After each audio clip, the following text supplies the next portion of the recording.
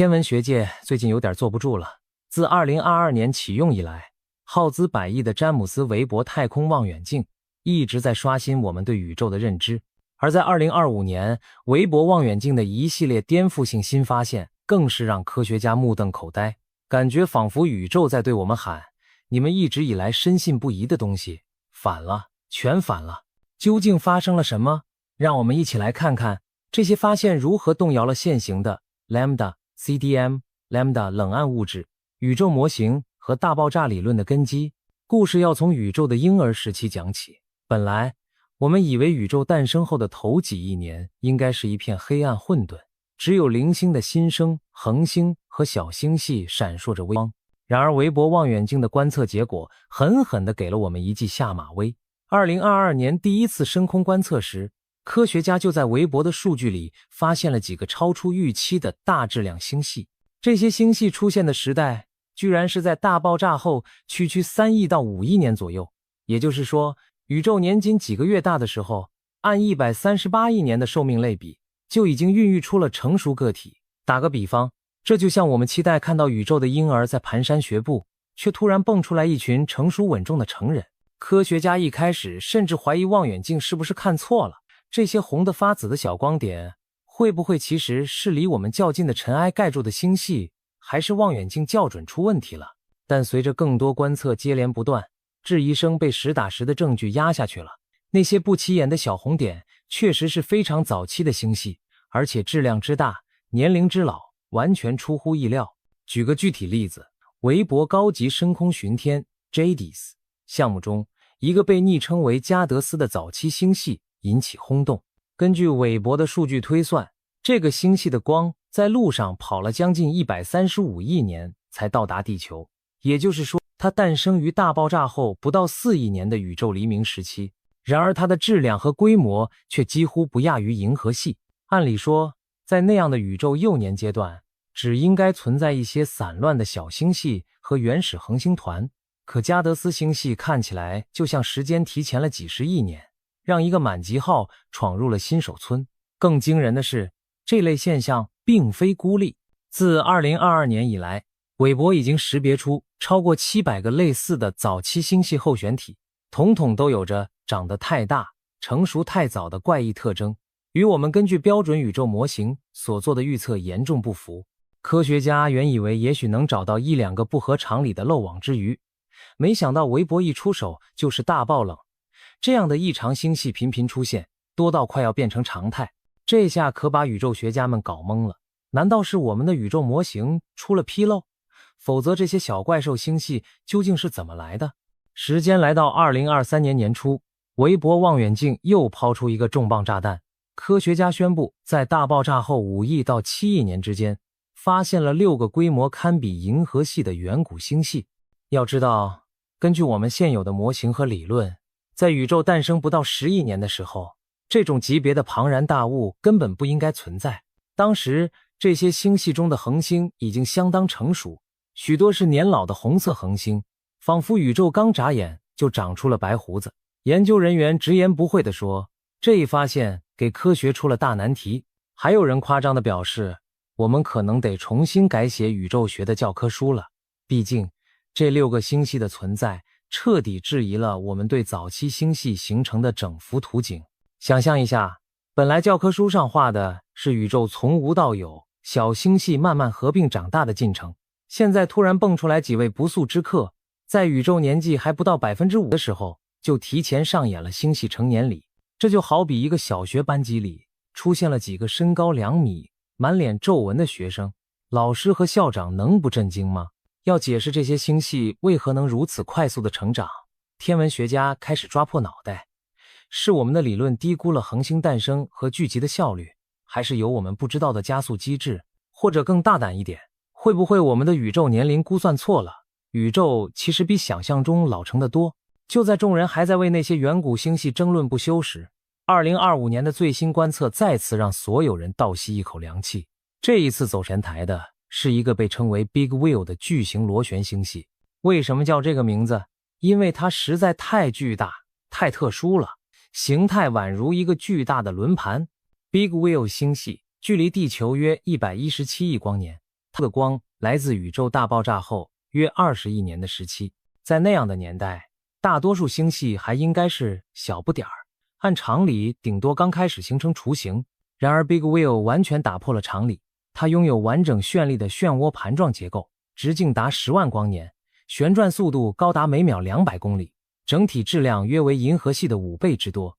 这几乎与如今宇宙中最大型、最成熟的螺旋星系不相上下。科学家看着这个宇宙大轮子，简直不敢相信自己的眼睛。一位加州理工的教授感叹道：“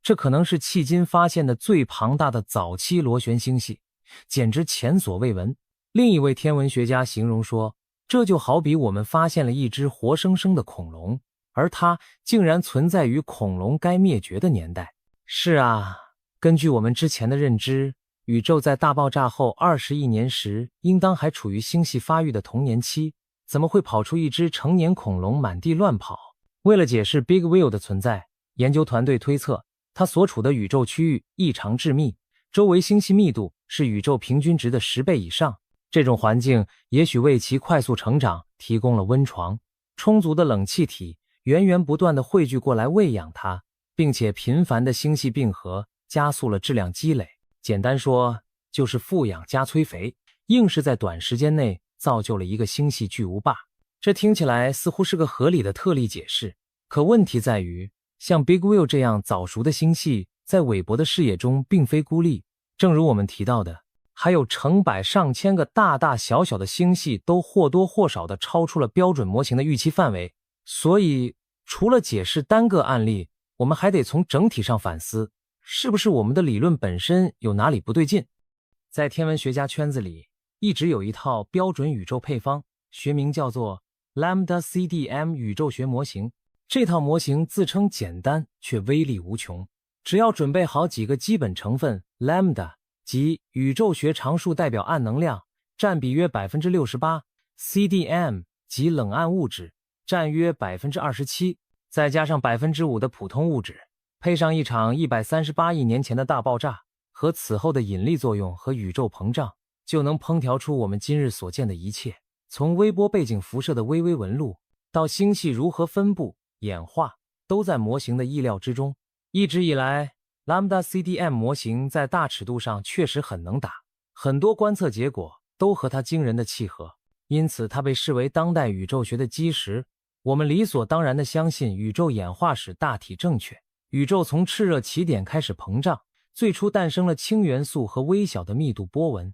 大约 3.8 万年后，暗物质开始主导，引力将物质慢慢聚成星系雏形。5亿年左右出现第一代恒星和星系，此后星系合并成长，诞生星系团，一直发展到今天。而暗能量宇宙学常数 Lambda 在后期接管主导，让宇宙膨胀加速。然而如今，韦伯的发现似乎在这套剧本哪里不对。那些过早出现的大质量星系完全不像模型中循规蹈矩的宇宙该有的产物。如果 Lambda CDM 是对的，那么像 Big Wheel 这样的星系绝无可能在20亿年时就长成，它需要更多时间来积累物质，形成盘旋结构。同样，那6个超大星系在宇宙年仅5亿岁时冒出来，几乎就像婴儿摇篮里躺着一群老人。从模型角度看，这是难以容忍的反常。面对这一连串打脸的数据，科学家开始反思，是不是 Lambda CDM 模型里缺了什么环节？早期恒星形成效率可能被严重低估了，或者初代恒星的质量分布、初始质量函数在早期宇宙完全不同，使得恒星和黑洞能以我们意料之外的速度生长。还有人猜测，会不会早期存在大量由暗物质驱动的快速并合，或者其他新物理过程，加快了星系成熟。这些想法五花八门，但都还是在试图修补 Lambda CDM， 而非抛弃它。可要是怎么修补都解释不了呢？那么就只剩下一个可能，我们对宇宙最基本的认识可能出了偏差。毕竟模型再成功，也只是基于已有观测得出的近似。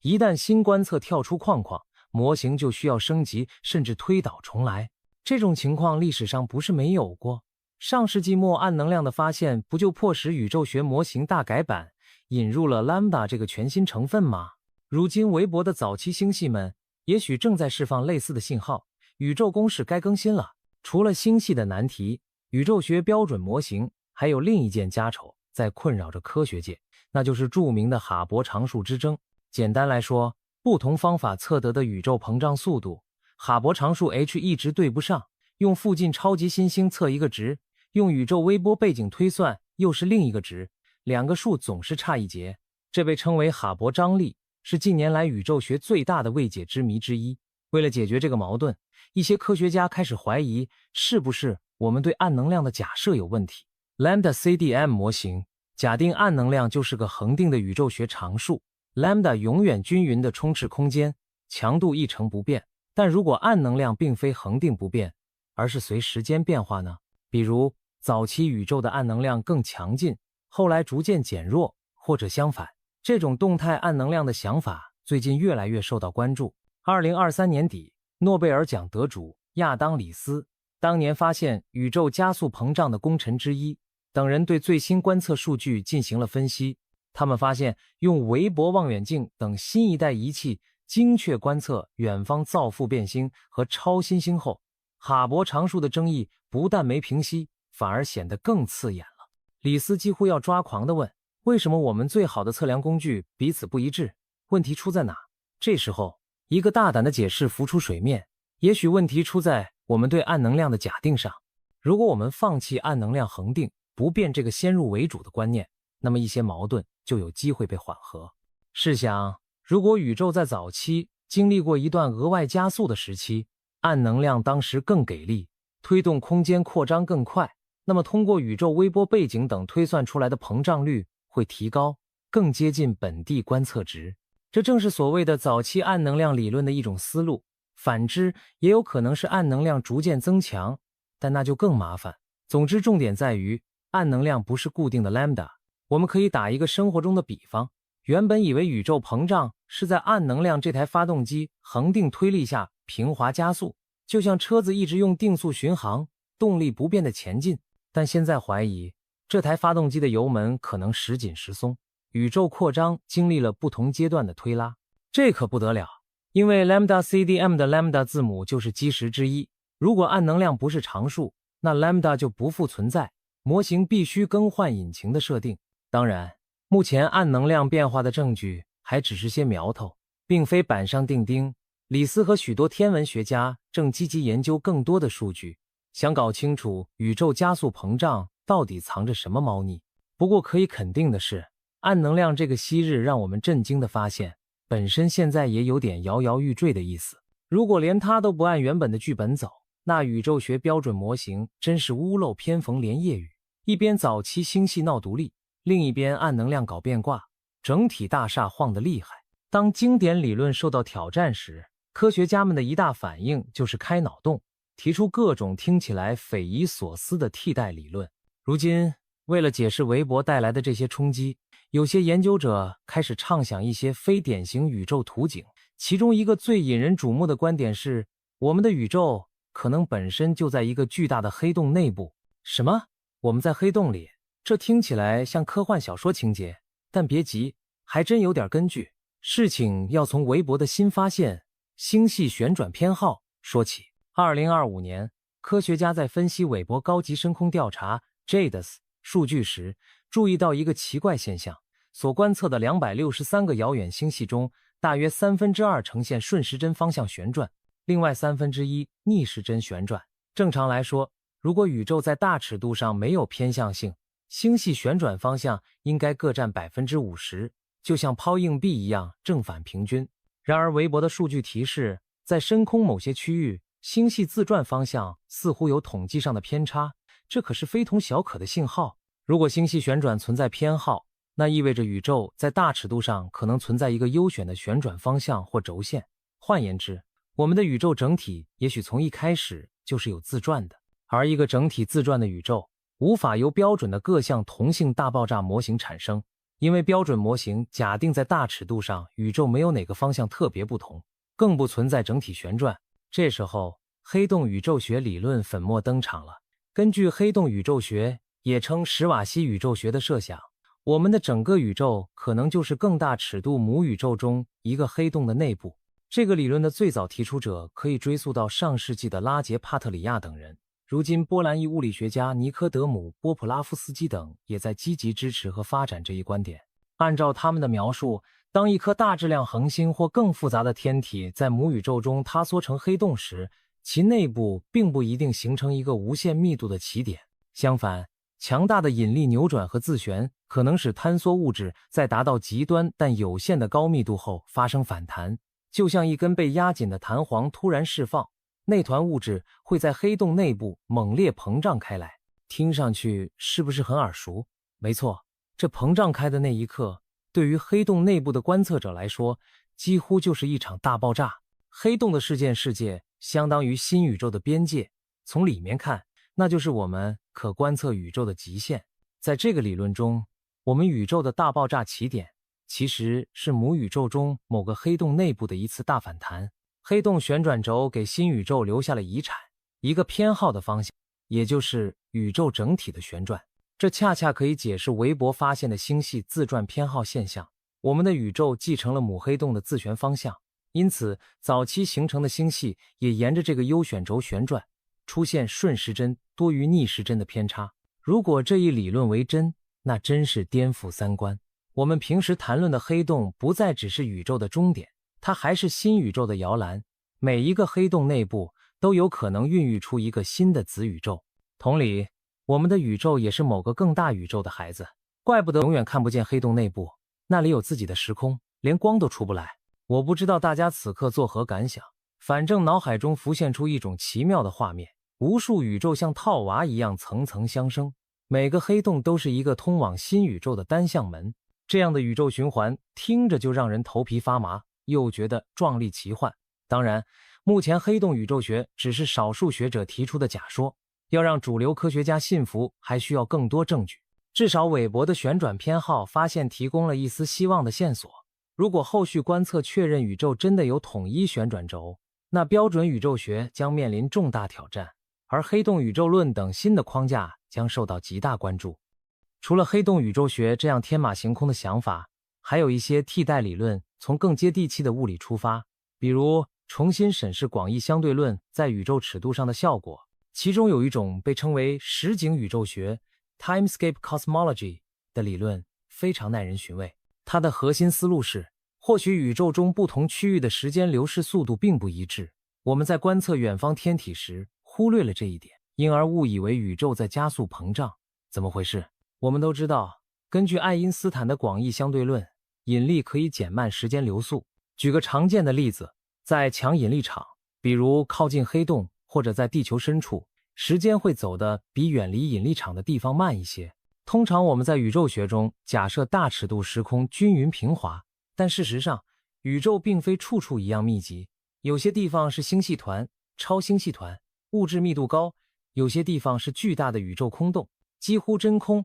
实景宇宙学提出，密集区域和稀疏区域的时间流速可能有所差异。比如，在星系团这种深引力井里，时间稍微慢一点，而在空旷的宇宙空洞中，时间相对走得快一点。这样一来，如果我们站在银河系所在的密集区，去观测远处那些处于相对稀疏环境中的 Ia 型超新星，这是测宇宙膨胀的经典距离标杆，我们得到的时间和亮度信息就会产生偏差。远方空洞区域的超新星，其光变曲线等看起来与我们预期的不符，我们可能错把时钟走得快解读成了距离拉得远。换句话说，我们以为那些超新星比按常规膨胀模型应该出现的更暗、更红，这是宇宙加速膨胀造成的。可实景理论说，也许是因为那里时间流逝更快，所以在我们看来，好像它们比预期老了一点，距离远了一点，需要假想一个加速来解释。这个概念有点拗口，可以想象一个比方，假设宇宙有时区差异，就像地球上不同时区有时间差。如果你不知道对方时区不同，看到对方的钟表比你这边快，就以为发生了什么怪事，比如时间穿越之类。实景宇宙学认为，我们观测遥远天体时可能没考虑宇宙时差，从而误判宇宙在加速膨胀。其实也许宇宙膨胀是正常的，只是我们的宇宙中没对准。如果实景宇宙学是正确的，那么震撼程度毫不亚于其他颠覆理论，因为这意味着加速膨胀和暗能量这种超神秘的东西可能压根就是个视错觉。我们辛辛苦苦引入的 lambda 暗能量，也许只是由于没有正确处理广义相对论在大尺度非均匀性上的效应。说的极端一点，宇宙膨胀加速可能根本不存在，或者被夸大了。这可是捅了马蜂窝。过去20多年，宇宙学界无数的工作都是建立在接受加速膨胀这一事实基础上的啊。当然，实景宇宙学目前也只是少部分人在研究的模型，还没有得到广泛的验证支持。不过，它提供了一个有趣的视角，不要过早假定暗能量这类奇特成分，先仔细检查一下爱因斯坦的理论，在大尺度上的应用是不是出了遗漏。有时候，最细法的真相其实隐藏在基本原理中，只是被我们不经意忽略了。韦伯望远镜引发的最后一个深层次拷问，直指宇宙学最根本的命题——大爆炸本身。几十年来，大爆炸模型在科学界是神圣不可动摇的地位。毕竟，宇宙微波背景辐射、元素风度、星系退行等多种证据都力挺它，让我们深信宇宙诞生于一个极端炽热、致密的初始时刻，然后持续膨胀、演化至今。但现在，有些学者开始重新审视，我们是不是误解了大爆炸的细节，甚至整个图景。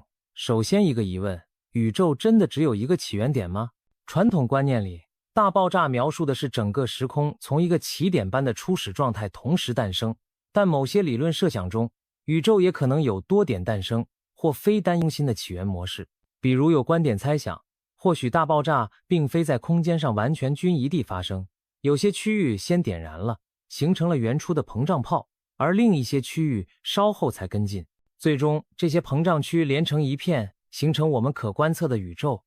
但在微观尺度上，它并非来自绝对同一个点，而更像是一场烟花，有多个引爆点。同理，还有所谓泡沫宇宙的概念，宇宙在更大的尺度上可能是由许多膨胀泡泡、子宇宙构成，我们的可观测宇宙只是其中一个。虽然这些想法目前缺乏直接证据，但他们告诉我们，关于唯一的起源也许可以有不同解读。其次，循环宇宙理论给出了另一种时间维度上的替代方案。假如大爆炸并非一锤定音的绝对开端，而是宇宙无数轮回中的一次凤凰涅槃呢？有人提出，宇宙可能经历永恒的周期，大爆炸膨胀、冷却收缩，再大爆炸，如此往复没有尽头。像罗杰·彭罗斯的共形循环宇宙，或斯坦哈德等人的弹跳宇宙模型，都属于这种思路。在这些模型里，每一次循环都会留下些痕迹给下一次循环。或许韦伯望远镜看见的那些过于成熟的星系，就是上一次宇宙循环遗留下来的种子，使得新循环一开始就显得熟过头了。虽然这听起来有点悬，但假如未来我们在宇宙微波背景中找到了前一周期的信息，那么大爆炸就不再是而只是周期性事件之一。还有一些更具象的猜想，黑洞孕育星系便是其一。前面说到黑洞可以孕育整个宇宙，那是在更高层面。这里说的母黑洞孕育星系则可以理解为，也许每个大型星系的诞生本身就源于某种小爆炸或特殊事件，例如原初形成的超大质量黑洞。我们一直困惑于星系和中心黑洞的先后顺序，到底是星系形成后中央塌缩出黑洞，还是黑洞先形成再引力聚集出星系？如果是后者，那么几乎每个星系的诞生都伴随一个母黑洞在幕后策划。极端设想下，这些原初黑洞甚至可能是上一代宇宙的遗物，通过大爆炸进入我们这个宇宙，成为星系生长的核心。这么看，大爆炸的角色也许需要重新定义，它不一定是创造出所有物质的唯一源，而可能是把火种散播到新宇宙的过程。此外，白洞理论也值得一提。白洞是广义相对论里的假想天体，是时间反向的黑洞，物质只能从中喷出，无法进入。有理论提出，宇宙初始可能就是一个白洞瞬间释放出巨量能量物质，即大爆炸。而如果宇宙中存在其他规模较小的白洞，它们也会成为局部的创生点，喷涌出新的物质。这些白洞也许寿命短暂，但足以在局部造出星系或星系团的胚胎。一旦白洞结束喷发，那片区域就留下一堆新生的恒星和物质云，形成一个星系。虽然目前还没有确凿证据证明白洞真实存在，但科学家一直在寻找，比如有没有莫名其妙出现的高能粒子喷流没有源头之类。如果找到，真有可能改写我们对宇宙结构形成的理解。归根结底，质疑大爆炸理论并不意味着否认宇宙曾经炽热致密，如今在膨胀这些基本事实，而是对起源和演化方式提出不同的叙事。韦伯望远镜带来的这些矛盾现象，相当于在《宇宙学》这部大片里埋下了一连串疑点，逼得编剧，也就是科学家们，不得不去考虑各种出乎意料的剧情走向。谁能想到，我们也许一直以来理解错了宇宙的剧情发展。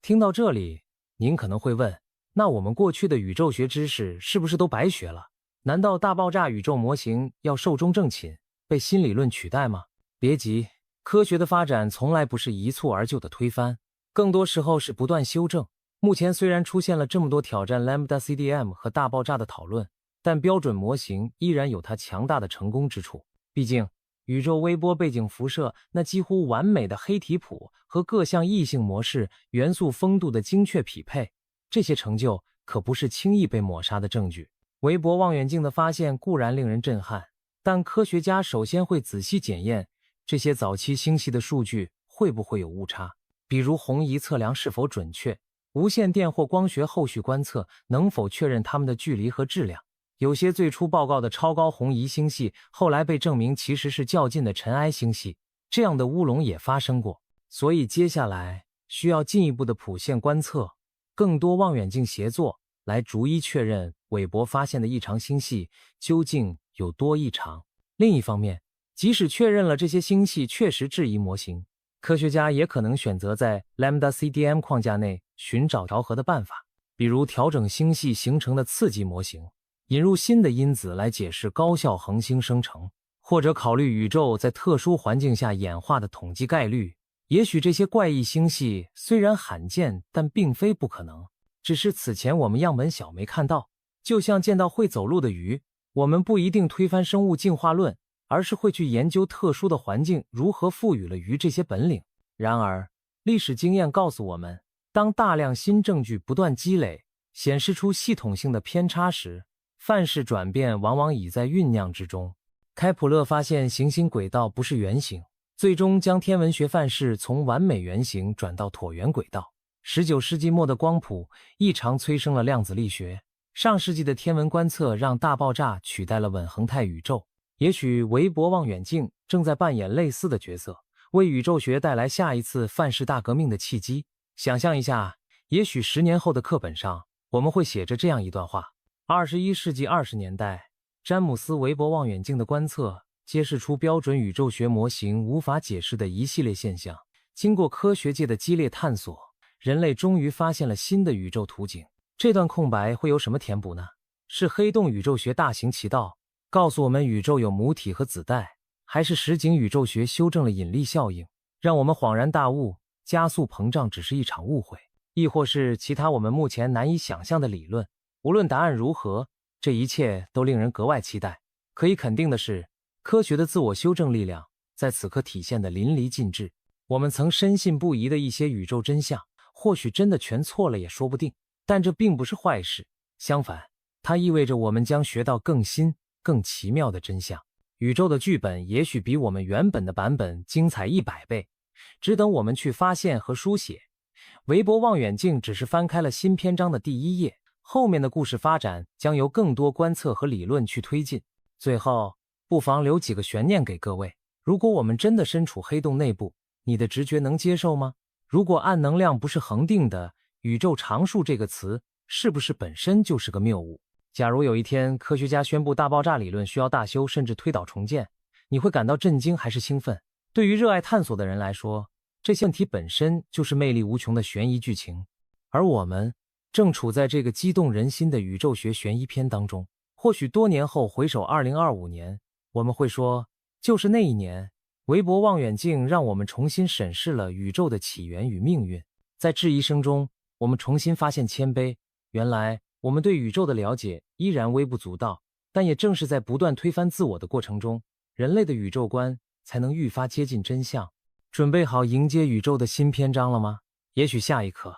我们就会发现，我们以为的真相真的全错了。从地球大气层的边缘一路向外飞行，一直到太阳系的尽头，我们将发现太空中隐藏的各种未知现象和秘密。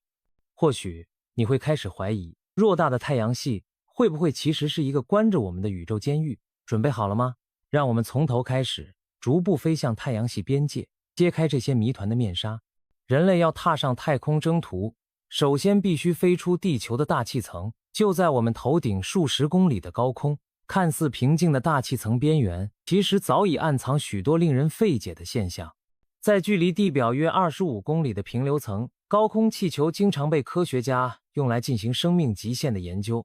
这个高度的气温大约是零下56摄氏度，被认为是外星不可能存在的生命禁区起点。2013年，英国的科研团队放飞了一只高空气球，当气球升到25千米高空时，它开启了一个采样盒，希望捕获高空微粒，以寻找生命迹象。按照常理推测，这么高的地方不太可能有任何生命存在的痕迹。然而，回收采样盒后，科学家在显微镜下却发现了一个诡异的小圆球，只有1根头发丝粗细。这个微小球体的成分出人意料，它是由钛合钒构成的合金。更惊人的是，当研究人员试图用针尖去拨动它时，小球竟然像鸡蛋一样破裂了，还有类似蛋液的物质流了出来。对这些蛋液成分分析后发现，其中含有碳、氧、氮等元素，也就是我们熟知的生命必备元素组合。如此一来，这个神秘小球顿时让人浮想联翩，它究竟是自然形成的太空微粒，还是某种来自宇宙的胚胎？要知道，在如此高空中发现由金属构成、内含有机元素的球体，完全超出了我们的常识。一时间，没人能给出合理解释。这起离奇发现至今仍悬而未决。有位英国微生物学家甚至大胆猜测，这个小圆球就像是来自宇宙的胚胎，也许是外太空某种生命的种被送入地球大气层之中。但这个猜想未免太过科幻，目前并无定论。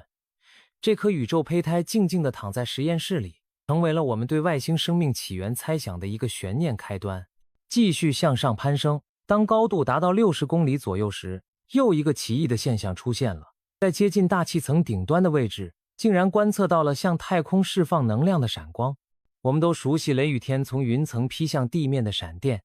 可这里看到的却像是反向闪电，能量不往地上倾泻，反而直冲云霄。2015年，宇航员在空间站上首次拍到这种奇观时，一度以为是不是发现了某种通往星空的星际之门。毕竟那明亮的光柱从云层中直刺夜空，看起来仿佛打开了天上一道口子。然而，后来的研究人员将这种现象命名为红色精灵和蓝色喷流。科学家认为，这可能是一种特殊的高空放电现象。简单说，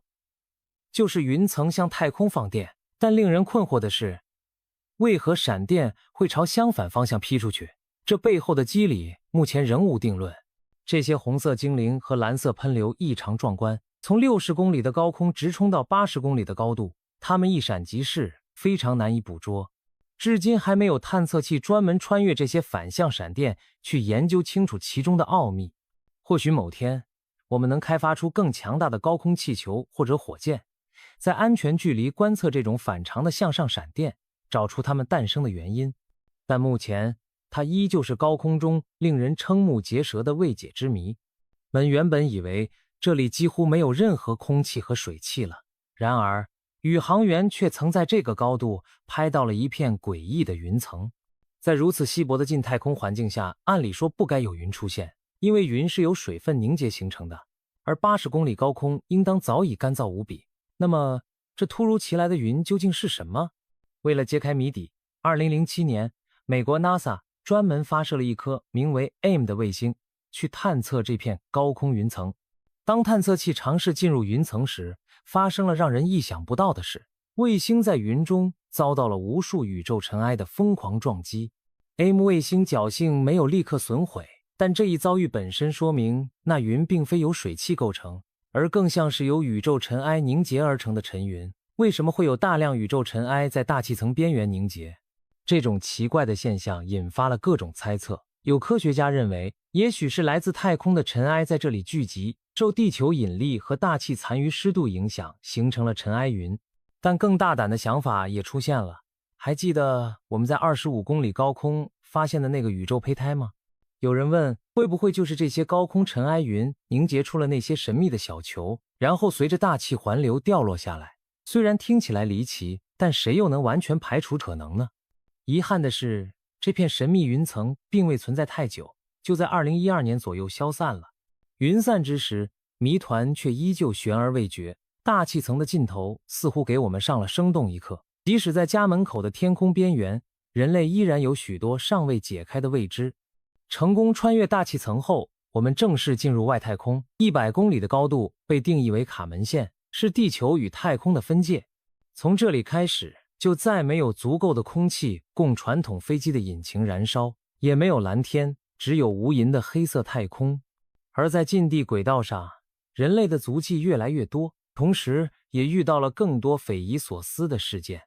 100公里高空，也就是卡门线所在之处，人类从20世纪中期开始频繁抵达。定义这条边界的是物理学家冯卡门，他预言任何依赖空气推进的飞行器都无法超越100公里，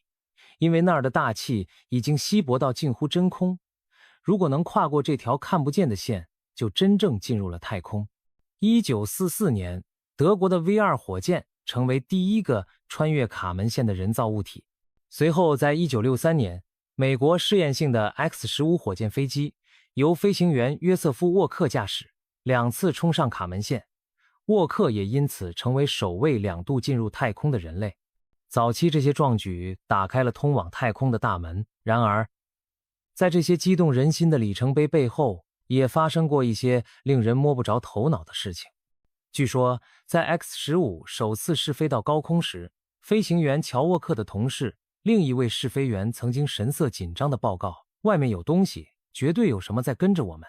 当时 X-15 正在接近100公里高度，速度高达每小时6000多公里。在那种高度和速度下，按理没有任何已知飞机或导弹能够尾随。但这位飞行员坚称看到一个高速移动的影子一闪而过。美军回收飞行器后，立刻对此高度警戒，怀疑是否是苏联人在高空窥探。然而那个神秘的超音速影子再也没有出现过，仿佛它出现只是为了确认人类具备了飞入太空的能力，然后便隐去无踪。18年后的1981年，美国首次发射航天飞机哥伦比亚号。当航天飞机越过卡门线，发动机熄火，进入失重状态的瞬间，机组的2名宇航员透过舷窗捕捉到了一张震撼的照片。太空中一个黑色的巨大三角形物体静静悬浮在远处的地球背景前。后来这张照片被称为著名的哥伦比亚黑三角，它看起来和许多 UFO 目击报告中描述的三角形飞行物十分相似。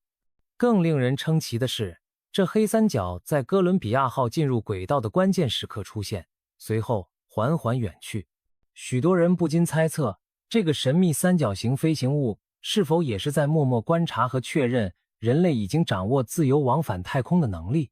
官方对此的解释非常低调， NASA 在新闻发布会上只是简单的将黑三角归因为不明太空碎片，让公众不要多虑。然而，这样的解释并不能令人完全信服。毕竟，一个清晰成型的巨大三角形光影很难让人相信只是普通碎片。它到底是太空垃圾，还是真有某种不愿露面的访客在注视着我们踏出地球？这仍然是悬而未决的疑问。当高度上升到约120公里，在这里我们会看到极光在大气顶层舞动的奇景。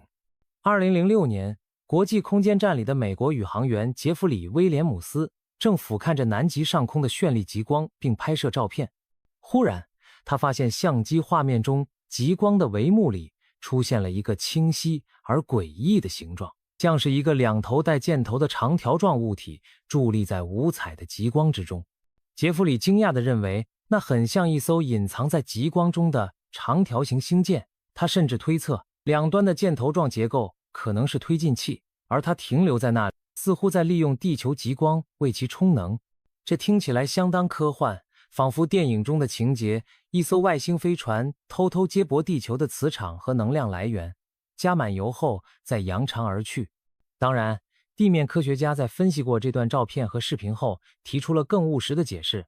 他们认为，更大的可能是高速宇宙射线击中了相机的感光元件，造成了一个暂时的噪点或尾影，看起来才像箭头形状的物体。所以也许那星箭只是相机传感器受高能粒子干扰所致。然而我们不妨大胆开脑洞，极光本质上是地球高空的大型放电和能量释放现象。如果有高度文明的飞行器，完全可能设想出从极光中汲取能量的技术。这让人联想到科学怪才尼古拉·特斯拉曾经设想的从大气电场无限取电的点子，是不是很巧合？也许真的有某种不想打扰我们的高智慧访客潜伏在极光里，静静给自己的飞船充电，然后继续他们的旅程。事实究竟如何，我们不得而知，但这个在极光中出现的神秘箭头影像，无疑又给人类增添了一分我们并不孤单的想象空间。再往更高处去，在约250公里的近地轨道上，人类又捕捉到一张奇怪的照片。这次宇航员们拍下的是5个整齐排列的光点，像5颗串成一线的明亮珍珠，悬浮在地球大气的夜幕前。这个现象一度让不少人摸不着头脑，太空中怎么会有如此5星连珠般的物体，而且看起来每一个都很接近球形，表面反射着阳光，排列得如此整齐，仿佛一支舰队。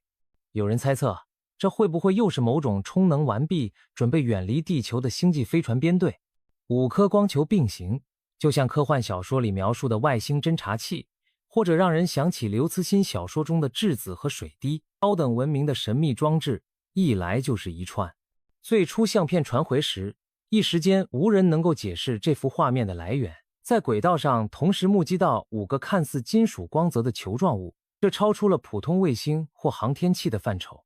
当时这个谜团在航天圈里流传了好一阵子，后来有观点认为，那也许只是一些离国际空间站较近的小碎片，在特殊角度反射阳光，被相机长曝光捕捉到，从而在影像上形成一串。但这个解释听起来牵强，毕竟要恰好5个碎片排成直线，几乎不可能有这么巧合的事。直到今天，这张5株连串的太空照片仍没有权威的定论。也许那真的是某种我们无法理解的设备，又或者只是宇宙开的一个小小玩笑。不管怎样，它让我们在250公里的高度上，对外面是不是有什么东西在看着我们，这个问题多了几分联想和不安。现在我们来到大约300公里的高空，这里已经远远高于国际空间站的轨道，接近地球重力圈逐渐减弱的地带。在这个高度，人类曾拍摄到一段至今令人称奇的视频。1991年4月，美国发现号航天飞机执行任务时，在轨道上进行了空间监视试验。机上的红外摄像机原本用于从太空中监测地球上的火箭发射，但就在它对着地球运行时，摄像机镜头里意外出现了一连串小亮点。从录像上看，足有10多个发光物体从地球大气层边缘飞出，依次射向更深的太空。这可把当时盯着监视器的航天飞机机组人员看呆了。这段视频传回地球后，引起了一阵热议。没有人能确定那些相继离开地球的神秘物体是什么。一种特认为可能与某种太空武器试验有关。当年发现号航天飞机此次任务带上去几个奇怪的装置，公开代号叫多用途释放罐。事后有资料解密显示，那其实是一系列轨道武器弹头。理论上，如果从太空释放这些弹头，它们可以像陨石一样重新进入大气层，轰击地面目标，杀伤力惊人。这不禁让人联想到，人类曾秘密尝试将战争延伸到外层空间。然而，让人细思极恐的是，这些在视频中鱼贯而出的物体，和在2013年发生的一件著名事件十分相似，那就是俄罗斯车里亚宾斯克上空陨石爆炸事件。当时，一颗陨石高速坠向地球，在即将造成灾难前突然自空中爆炸解体。后来的慢速影像分析显示，有一个不明物体以极高速度从侧面飞来，撞击了那陨石，使其提前碎裂，避免了一场更大的灾害。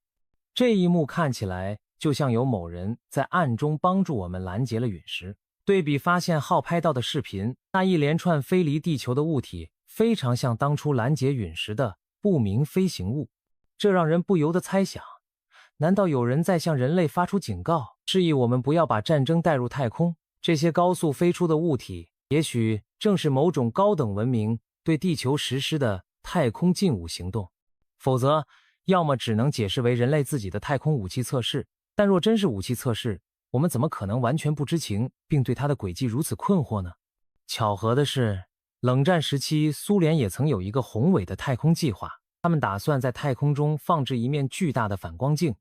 声称用来照亮城市的夜空，增加光照。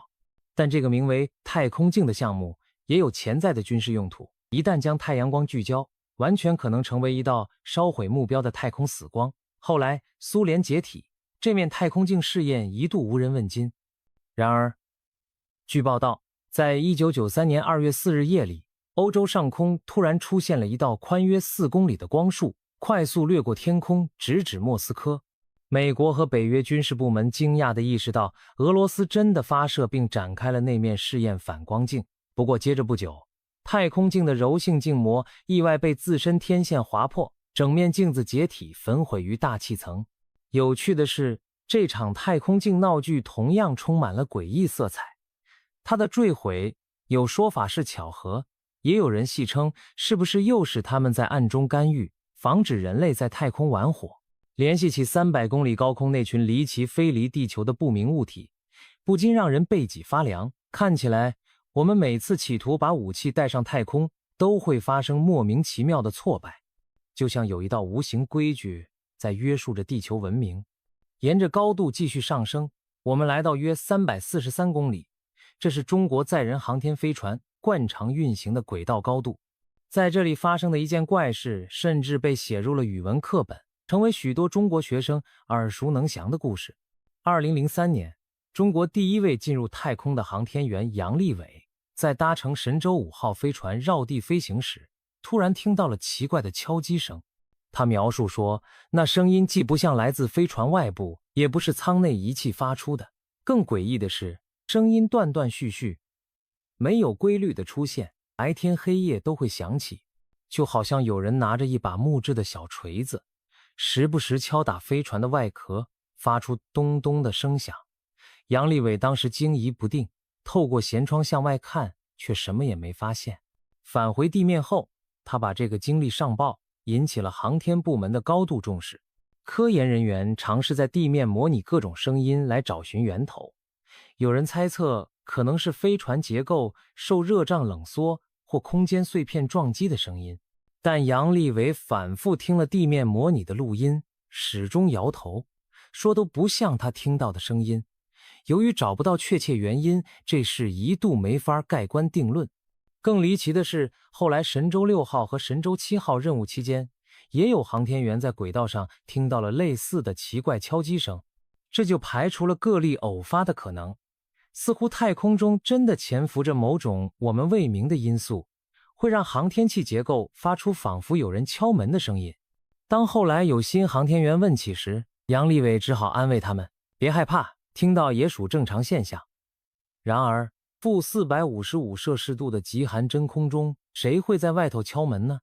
这个问题始终无人能答。也许等未来我们在轨建造更大的空间站，有更敏感的设备，才能彻查这种诡异敲击声的来龙去脉。但在此之前，它依旧是笼罩在343公里高度上的一桩悬案。继续往上飞，在约350公里高空发生了让人瞠目的太空鳗鱼事件。这几乎与刚才提到的轨道高度相同，只不过主角换成了美国的一次航天飞机任务。1991年，美国航天飞机的一名资深宇航员斯托里穆斯格雷夫在太空中部署一台红外摄像机。当他把摄像机安置好，凝神通过取景器检查画面时，突然看到镜头里有一个白色细长的东西在慢蠕动。起初他还以为是错觉，但那东西愈发清晰，约2米长，通体发着微微的白光，形状细长柔软，就像一条漂浮在水中的鳗鱼。它一边扭动身体，一边缓缓旋转，居然逐渐远离航天飞机，朝太空深处游走了。这古怪的一幕让斯托里惊呼连连，但等他向同事提醒时，太空鳗鱼已经游远，消失在黑暗中。后来这事在 NASA 内部引发讨论，有人说那可能是飘出的航天飞机冷却水冰结晶或废弃物在阳光下反射所致，但斯托里坚持认为它有自己蠕动的动力，不像被动漂浮的碎片。更加扑朔迷离的是，2003年，也就是在斯托里第一次目击10多年后，又有7名航天员在轨道上共同见证了一条类似的发光太空鳗鱼。这回看到的不止一人，可信度更高，而且大家都描述说那鳗鱼会自主扭动，好似有生命一般。这下太空鳗鱼彻底成了谜中谜。如果它不是太空垃圾，那会是什么东西？生物？还是某种灵巧的自动化装置？目前没有任何科学定论。也许等人类真正具备太空漫游能力时，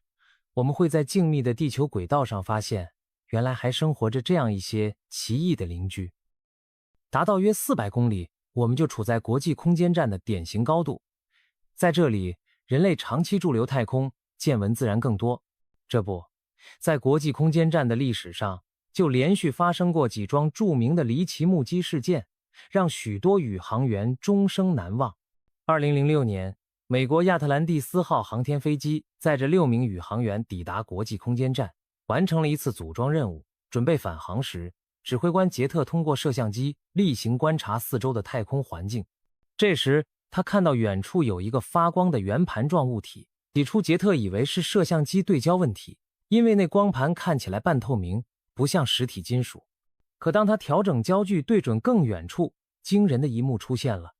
一个由3颗巨大光点组成的等边三角形静静悬浮在漆黑的太空中。这三角形编队似乎在跟踪亚特兰蒂斯号飞行，整整持续了20分钟。航天飞机上的6名宇航员轮番通过舷窗确认，大家都看到了这诡异景象。他们一致认为这绝非自然现象，而是某种在自主移动、变换阵型的三角编队飞行器。当时实时画面也传回了地面，部分媒体得知消息后一度轰动。NASA 在随后举行的新闻发布会上却异常平静，给出的解释依然是老调重弹，航天飞机所见的是空间碎片。这样的说辞显然无法令所有人信服。有记者当场质疑，各位还记得我们失去哥伦比亚号航天飞机的教训吗？原来2003年哥伦比亚号重返大气层时，因外层隔热瓦受损而解体，起因正是一块微小太空碎片在发射时撞击损坏了航天飞机的护盾。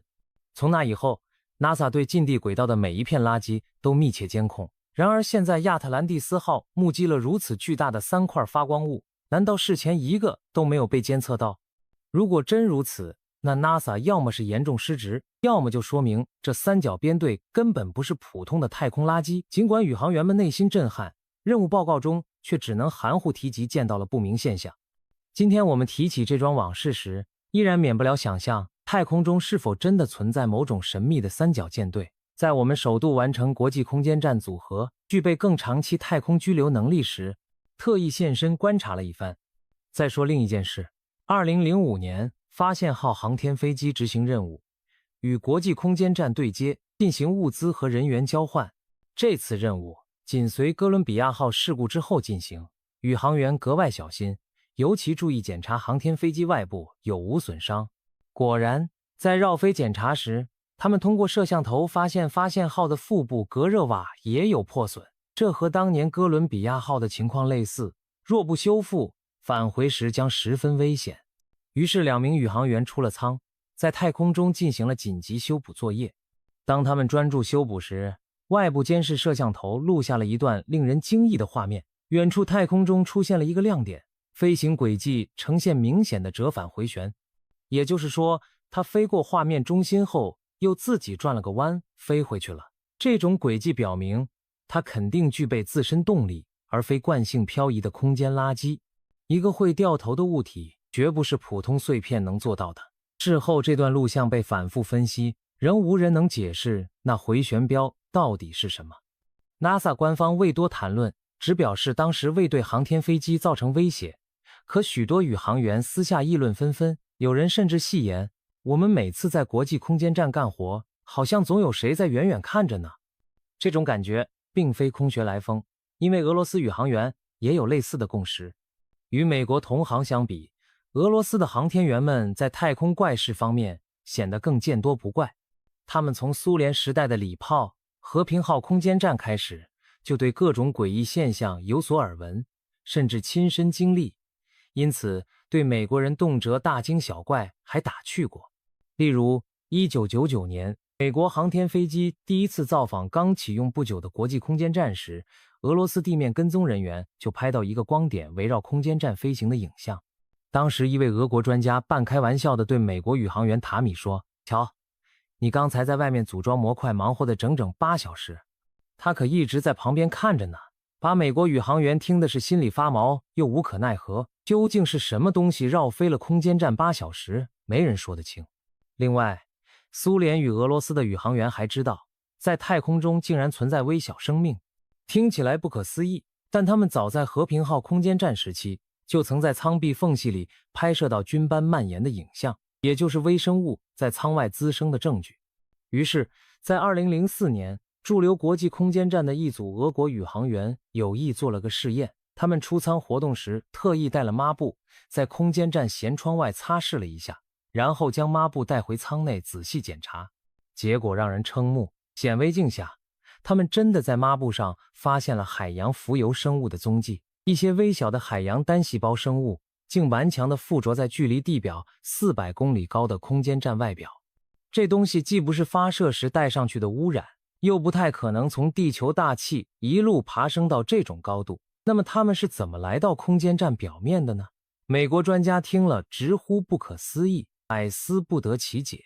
而俄国专家则提出了一个大胆的想法，这些浮游生物也许来自外太空。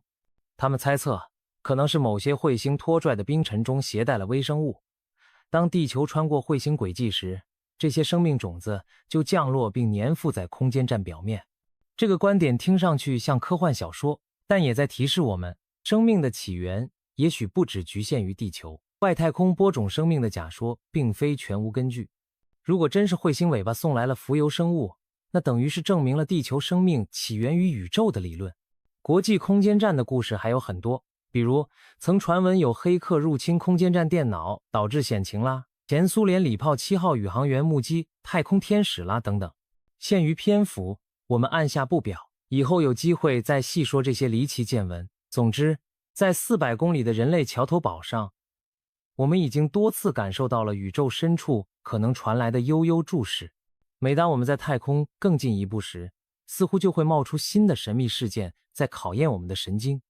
告别近地轨道，我们继续向外航行，来到地球的第一位邻居——月球，距离地球约38万公里。关于月球的未解之谜，可谓3天3夜也说不完。我们之前的节目也讨论过很多次，从月面上空回荡不散的月球钟声，到疑似人工结构的神秘遗迹，以及阿姆斯特朗等宇航员未公开的目击，都充满想象空间。这里我们就挑一个相对冷门却极富科学意味的诡异现象来聊，被称为月球巨人之路的奇观。1972年，阿波罗17号任务的宇航员哈里森·施密特成为最后一个踏足月球的人类。他在月表度过了宝贵的几天，进行了漫步和月球车飙车等活动。临走登上上升舱前，施密特回望广袤寂静月面，对同伴感慨道：“再见了，月球，也许在很长的一段时间里，都不会再有人类到访这里。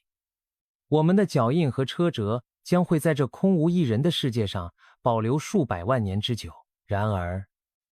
出人意料的是，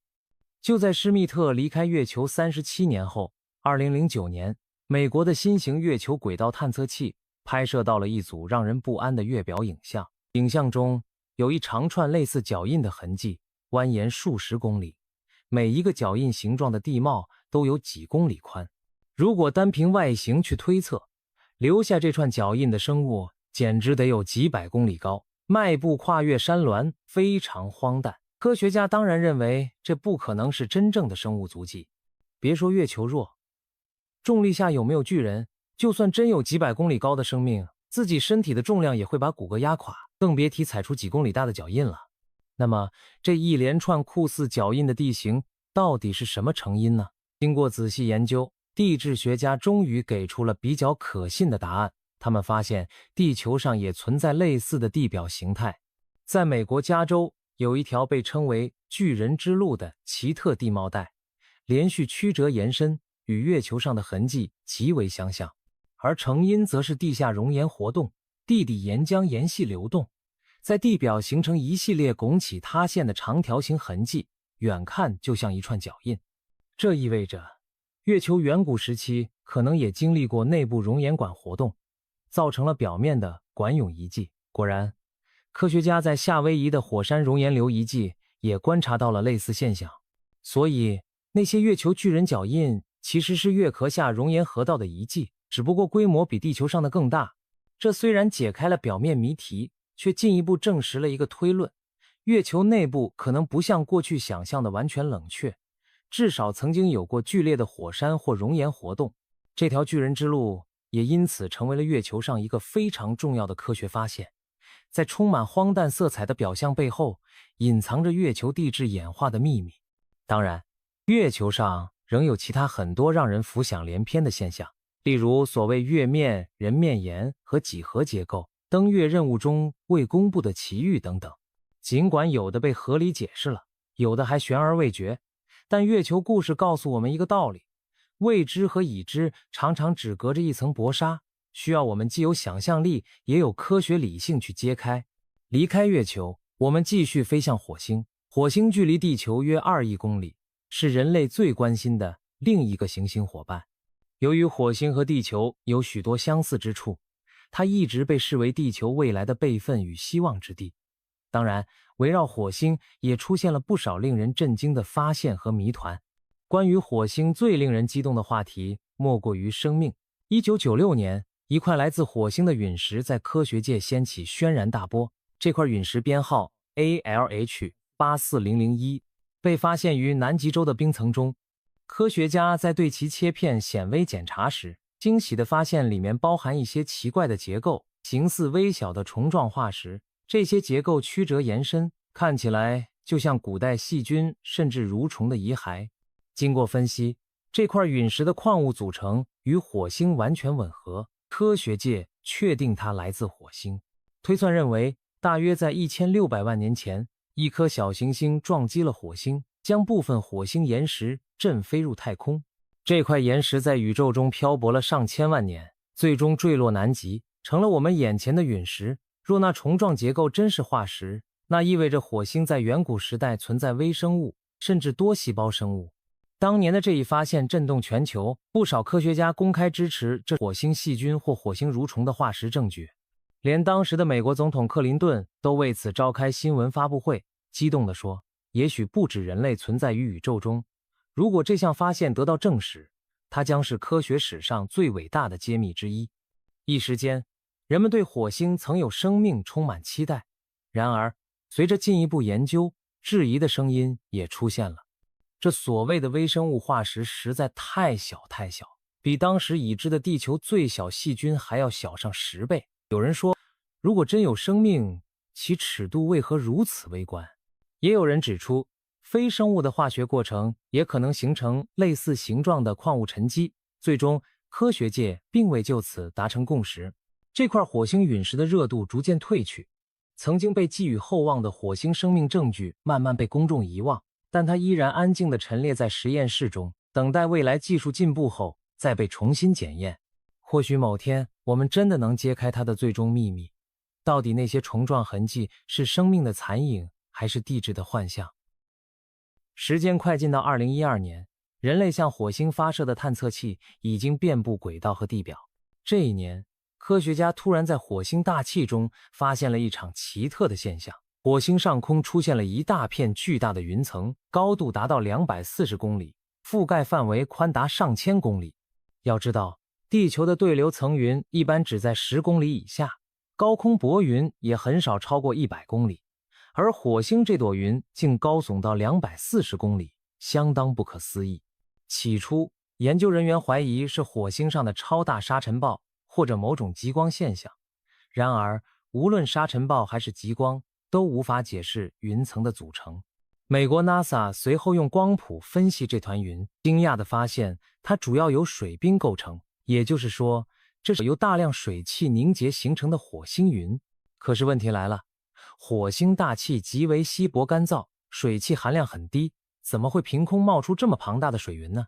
一位华裔行星科学家李天龙提出了一个解释，这水汽可能来自外部，也许是一颗巨大的冰质彗星撞入火星，瞬间释放了海量的水汽到高空，形成了这片云层。换句话说，这场壮观的云现象很可能是一次火星播种事件，有东西给干渴的火星带来了一场及时雨。如果水汽最终降落地表，形成持久的水源，火星或许有机会复活出一个新的生态圈。毕竟火星有一些阳光，也有微弱的大气和磁场，独缺丰富的液态水。一旦拥有海洋和水循环，红色沙漠星球说不定能重现蓝天云朵与流水。有趣的是，几乎就在同一时间，2012年登陆火星的好奇号火星车也发现了一个惊人的线索。火星土壤中某种惰性气体氙的同位素氙129的丰度是地球的 2.5 倍之多，而根据我们已知的核物理理论，氙129这种比例异常一般只可能是核爆炸的副产物。更蹊跷的是，火星的大气中氙129异常集中在北半球，好像很久以前火星北半球上空曾经发生过一场大规模的核爆，毁灭了一切。这个推论相当骇人，暗示火星文明毁于一场自我或外来的核浩劫。如果把这些线索串起来，会产生一个大胆而让人毛骨悚然的故事。曾经火星或许诞生过文明，却毁于战争与灾变，如今只剩荒芜。可是某些太空中的存在并不甘心，就像特斯拉不愿放弃破产的发明家一样，他们也许一直在试图重启火星。2012年的那朵巨大水云仿佛是一场精心安排的播种，为火星送去生命之源的种子。一边，我们地球的伊隆马斯克等人正筹划移民火星，另一边，也许早有某种力量开始替火星填充海洋，铺垫让它重获生机。当然，这一切目前都只是推测。火星上的许多谜题，比如著名的人面岩、疑似火星金字塔与巨石阵遗迹，还有科幻电影《2001太空漫游》里那样的黑色石板造型，都引发过广泛讨论。我们尚未在火星上发现确定的生命，但火星给我们的悬念和想象并没有因此减少一分。或许未来当人类亲自踏上火星土地时，我们才能真正破解这些谜团。而那一天也许并不遥远。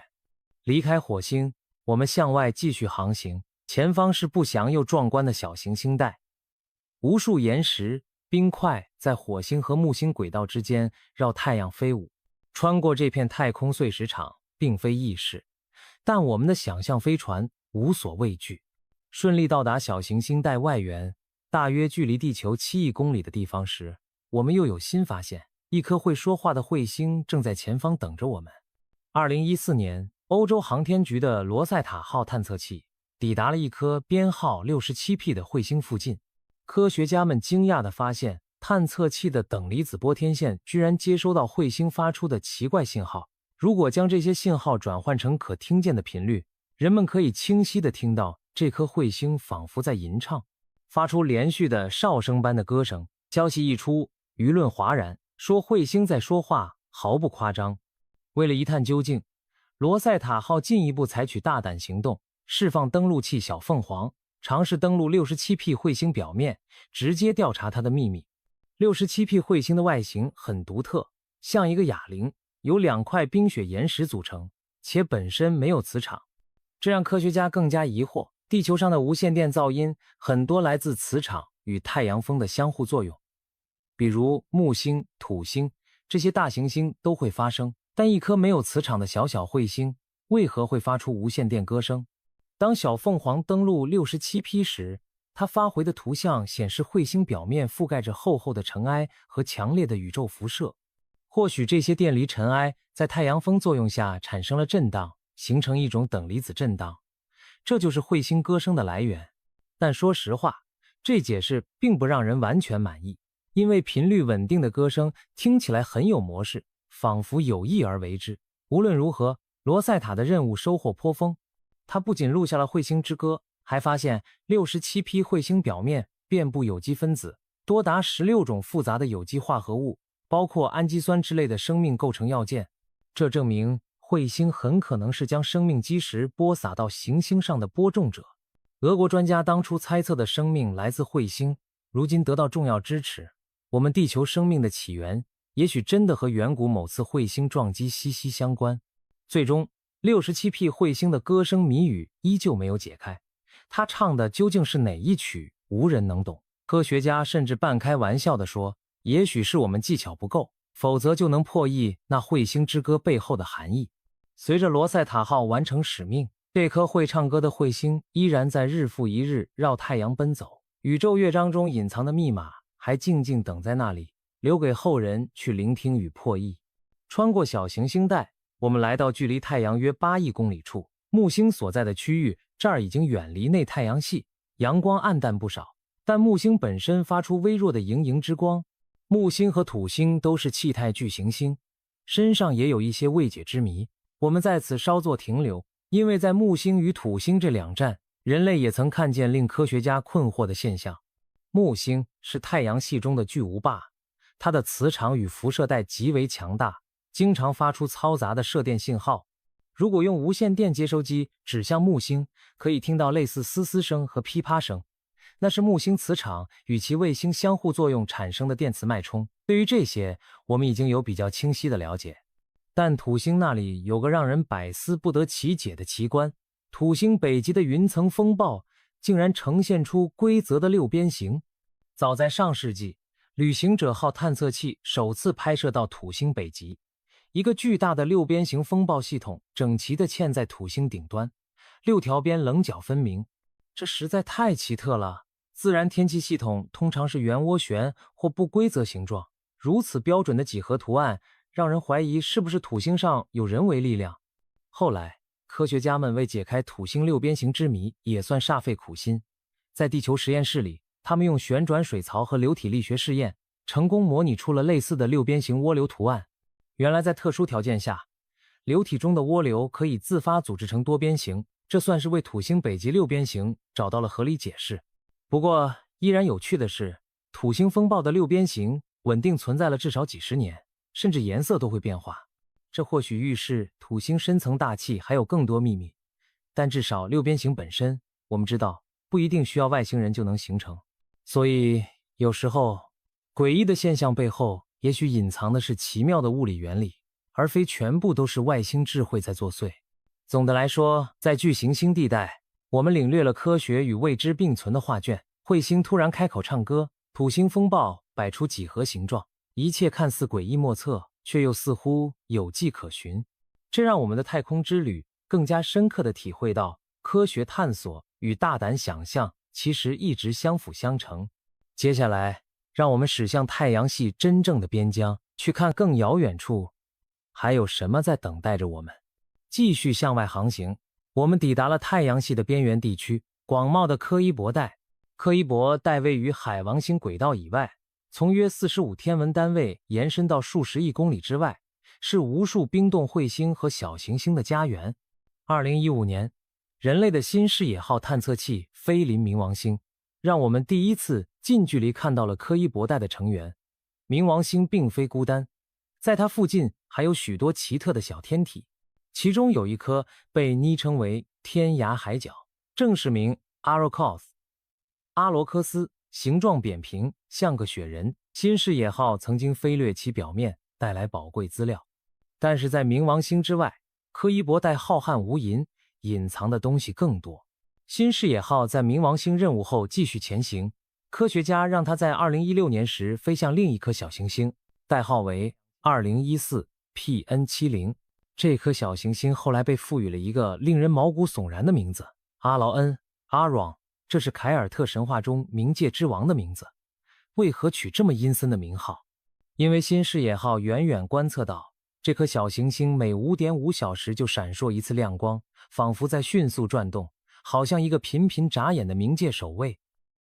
阿劳恩距离太阳约66亿公里，直径大约130公里左右。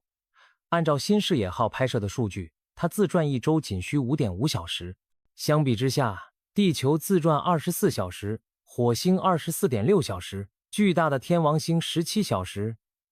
最大的大行星木星自转一圈也要接近10小时，而这个小小的阿劳恩竟然5.5小时就旋转一周，速度之快让人啧舌。问题是，一个主要由冰和岩石组成的天体，如果转速如此之高，理论上离心力早就会把它甩碎裂解，像一块湿泥巴团拼命旋转，肯定会散开。除非它并非松散的冰岩结构，科学家们为此大感兴趣，决定驱使新视野号靠近一些，看看这颗冥界之星有什么特别之处。正当新视野号调整轨道接近阿劳恩时，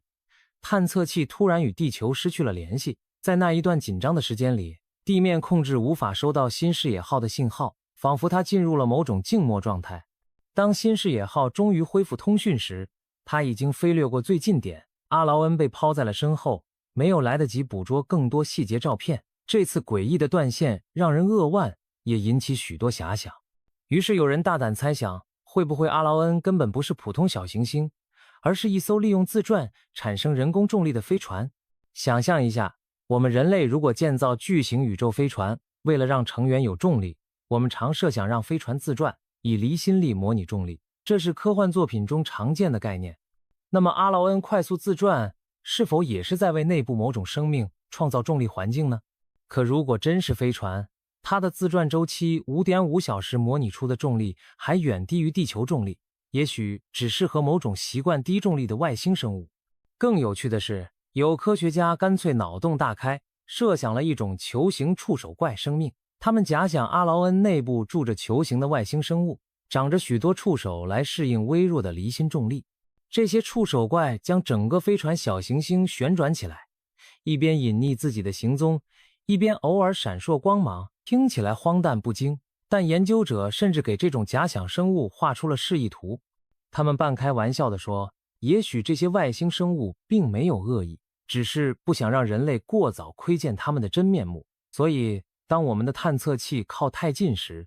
他们触发了某种防御机制，导致新视野号短暂失明。无论真相如何，阿劳恩的高速旋转仍旧没有圆满解释。接下来，新视野号将继续在柯伊伯带飞行，可惜柯伊伯带范围实在辽阔，足有将近100亿公里宽，目前探测器还没飞出柯伊伯带的尽头。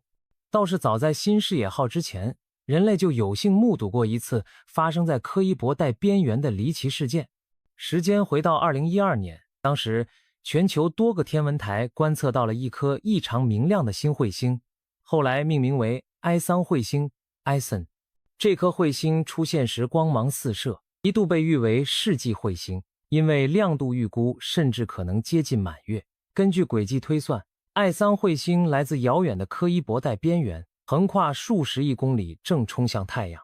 如此罕见的超级彗星立刻成为全世界关注焦点，各国天文望远镜，包括哈勃太空望远镜，都纷纷对准它，准备观测彗星过近日点的壮丽景象。然而，就在接近太阳前夕，艾桑彗星接连发生了几件令人措手不及的事。首先，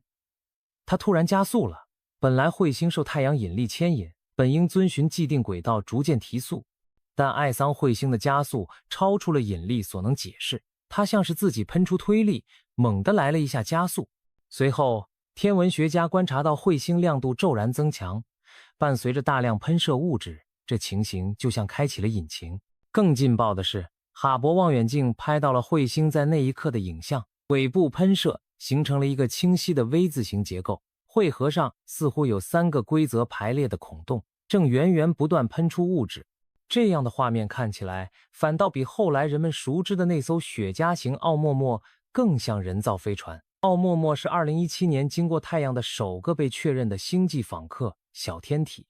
但艾桑彗星在2012年的表现活脱脱像一艘带3个喷口的星际飞船在启动加速。正当大家议论纷纷时，剧情又出现了转折。当艾桑彗星通过近日点从太阳背后本该再度露面时，却彻底消失了。天文学家苦苦搜寻，也不见彗星按照计算的轨道轨迹出来。艾桑彗星仿佛凭空蒸发了。有人说它可能碎裂气化了，但按其原本核的大小和亮度估计，没理由完全无迹可寻。于是阴谋论再起，难道艾桑彗星并没有毁灭，而是停靠在太阳背面，完成某种充能任务后悄然改变路线离开了。他留给人类最后的身影，就是那张带着诡异 V 字喷流的照片，如同一个挑衅又神秘的背影。当然，科学界也给出了更平淡的解释。一些专家认为艾桑彗星是一颗彗星新手，即第一次闯入内太阳系的彗星婴儿。因为没有经过太阳炙烤的经验，所以靠近太阳时结构脆弱，一下子就全身气化了。这听起来有道理，但另一些研究者反驳，根据艾桑的亮度推算，它应当是颗和哈雷彗星相仿乃至更古老的天体，含有大量复杂有机物，理应经受过多次太阳造访的洗礼，否则不会那么亮。那么为何这次却突然解体？这个矛盾点至今也没完全解释清楚。艾桑彗星事件为我们展现了神秘柯伊伯带的一角，仿佛在那个遥远寒冷的边疆潜伏着许多不像寻常石头的天体，它们有的闪烁高速旋转，有的突然提速消失，一切迹象都让人怀疑，会不会柯伊伯带中一些所谓彗星、小行星其实是停泊在太阳系边缘的星际飞船，它们在远距离默默注视着太阳系内部，当觉得有趣或必要时才偶露峥嵘。也许我们把它们当彗星，可它们却一直在看着我们，把太阳系当作剧场，而我们是舞台中央稚嫩的演员。终于，我们到达了距离太阳约180亿公里的地方，这是目前人类探测器所处的位置，大约相当于太阳到地球距离的120倍。这儿可算是太阳系的真正边界地带。穿过这里，再往外，就要进入茫茫的恒星际空间，而就在这个边界地带，传说中矗立着所谓太阳系监狱的两堵高墙，被戏称为冰与火之墙。一个是炙热炫目的火墙，另一个则是冰冷黑暗的冰墙，它们或许才是阻挡我们飞出太阳系的最后关卡。那么，这两堵墙是什么呢？其实指的正是日球层顶和奥尔特云。我们的太阳不停地向外喷射高速带电粒子流，称为太阳风。这些太阳风将太阳系包裹在一个巨大的泡泡里，这个泡泡就是日球层，也称太阳圈。日球层内，太阳风占据主导，把银河系的星际物质阻挡在外，而日球层外则是银河系弥漫的稀薄气体和宇宙射线。当太阳风向外飞行到一定距离时，会逐渐减速，停下来，与外来的星际介质压力达到平衡，这个分界处就叫日球层顶。根据旅行者号探测器的实测数据，大约在距离太阳150到180亿公里处，它穿过了日球层顶，进入了星际空间。在这个边界区域，太阳风粒子被大量堆积拦截，形成一堵看不见却炽热的墙，其中主要成分是被压缩的氢原子，可以想象成一层高温等离子气体屏障。科学家估计，在日球层顶这一区域，等离子体温度可高达上百万摄氏度，有些模型甚至预测可能达到100-200万度，这比太阳表面的温度约5500摄氏度高出200多倍。当然，这里的温度是指粒子的动能温度，密度极其稀薄，不像地球上火焰那样灼热，会烧毁飞船。然而，任何大型航天器试图穿越这片区域，都会面临前所未有的考验。高速带电粒子会疯狂撞击航天器，引发剧烈电荷积累和热效应，可能损坏精密仪器，甚至烧毁系统。此外，这里强烈的等离子湍流和冲击波也会干扰通讯与控制。可以说，日球层顶就像一堵厚约20亿公里的无形火墙，将太阳系封锁在内。从理论上看，以人类目前的科技水平，要安全无损地让载人飞船穿越这片炽热的粒子之墙几乎是不可能的。我们被困在这个太阳风形成的泡泡里，就像被这堵氢气火墙锁死在太阳系中。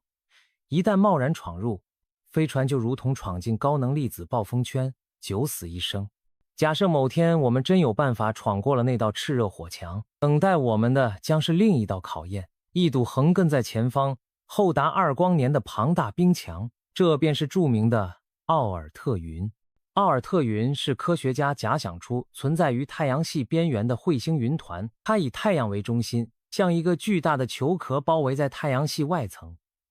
边缘距离太阳大约1到2光年，那里星光微弱，太阳看上去只比其他恒星亮一点点，整个奥尔特云区域几乎没有太阳的温暖，是接近绝对0度的黑暗寒冷之地。这里的成员是无数的冰陨石和小型天体，可能多达数万亿颗，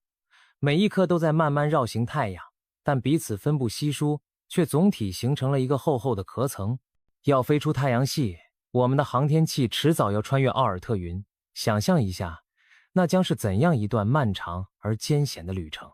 在2光年的旅途中，你的飞船将一直行驶在黑暗寒冷的彗星海洋中，没有阳光可以利用太阳能板供电，一切电力都得自带储备或从星际氢中想办法获取。遍布周围的是大小不一的冰冻天体，有的或许直径数公里甚至更大。要避开可能的碰撞，你需要提前遥测每一颗靠近的天体轨迹。可惜在漆黑背景下，它们反射的太阳光微乎其微，观测困难，稍不留神就可能发生毁灭性的相撞。而即便不碰上大的，时不时也会有碎冰、微陨石如子弹般击打飞船，需要强大的护盾防护。更令人绝望的是，在奥尔特云中航行意味着长久的孤独和补给全无。距离最近的人造信号源都要几个月、几年，甚至10几年后才能收到信息。一旦出现问题，几乎不可能得到及时援助或补给。人类仿佛进入一片茫茫寒冬荒原，只能自生自灭地穿越2光年的旅程。这是真正意义上的星际流浪。因此，有人说奥尔特云是封锁我们的冰墙，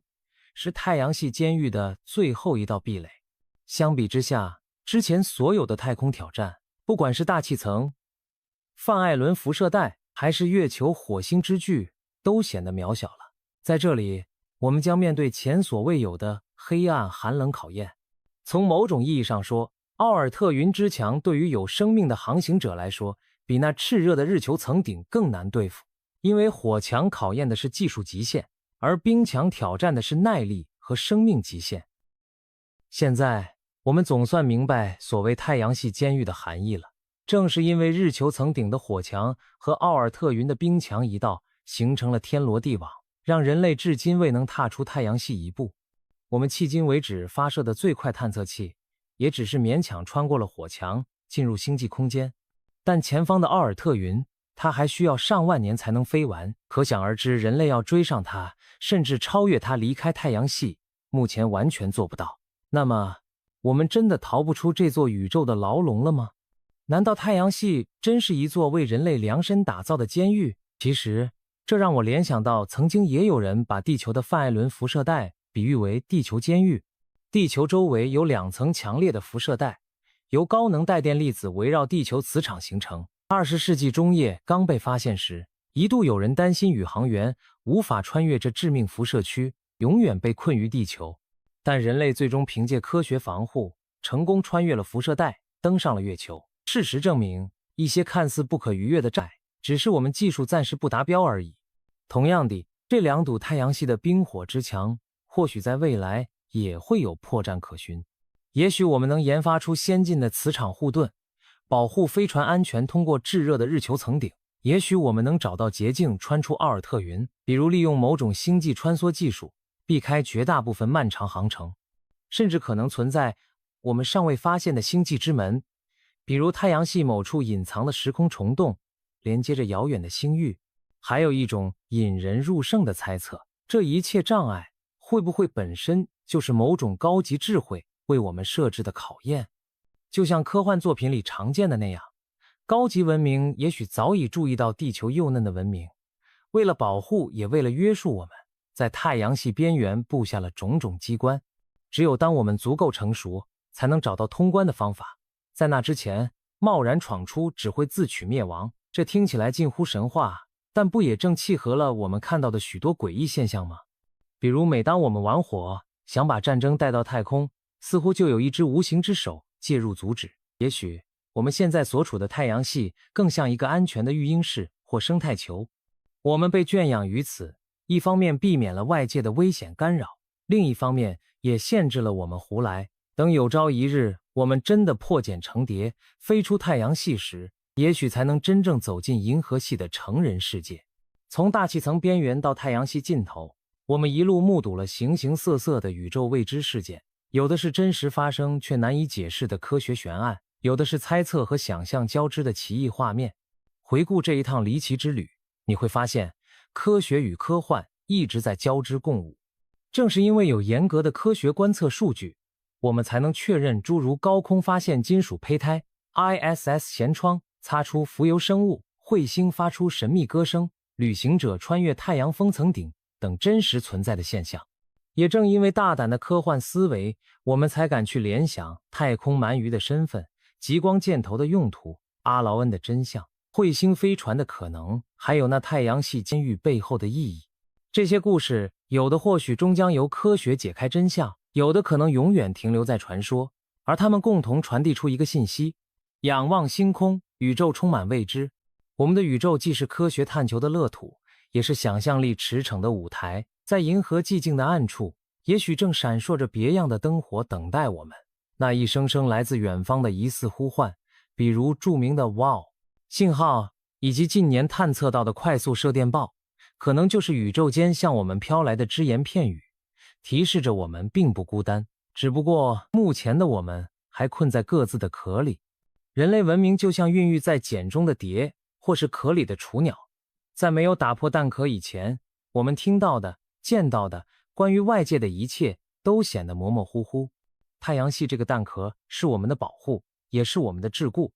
当我们终有一天鼓足勇气啄破这层束缚，飞出太阳系，迎来的也许将是如同繁华剧院般的浩瀚星际社会，一个远比我们想象更热闹精彩的舞台。回到现实，逃离太阳系的征程注定漫长而艰辛，但正因如此，才更考验我们人类的智慧、勇气和恒心。从范艾伦带到火星，从小行星带到奥尔特云，每跨越一道障碍，我们就成长一分。历史已经表明，那些所谓不可逾越的界限终会被突破。或许在未来的某个时代，太阳系监狱也将被人类一一攻克。好了，今天的故事就分享到这里。透过这次奇幻般的旅程，希望你既增长了知识，又保有了一颗对于未知的好奇之心。因为正是好奇心和想象力，引领我们不断探索，冲破一个个看似牢不可破的墙。也许现在的我们还只是宇宙生态球里的一尾观赏鱼，刚刚学会在地球的小池塘中游弋，但总有一天，我们会跃出水面，拥抱星辰大海。那么，下次再仰望夜空时，别忘了那遥远处可能注视着我们的他们，以及等待着我们去发现的无尽未知。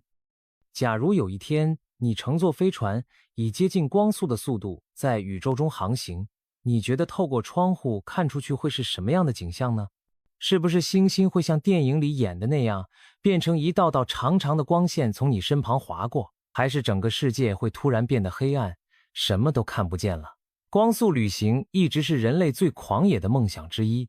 在许多科幻电影和小说里，飞船进入超空间或进行曲速的场景令人眼花缭乱。然而，如果真有一天我们能以接近光速航行，眼前的世界究竟会变成什么模样呢？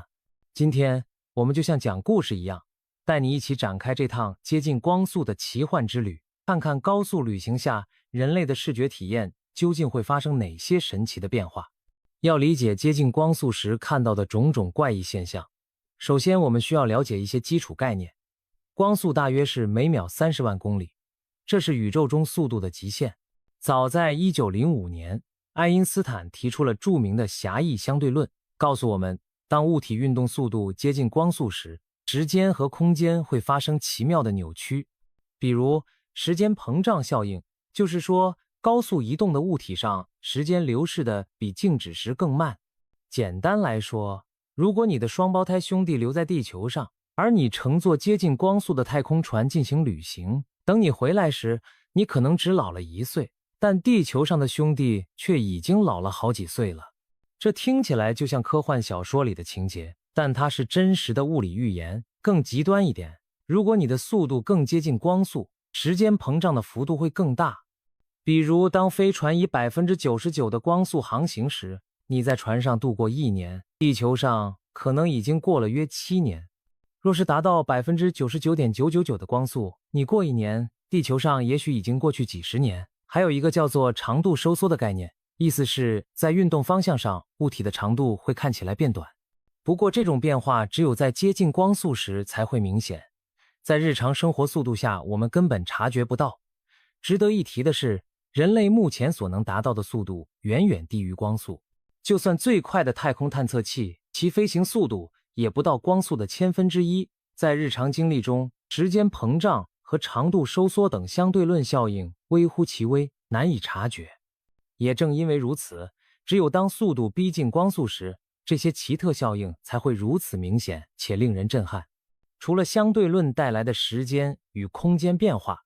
另一个重要的概念是多普勒效应。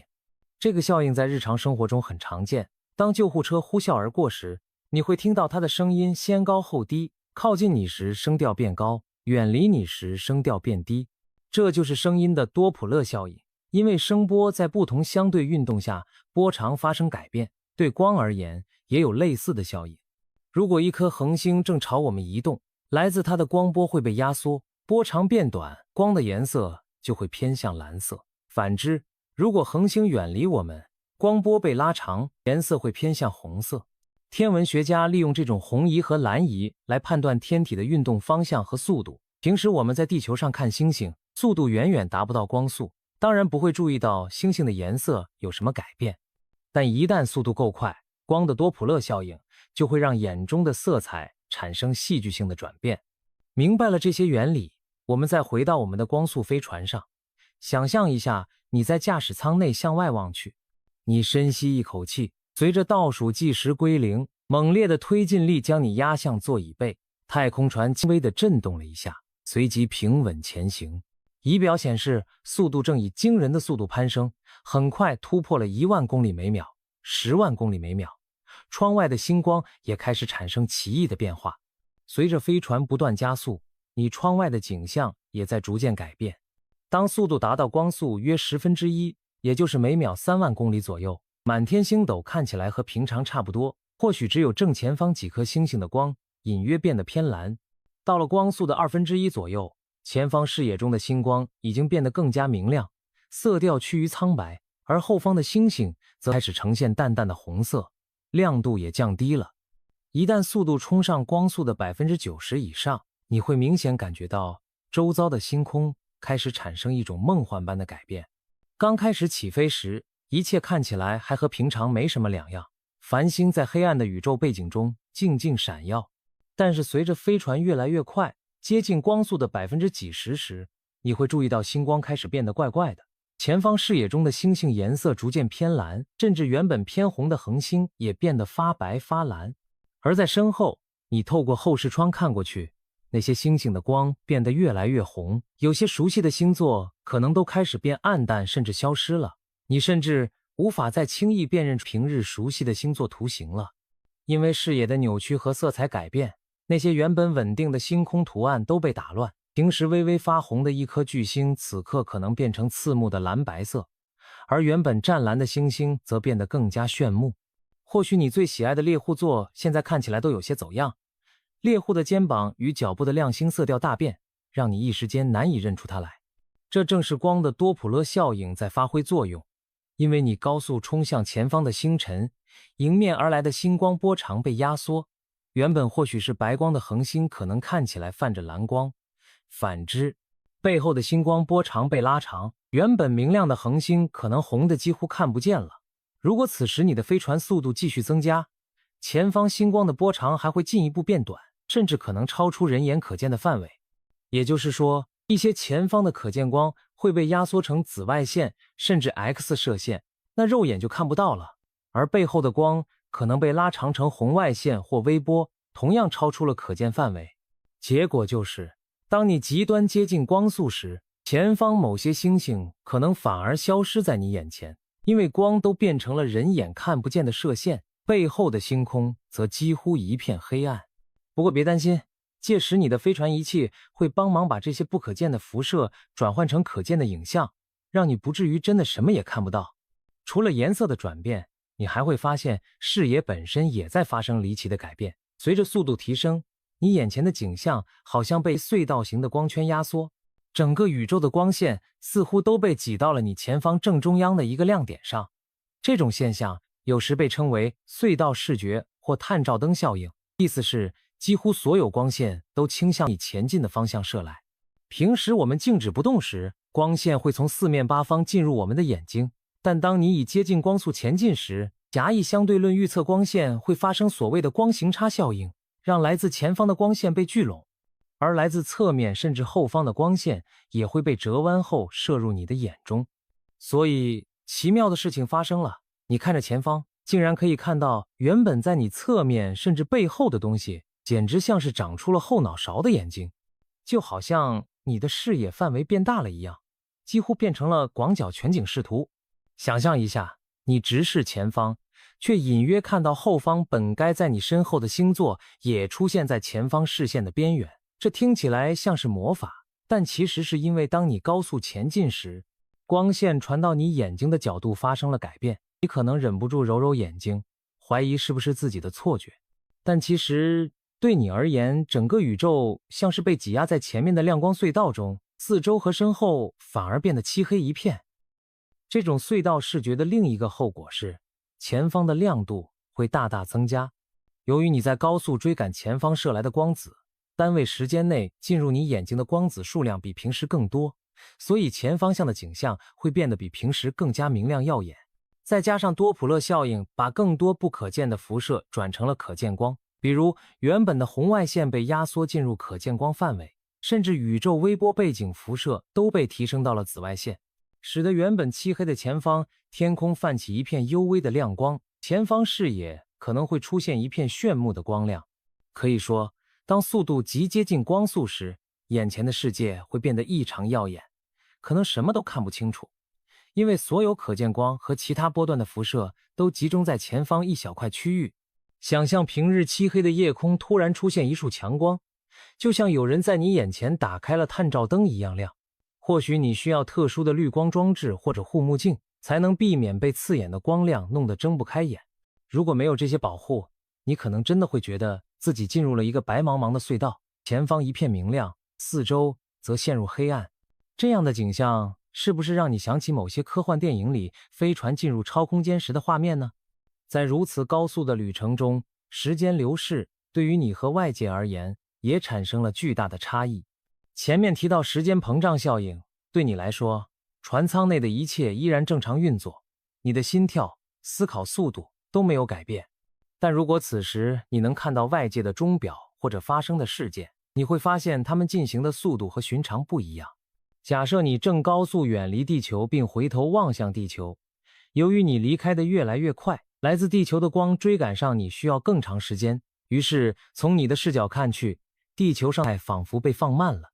你可能看到地球上的人好像动作变得极其缓慢，时钟的指针仿佛停滞了一样。极端的情况下，如果你接近光速远离，或许在你眼中，地球就像按下了暂停。相反地，如果你是朝着地球高速飞行并看着前方的地球，那从你这边看去，地球上的变化会被大大加速，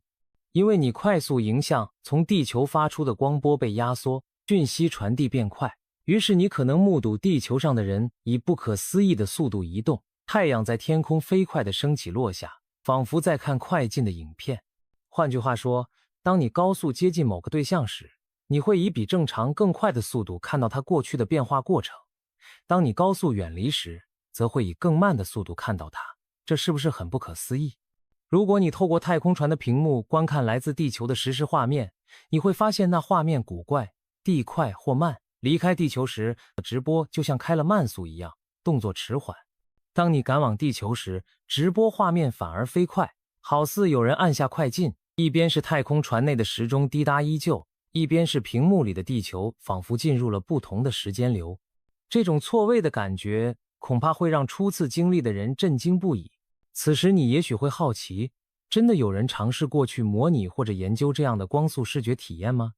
答案是有的。现代的物理学家和科学艺术家们对此很感兴趣，他们利用电脑模拟甚至特殊的相机装置来重现接近光速时的视觉效果。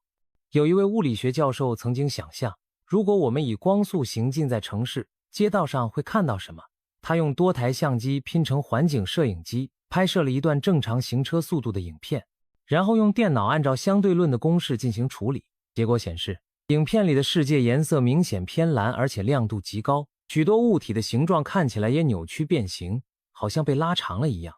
有趣的是，物体真正呈现的样子并非单纯的被压扁，由于光从物体不同部分传到你眼睛所需的时间不一致，物体的图像会出现奇特的透视扭曲效果。一些科学家指出，一根高速飞过的直尺看起来可能是倾斜的，一个高速运动的圆球在视觉上依然是圆的，只不过似乎转了个角度朝向你。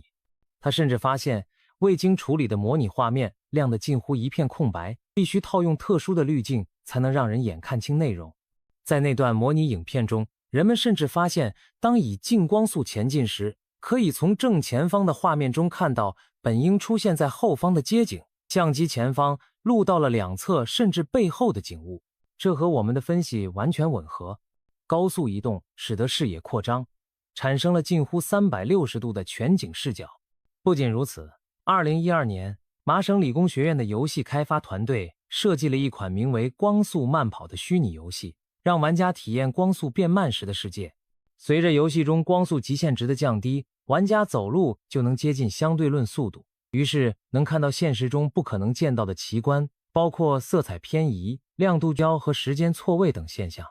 这些有趣的尝试都让我们对光速旅行的视觉效果有了更直观的认识。未来，随着科技的进步，我们甚至有望透过虚拟实境装置，逼真的模拟一次光速旅行的体验，让更多人亲眼目睹这奇妙的景象，而无需真正冒险驰骋光速。我们讨论了接近光速的情况，那如果干脆达到光速呢？根据相对论，任何有质量的物体都不可能真正达到光速，因为那需要无限大的能量。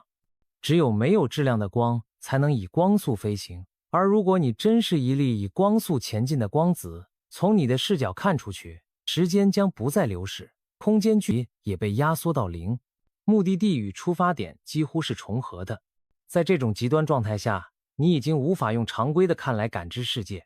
因为对你而言，外界的一切发生在同一瞬间、同一地点。由此也可以理解，超光速旅行基本上违反物理定律，只存在于想象之中。听到这里，你可能会问，如果有一天我们真的能超越光速，会看到什么呢？虽然按照爱因斯坦的理论，具有质量的物体需要无限能量才能加速到光速，超光速更是被禁止的，但是在科幻的假想中，超光速旅行似乎时常出现。科幻作品中对此有各种天马行空的描述，例如在《星球大战》电影里，当飞船进入所谓的超空间跳跃时，窗外的星星会瞬间拉伸成无数长丝般的光线，整个视野变成一条明亮的隧道，仿佛空间被扭成了一条光带。还有些作品则描绘飞船跳跃到另一个维度，外面的景象五颜六色，如同万花筒一般旋转变换。当然，这些都是想象出来的场景，真的超越光速会怎样，我们无从知晓。也许什么也看不到，因为你已经跑在了光的前面。正常情况下，没有任何光能追上你，进入你的眼睛。又或者，如果以某种违反物理定律的方式超越光速，你可能会看到过去的景象。想象一下，你比光快，那么你或许可以追上很久以前从遥远星球发出的光。比如你瞬间跳到几千光年外再回头看，可能正好赶上几千年前从地球出发的光，于是你看到的竟是古代的地球。说不定恐龙正在你眼前漫步。听起来不可思议，但至少在数学上，超光速等同于时间倒流。然而直到现在，我们还没有任何实验能打破光速限制，所以超光速的视觉体验只能留在想象和科幻之中。值得一提的是，在《星际迷航》等科幻影集中，为了避免上述视觉问题，作者们想出了解决办法，例如利用所谓的曲速场或曲速炮，扭曲飞船周围的时空，使飞船以正常空间看来并没有超光速运动，因而船员不会经历刺眼的光线和色彩扭曲的景象。在这样的设定里，超光速航行对乘客来说或许就和平常差不多。然而，这终究是科幻的巧思，现实中我们还无法做到这一点。渐渐的，飞船开始减速，窗外那耀眼的光隧道渐渐消散，四周的星辰恢复了原本熟悉的模样和位置。你仿佛从一场光速之旅的幻梦中醒来，心中满是难以言喻的震撼与感慨。我们的旅程也差不多该告一段落了。总结一下，当速度越来越快时，你会经历星光的色彩改变，前方变蓝变亮，后方变红变暗，视野范围被挤压在前方，形成明亮的隧道，甚至能看到平时看不到的角度。时间对你来说仿佛静止，但外界看起来可能快进或慢放，这一切听上去不可思议，但正是狭义相对论所预言的真实现象。我们透过现代科学的模拟，稍微一瞥这种奇景，就已经觉得震撼无比。这趟光速之旅让我们明白，现实中的物理定律可以带来如此令人瞠目结舌的景象。那些看似只存在于科幻电影中的场面，其实是爱因斯坦的理论早已预言的真实现象。当科学与想象相遇，我们才发现原来宇宙的奥秘如此精彩。或许在未来的某一天，人类真的能建造出接近光速的飞船，到那时，你敢睁大眼睛往外看吗？别忘了戴上特制的眼罩哦，因为那将会是你一生中见过最光怪陆离又最耀眼夺目的景色。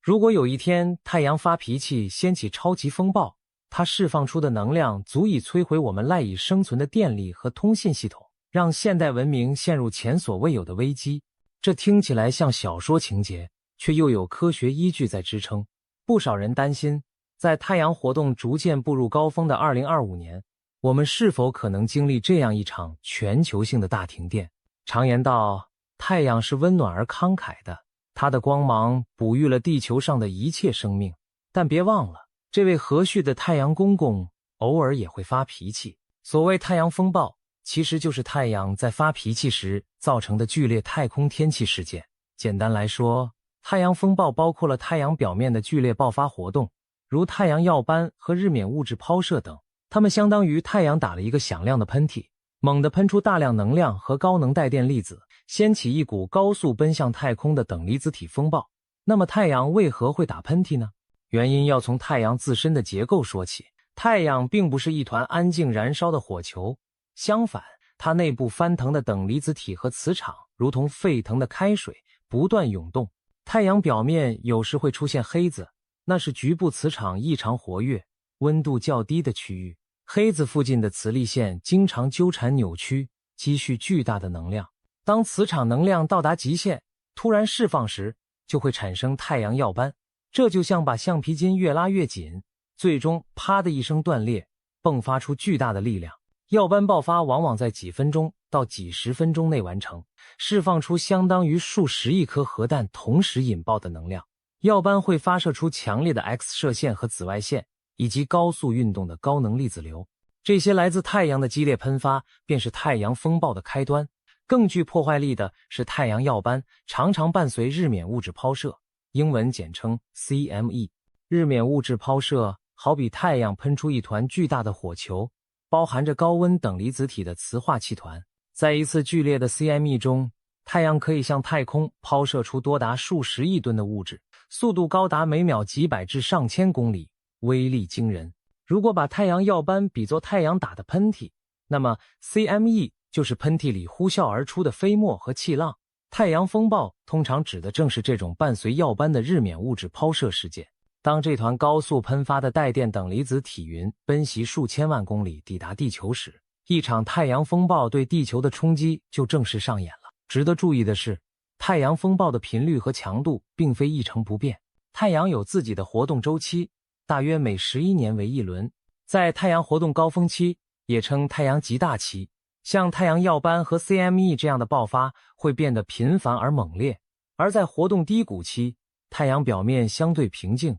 黑子寥寥，大喷嚏也少打几个。换句话说，太阳的脾气是周期性发作的。目前我们正处于第25太阳活动周的上升阶段，太阳逐渐迈向活跃的顶峰。这就像夏天雷雨季节即将来临之际，天空中的乌云和闪电开始多起来一样，太阳也在积攒着情绪，准备时不时来一场大爆发。太阳风暴一路朝地球疾驰而来，我们是否就是任人宰割的羔羊？幸好大自然早已为地球配备了2把保护伞，一把是地球磁场，另一把是大气层。平日里，地球磁场像一个无形的立场泡泡，将大部分带电粒子挡在地球之外，大气层则为地表生命遮挡了有害的高能辐射。但当一场强大的太阳风暴直接命中地球时，即便有这2层屏障，我们依然能够感受到它带来的猛烈冲击。整个地球空间环境会经历一场磁场风云突变般的剧烈变化。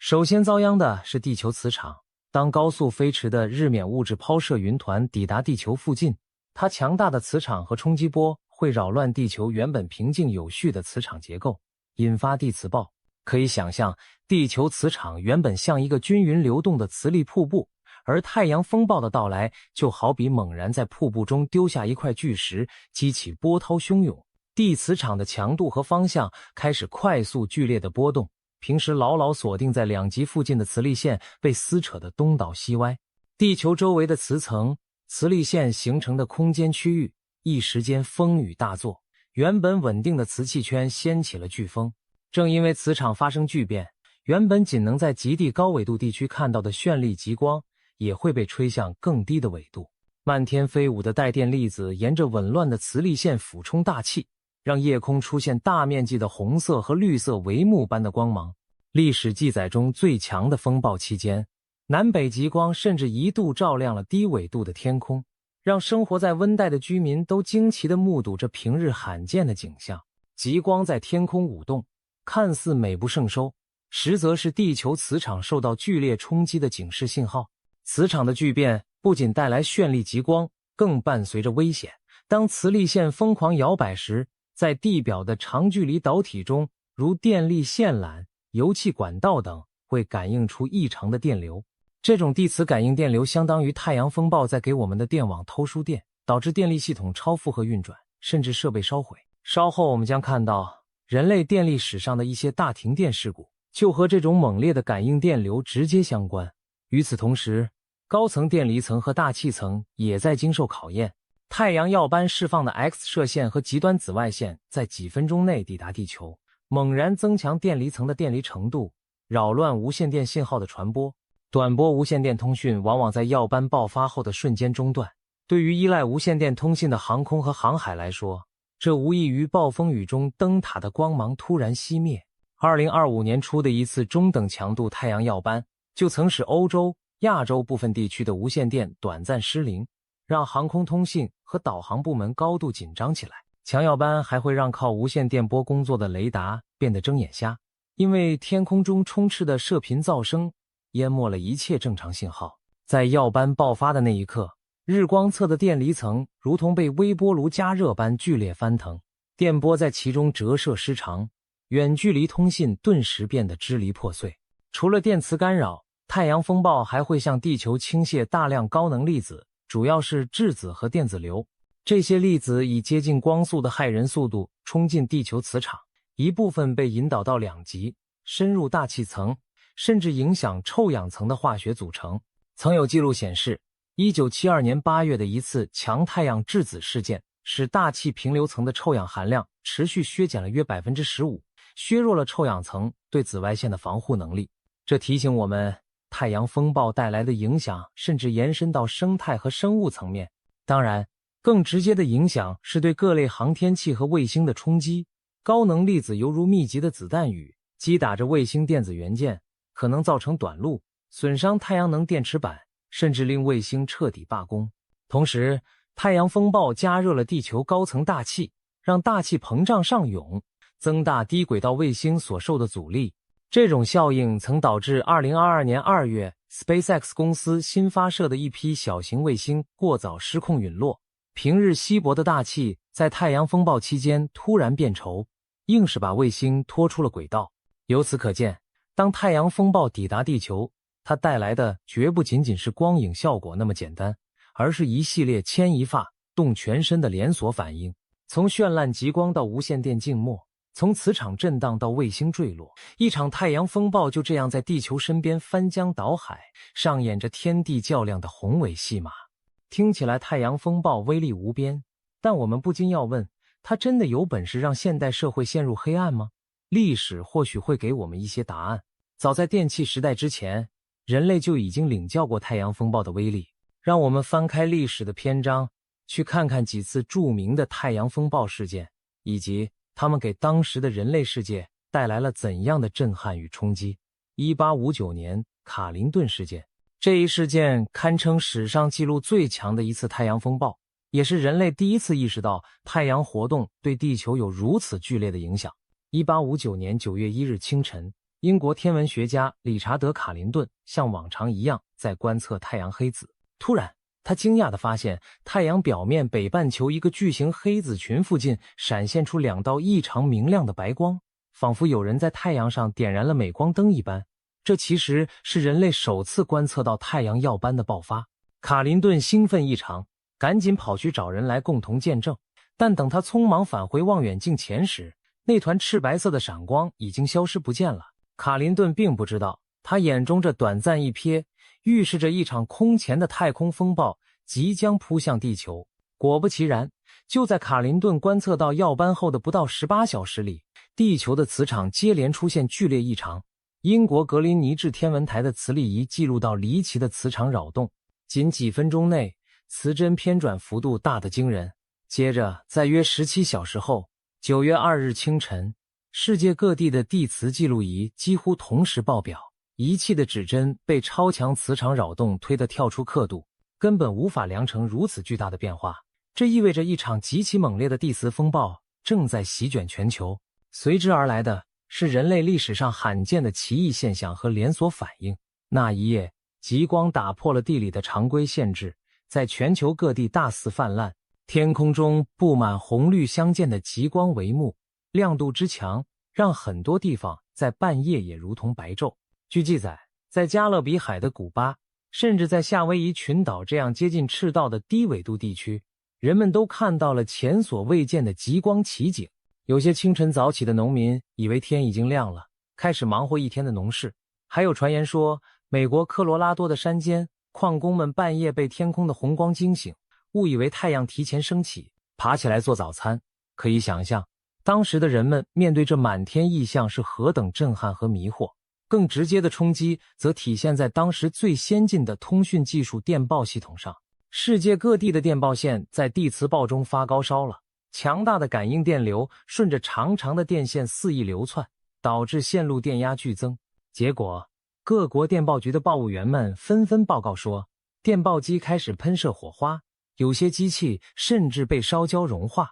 据说，个别报务员即使断开了电报机的电池，电线里依然流淌着来自天上的电流，足以供电报机继续收发信息，直到过载的火花让人无法操作为止。这一幕幕简直匪夷所思。谁能想到，遥远太阳的活动竟让人类辛苦架设的电网带电发疯，变成了危险的火花四溅的线路。卡林顿事件也因此成为第一次有记录的人类科技系统被太阳风暴破坏的案例。所幸，当时人类社会的电气化程度还很有限，没有卫星，没有大规模电网，否则后果不堪设想。即便如此，这场风暴的震撼程度依旧令人大开眼界，它也为后世提供了一个参考标准。科学家根据地质记录和其他推算认为，卡林顿事件代表着我们所知近代史上最强烈的太阳风暴强度。美国 NASA 的科学家后来估计，如果类似规模的事件在现代发生，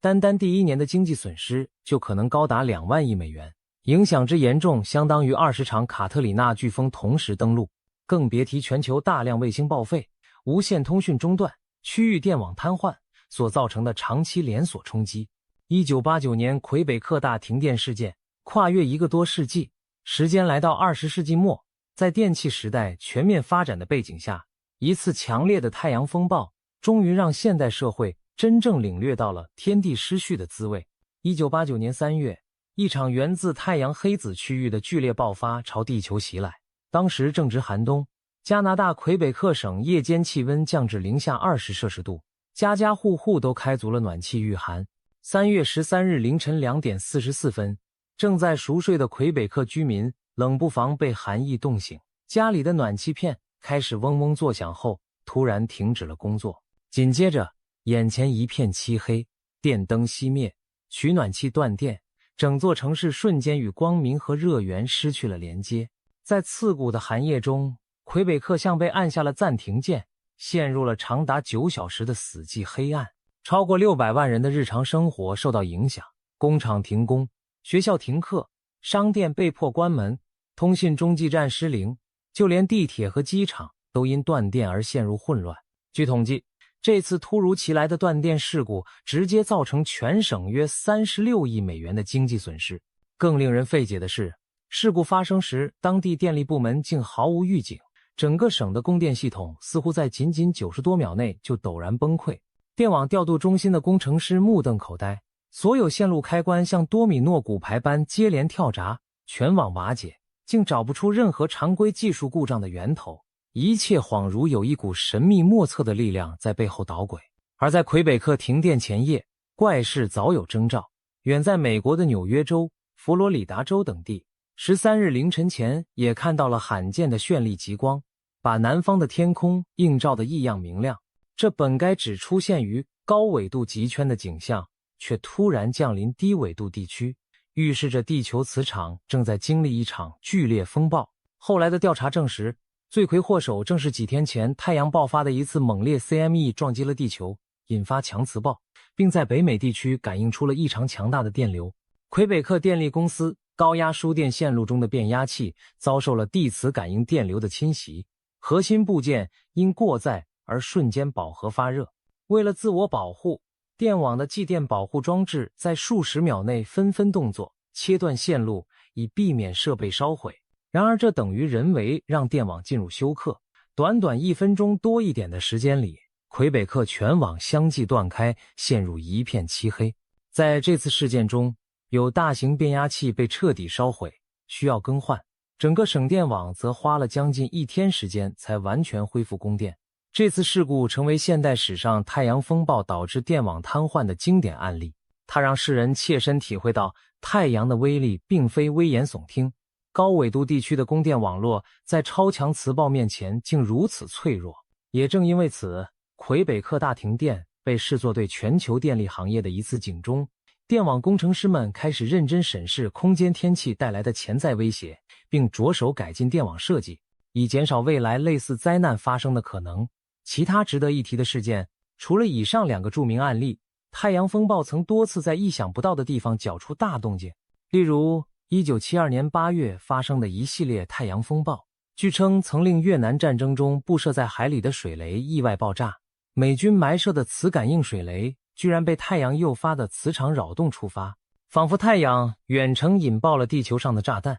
1994年，一次中等太阳风暴让加拿大安大略省的通信卫星异常中断，股市交易也被迫暂停交易几小时。1998年5月，美国一颗名为银河4号的通信卫星在太阳风暴期间突然失效，导致全美约 90% 的寻呼机静音，大量电视广播中断，引发金融交易混乱和商业损失。这些故事听起来匪夷所思，却真实地提醒我们，太阳的不经意一击足以让现代技术体系方寸大乱。历史上更近的一次强磁暴发生在2003年10月底，科学界称之为万圣节磁暴。当时太阳接连爆发出数次 X 级特大耀斑，其中一次强度甚至超过 X20 级，打破了现代观测记录。虽然后续分析认为那次风暴的威力尚不及卡林顿事件，但也已造成北欧部分电网过载停电，多颗卫星短暂失灵，航班通讯中断等诸多问题。幸运的是，地球上的基础设施在这些事件中虽然频频告急，终究没有出现全球范围的灾难性崩溃。然而，这些前车之鉴足以让我们明白，太阳风暴绝非纸上谈兵的神话，它曾多次用实际行动警示我们。我们的科技文明就像锦衣篝火跳舞的蝶蛾，一面享受着火光的温暖，一面也在冒被火星灼伤翅膀的风险。既然太阳风暴在历史上造成过电网瘫痪，那么它真的可能引发全球性的大停电吗？许多人对此心存恐惧，仿佛一场太阳打来的超级电磁脉冲能让整个人类文明一夜之间倒退100年。让我们理性地分析一下，这种全球熄灯的末日场景到底是科幻小说般的夸张想象，还是有着科学依据的潜在危机？从理论上说，一场足够强烈的太阳风暴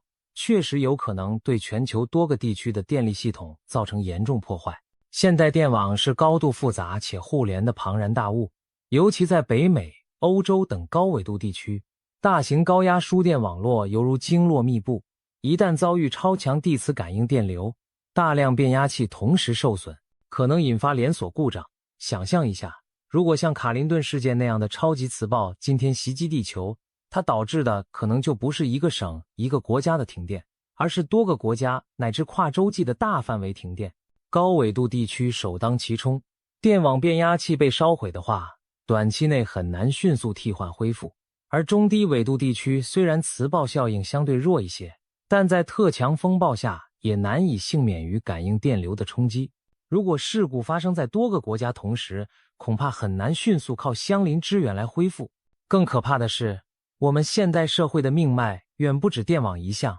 通信、互联网、金融、交通、供水等等基础设施都与电力息息相关。一旦大面积长期停电，这些系统会像多米诺骨牌一样接连瘫痪，社会秩序和经济活动将遭遇空前挑战。有专家形容，一场极端太阳风暴可能让人类文明瞬间倒退100年，仿佛回到了没有电灯、没有计算机、没有手机的年代，只能依靠蜡烛和信鸽来勉强维持生活。这种说法或许夸张了一些，但也绝非无中生有的杞人忧天。科学家们早已对这一场景进行了模拟和研究。美国国家科学院在一份报告中指出，如果再来一次相当于卡林顿事件强度的太阳超级风暴，光是在美国境内可能就有数亿人口受到停电影响，首年经济损失高达1次2万亿美元，而且整个社会全面恢复正常可能需要4年至10年之久。这是因为很多关键设备，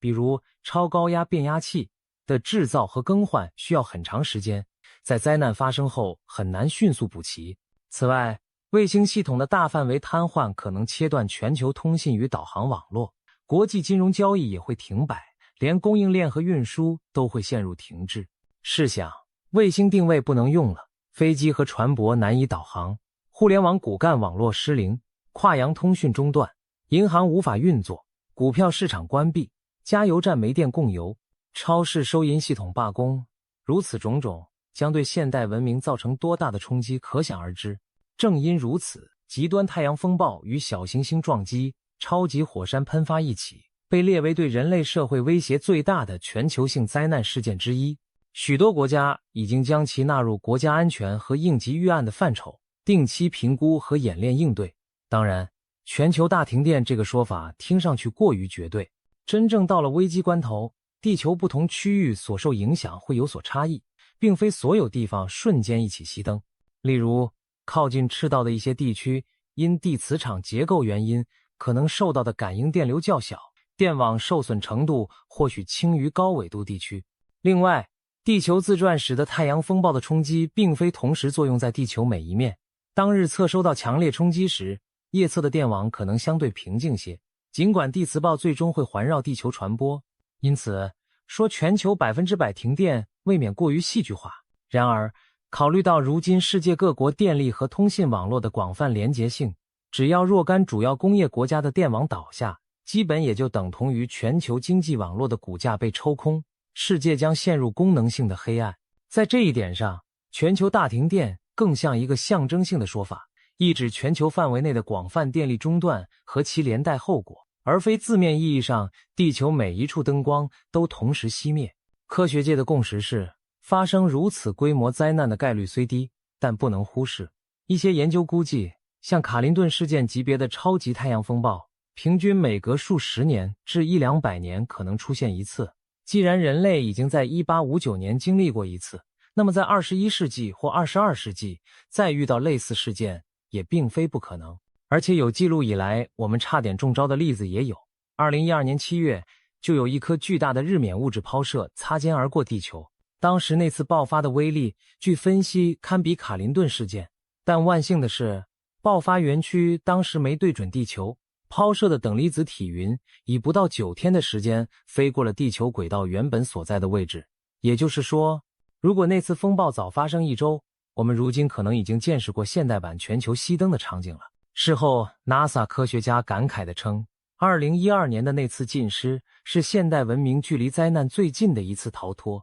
然而多数公众对此却毫不知情。如果连这样擦弹而过的事件都有发生，那么未来某天正中红心击中地球也绝不是天方夜谭。综合来看，太阳风暴导致全球停电的风险虽然存在，但可以视作一种低概率高影响的事件。它像一把高悬天空的达摩克利斯之剑，平日里我们可以不必终日惶惶不安，但绝对不能因此对其掉以轻心。科学与工程界的任务，就是在可能的风险到来之前，做好充足的预案和防护，尽量把这种灾难的概率和冲击降低到最低。在下一节中，我们将看看人类目前已经有哪些防范与应对太阳风暴的手段，以及当真正的太阳风暴日来临时，我们是否有能力抵挡这来自宇宙的冲击波。既然太阳风暴的威胁真实存在，那么大家最关心的问题莫过于2025年会不会就是那个多事之秋。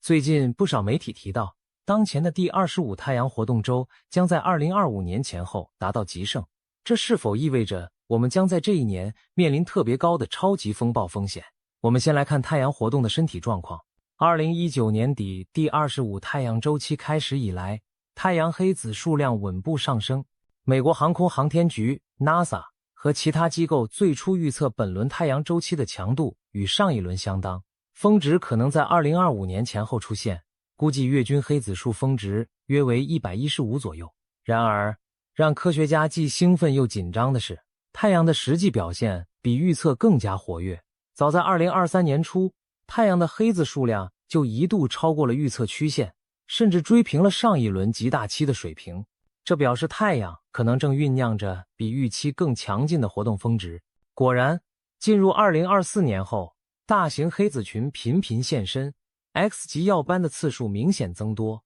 彗星掠日都能引发耀斑的戏码时有上演。到了2025年上半年，太阳已可谓进入活跃亢奋期，几乎每隔几周就有中等偏强的耀斑喷发，每隔1-2个月就蹦出一个 X 级大耀斑。这些耀斑有的对着地球喷发，造成电离层短暂骚乱，有的则擦肩而过，虚惊一场。不过整体而言，太阳的活动曲线一路走高，目前看来极大期即活动峰值大概率会出现在2025年内。值得注意的是，太阳活动峰值并不是一天内的某一刻，而通常是一个持续1-2年的高位平台期。因此2025年全年太阳都可能维持在相对发烧的活跃水准，即使偶有回落，也仍远高于宁静期的背景值。从空间天气角度看，这意味着我们正处在风险提升的阶段，强太阳风暴的概率比前些年显著提高了。但是这并不等于说2025年一定会发生一场灾难性的超级风暴。这就好比进入汛期后，大洪水可能性增大，但能不能等来100年一遇的特大洪水，仍然带有相当的不确定性。太阳虽然有周期率，但单次耀斑爆发的触发仍像天气预报一样难以精确预测。科学家至今无法提前几个月甚至几天断言某年某月会有一场特大太阳风暴袭击地球。我们只能基于统计和当前的观测状态给出一个风险评估。就目前来看，未来1-2年内出现中强级别太阳风暴是大概率事件，而出现卡林顿级别的超级风暴则依然是小概率事件，只是这个小概率相较太阳活动低谷时要大了一些。今年以来却有一些太阳风暴新闻引发关注。2025年春季，活跃的太阳黑子群连续喷发出数次 X 级耀斑，其中一次 X2.7 级耀斑在5月份正面朝向地球，引发了显著的地磁扰动和电离层紊乱。西班牙、葡萄牙等地恰巧在那期间出现了罕见的大范围停电。虽然事后调查尚未最终确认原因，但不少媒体猜测这次太阳风暴可能是幕后黑手之一。尽管尚存争议，这件事还是让公众见识到了太阳活动高峰期的威力苗头。连相对中等强度的耀斑 X2.7 在耀斑等级中算比较低的 X 级，都能在短时间内扰乱无线电通信，可能影响电网。那么峰值期如果冒出 X10 甚至 X20 以上的超强耀斑，又将带来怎样的考验？专家提醒，目前太阳黑子仍在不断涌现，我们必须对未来几个月乃至几年内可能出现的更大风暴保持警惕。这并非杞人忧天，正如前文所述，我们曾与超级风暴擦肩而过，没人敢打包票下一次一定也能如此好运。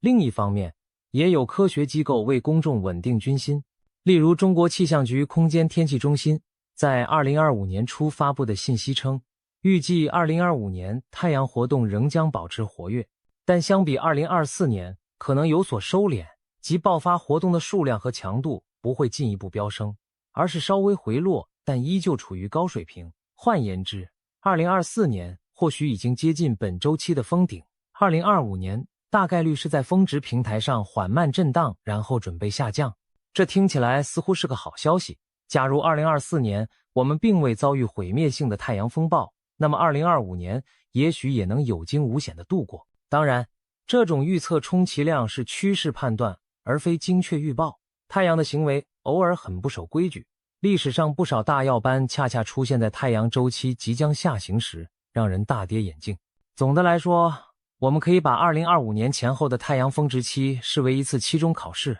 地球文明将接受太阳送来的密集考题，包括更频繁的小风暴和偶发的大风暴。我们需时刻留意，但也不必惊慌失措。科学团队正日夜监测太阳动向，各国政府和企业意在加强预案。在考验真正来临之前，我们还有宝贵的准备和缓冲时间，做好万全准备，希望最好的，做好最坏的打算。这是面对未知太空天气的理性态度。正如俗话所说，未雨绸缪，方能临危不乱。下一节我们就来看看人类究竟准备了哪些招数来应对太阳风暴的挑战。面对太阳这位喜怒无常的恒星，难道人类真的只能听天由命，坐以待毙吗？当然不。多年来，科学家和工程师们一直在探索各种方法，提升我们对太阳风暴的防范与应对能力。虽然我们无法阻止太阳耀斑的发生，但我们可以努力降低它对地球文明的伤害。下面让我们看看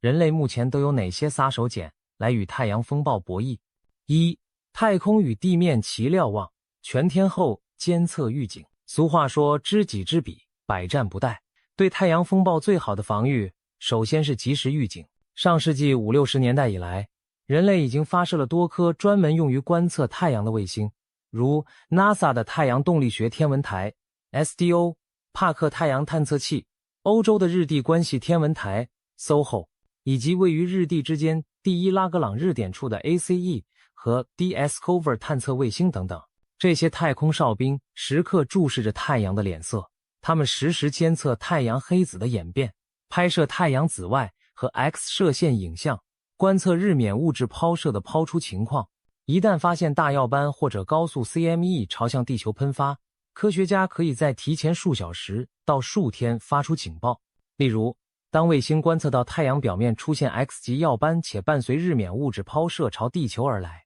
空间天气预报中心就会向全球发布太阳风暴预警。更棒的是，在距离地球约150万公里远的太空中，有卫星直接充当前哨探测器。当太阳风暴云团逼近地球时，这些位于第一拉格朗日点、太阳引力与地球引力平衡点的探测器，如 DSCOVER， 会率先感知到高能带电粒子的抵达。它们实时测量着太阳风暴等离子体的速度、密度和磁场强度等关键数据，并在风暴正面撞上地球磁场的大约1小时之前，将数据以无线电信号传回地球。如此一来，我们等于有了大约半小时到1小时左右的最终预警时间。别小看这区区几十分钟，在应急响应中，这可能就是扭转乾坤的黄金时间窗口。地面上的预报员据此可以发出地磁暴临近警报，通知电网、电信、航天等各部门立刻进入防御状态。2. 电力系统的防护。电网作为重中之重，自然有一整套应对方案。在接收到太阳风暴预警时，各地电力公司会提高警戒级别。他们可以采取的措施包括调整电网运行方式，尽量减少长距离输电，以降低感应电流的作用范围，推迟敏感设备的维护和切换操作，避免让电网在风暴期间处于不稳定状态，加强对变压器等关键设备的监测。一旦发现异常，电流立即采取隔离措施。此外，现代电网开始安装 GIC 监测仪和阻尼装置，监测仪可以实时测量地磁感应电流的大小，让工程师了解当前磁暴对电网的影响程度。而阻尼或补偿装置，比如在变压器中性点加装电阻，则能够在一定程度上限制异常电流流过，从硬件上降低变压器被磁化饱和的风险。虽然完全抵消地磁感应电流并不现实，但这些改进有望将灾害程度大大减轻。打个比方，本来可能烧毁10台变压器的风暴，现在也许只能让其中1-2台出现可控损坏，其余安然无恙。更激进的防护策略也在研讨中。例如，如果提前知道一场灾难性磁暴铁定来袭，电网是否可以考虑主动部分停电以自我保护？有专家提出，在最极端情况下，宁可拉闸，先让电网睡一觉，等风暴过后再慢慢恢复通电，也好过被动等风暴把设备全烧坏，导致长期停电。这种策略听起来有些两难，主动停电会造成短期损失，但或许能避免更大范围、更长时间的断电。不过，要实施主动停电，需要非常高的预判准确率和魄力，实际操作复杂且成本高昂，因此只有在极少数最危险预案中才会考虑。总体而言，电力系统更倾向于通过增强韧性来抵御风暴，而非轻易大规模停电。各国电力公司也在增加区域间的互联互备能力，以便一处受灾时，其他区域可以支援调配电力，避免灾情扩散。3、卫星与航天器保护。在太阳风暴预警之下，地球轨道上的众多卫星也是风险高发环节，因此运营商们有一套标准流程。当得知强烈辐射风暴将临，卫星控制中心会提前给卫星下达指令，让他们进入所谓安全模式，非必要的电子设备暂时关闭，敏感组件断电待命，以免被粒子流烧毁。一些卫星会调整姿态，用自身较耐受的一侧朝向太阳，以挡住关键部位。载人空间站则通知宇航员躲进专门加厚防护的舱段避辐射。一旦有卫星还是不幸受到干扰，发生姿态紊乱或通信中断，地面也有应急预案尝试重启或救援卫星。尽管如此，仍有部分特别老旧或缺乏防护设计的卫星可能在大风暴下提前退休。因此，航天部门也在不断改进新卫星的抗辐射设计，用更耐辐射的元器件增加冗余系统，给卫星穿上更厚实的防弹衣，来抵御太阳粒子弹雨。近年来，各国也发射了一些低成本备用卫星，以备关键卫星出故障时迅速补位。可见，为了防御太阳风暴，我们在地面和太空都筑起层层屏障，以减轻其带来的冲击。4、航空与通信应对。太阳风暴期间，飞行在高空的飞机也可能受影响。航空公司如今对极区航线都有严格监控预案。如果探测到太阳高能粒子大量到达，航空调度会迅速调整航线，让原计划飞越北极的航班改飞低纬度绕行路线，以减少乘客和机组受辐射剂量。曾经有客机乘客在强磁暴时报告看到视野中有奇异闪光，那其实是高能粒子击中视网膜产生的尾影。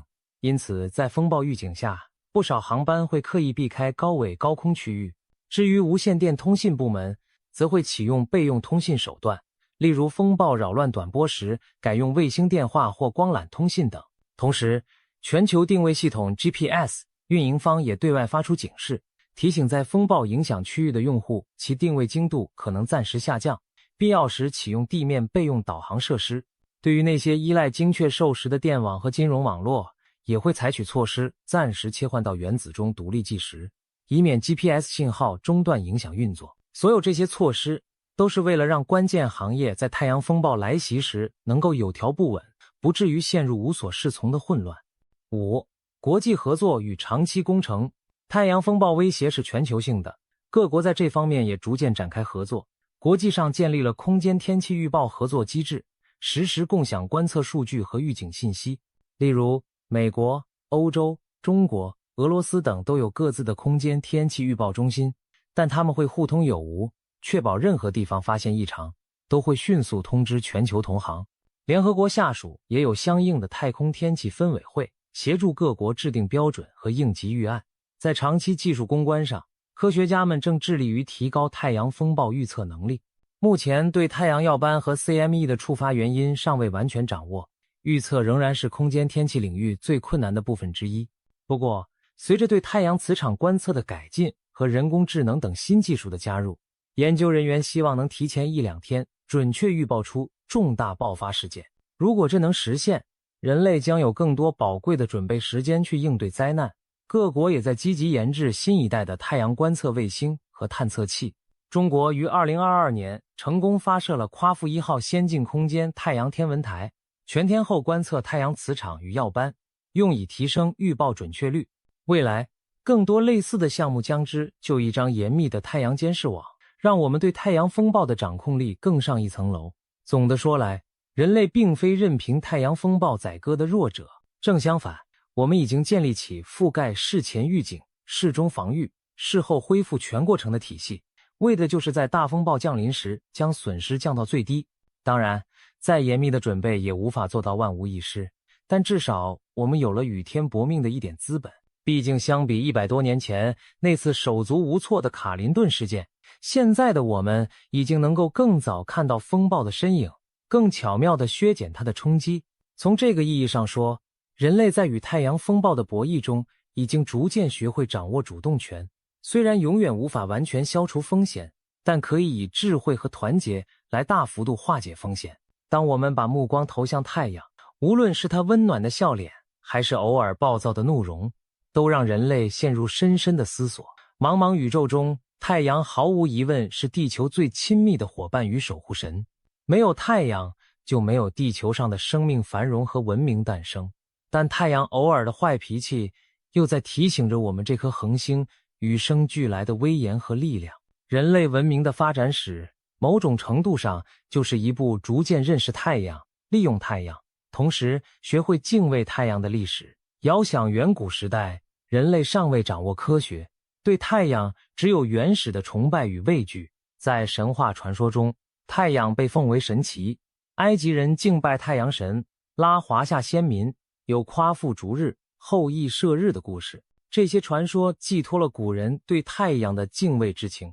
他们知道太阳赐予光明和热量，却也惧怕日食、极光等天象，以为那是天神发怒的征兆。可以说，我们的祖先早已隐约意识到太阳与地球生命息息相关，荣辱与共。只不过那时候，这种关联被披上了神秘色彩。进入科学时代，我们终于摘下神话的面纱，看清了太阳的真容。我们明白了，太阳是一个炽热的核聚变反应炉，不断地将氢元素融合成氦，释放出巨大的能量。我们学会了用公式和仪器描述太阳的行为，将它每11年的活动周期归纳得井井有条。我们甚至派出探测器飞临太阳的身旁，触摸它的高温日冕，去揭示那难解的物理谜题。人类第一次有了能力去预测太阳的动向，为自己的文明争取更多安全余量。可以说，如今我们驾驭电力、航天技术，这些现代成就本身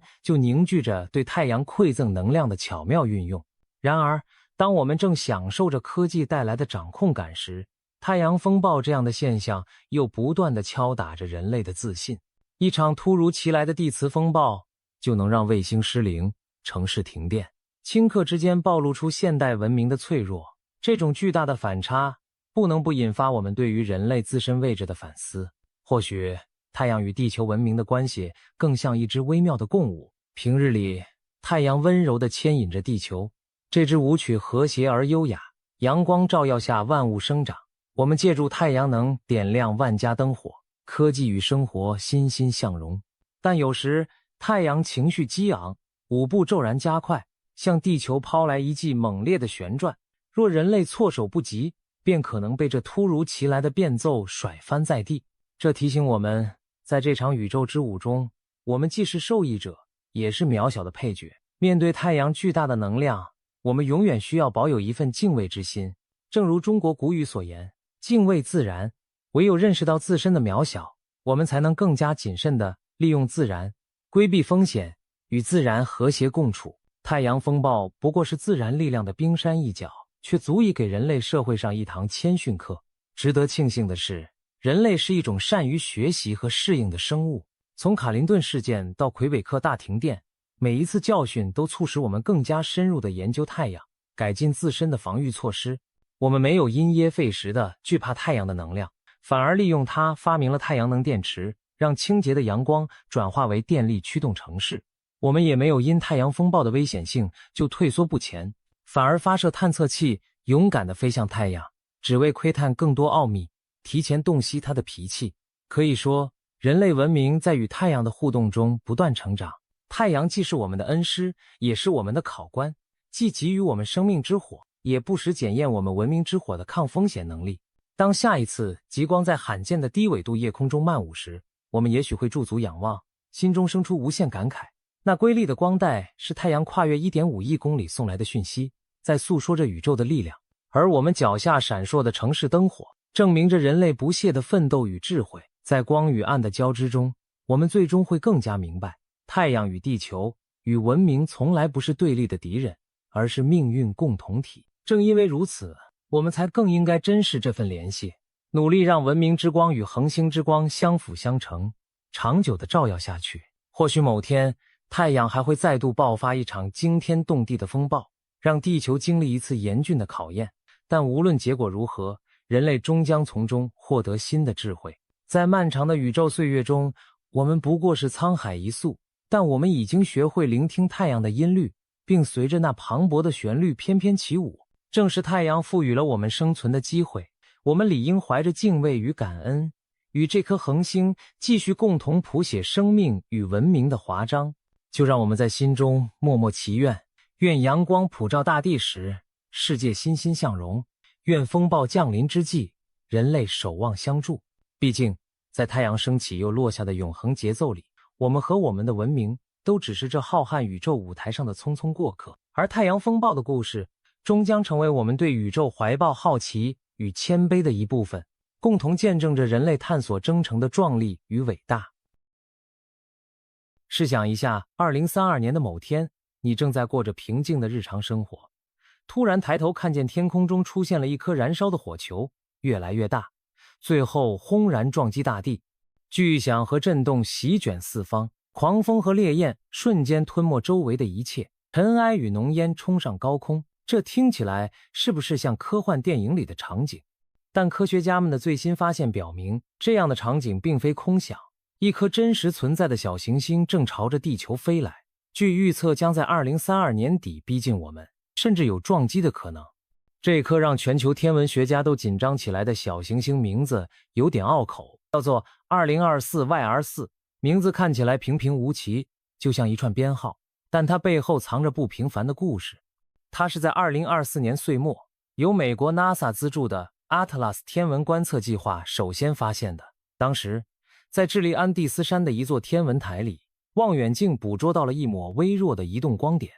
经过计算，这个光点竟然是一颗直径估计在50-60米左右的小行星。消息一出，天文学界立刻进入紧急状态，全球各地的望远镜纷纷调转方向，开始追踪这位不速之客。那么50-60米到底是个什么概念？想象一下，一块和20层楼高的建筑物差不多大小的太空巨石直奔地球而来。50-60米听上去不算特别巨大，比不上那些几公里乃至几十公里的天体，但可别小看它。别忘了，100多年前发生在西伯利亚的通古斯大爆炸，罪魁祸首估计也就几十米宽，却在荒野中夷平了2000多平方公里的森林。如果这样的家伙砸中的是繁华的都市，后果将不堪设想。当然，小行星撞击地球并不是每天都会上演的戏码。让我们先来了解一下小行星撞击的基本概念。小行星是太阳系中那些绕着太阳转的小型天体，大多数在火星和木星轨道之间的小行星带里悠哉地运行。但有些小行星顽皮地偏离了原有轨道，闯入内太阳系，有的甚至与地球轨道交叉。平日夜空中划过的流星，其实大多是些小碎石，烧毁在大气层中，根本没机会触地。然而，一旦有体型较大的小行星直接冲向我们，那可就麻烦大了。历史上，地球就曾经被大块头砸中过，其中最著名的事件就是恐龙的灭绝。是的，恐龙并不是无缘无故从地球上消失的。大约在6600万年前，一颗直径估计有10公里的大天体从天而降，撞在了现在的墨西哥尤卡坦半岛附近。那次撞击威力之大，相当于数十亿颗原子弹同时爆炸，瞬间释放的能量引发了全球性的灾难。巨大的冲击波和高温使周围几千公里内生灵涂炭。更可怕的是，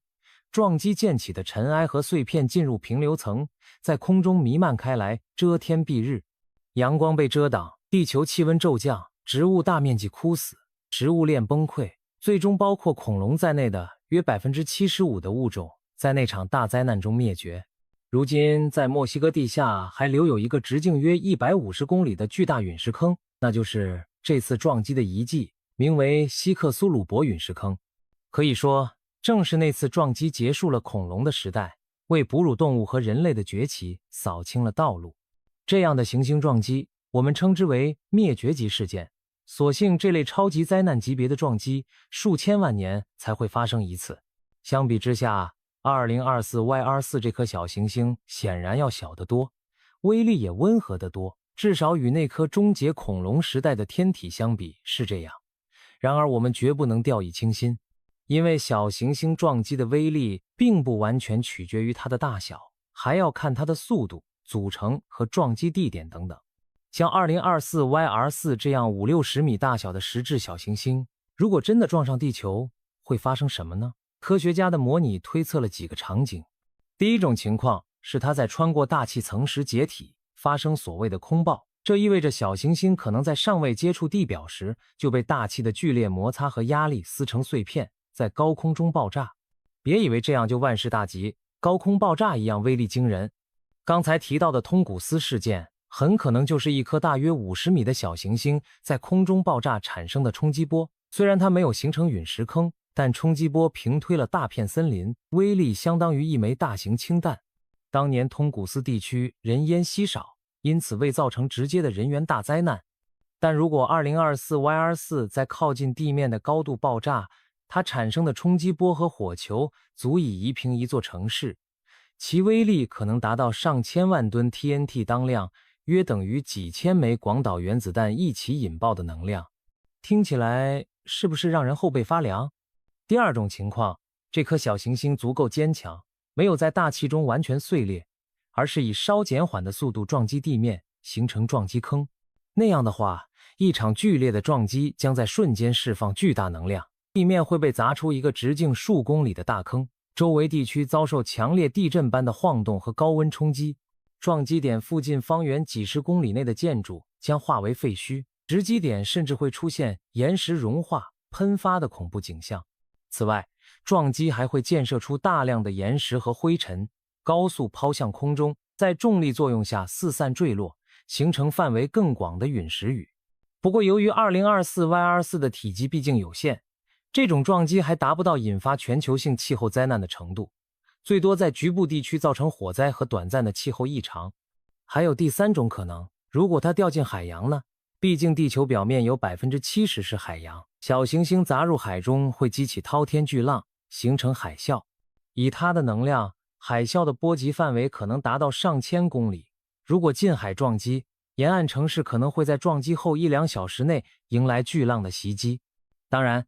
掉进大洋中央的话，人类的损失反而可能小一些，只不过可怜的海洋生物就要遭殃了。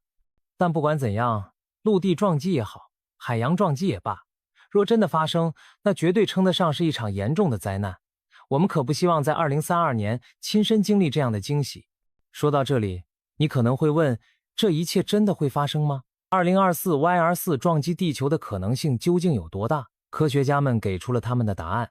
刚开始发现这颗小行星时，掌握的数据还很有限，轨道计算存在不小的不确定性。当时估计它在2032年撞上地球的概率大约有 1% 左右，这可不是一个可以轻视的数字。要知道，平常绝大多数近地天体的撞击概率都微乎其微，可以忽略不计。1% 的撞击概率已经足以让科学家们倒吸一口凉气了。然而故事还没完，在接下来的观测中，科学家们一度发现撞击概率不降反升。根据2025年初更多的新观测数据， NASA 喷气推进实验室曾在2月中旬更新预测，认为撞击概率提升到了约 3%， 也就是1/30左右。这一度让 2024YR4 成为有史以来人类记录中命中地球可能性最高的一颗小行星。想象一下，30多分之一的几率会撞地球，这听起来就像扔骰子赌命运一样，实在让人心惊。不过别急着绝望，因为科学的魅力就在于不断修正错误和减少未知。就在撞击几率看似越来越高的时候，全球各地的天文学家加紧时间对 2024YR4 进行观测。随着新的数据被加入轨道计算模型，结果在2025年2月下旬又出现了戏剧性的变化，撞击概率开始下降了。很快，预测的撞击可能性降到了不到 0.5%， 随后进一步下调。换句话说，超过 99% 的可能性是这颗小行星在2032年从地球旁边擦肩而过，带来一场近距离擦撞的惊险秀，但不会真正砸下来。这无疑让大家松了一口气。那么，为什么最初的撞击概率会有起有伏，忽高忽低呢？这要从轨道计算的不确定性说起。当我们第一次发现一颗新小行星时，只观测了它短短几天的运动轨迹，就好比通过几片拼图来猜整幅图画，自然可能出现较大的误差。对于 2024YR4 刚开始的观测弧很短，轨道元素计算还不够精确，因此推算8年后的它位置时，存在一个不小的误差范围。这个误差范围可以理解为一条潜在撞击走廊，意思是这颗小行星在2032年可能经过的位置分布在地球轨道附近，拉出一道长长的区域。如果地球正好也在那个区域内，那么撞击就会发生。起初的计算显示，地球落在了这条潜在撞击走廊之中，所以有一定概率撞上。但随着更多数据加入，我们对小行星轨道的认识逐步精确，那条走廊也在慢慢收缩、移动。当进一步观测结果出来后，新的计算显示，地球可能并不在它2032年经过的路径范围内，撞击的可能性因此降低了。这个过程有点像靶子和子弹，我们开始时不确定子弹会不会打中靶心，但不断修正弹道后，发现靶子可能是在子弹飞行路径之外了，自然命中率就下降了。根据现在的最新估计， 2024YR4 在2032年撞击地球的几率已经降到了1/1000，甚至更低，而且有望在未来进一步趋近于零。另外，计算中甚至还有极小的概率显示，这颗小行星可能不会撞向地球，而是撞向月球。如果真如此，我们反倒可以松口气，只是月亮上会凭空多出一个陨石坑罢了。但需要注意的是，趋近于零不等于完全为零，要彻底确认安全，我们还需要更多观测。在未来几年里，这颗小行星有时候会离太阳太近或太远，无法被地面的望远镜观测到。不过好消息是，大概在2028年，它会再次飞临地球附近一次。虽然不会碰撞，但足够接近，让我们用更强大的雷达和望远镜仔细研究一番。届时，科学家将利用那次机会，精确测定它的轨道、大小和形状，并进一步判断2032年那次会不会撞上我们。可以说，悬念还将维持一阵子，我们得等到2028年前后才能完全搞清楚它的意图。但至少目前来看，灾难并非板上钉钉，我们依然有极大的机会安全度过那一年。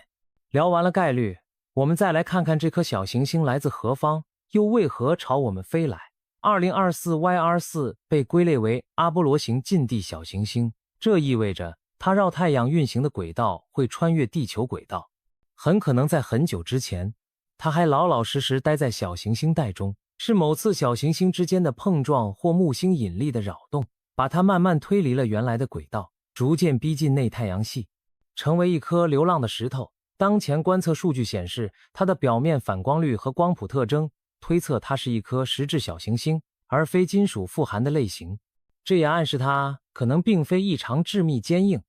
所以存在进入大气时解体爆炸的可能。当然，这些都是根据有限的数据推测的。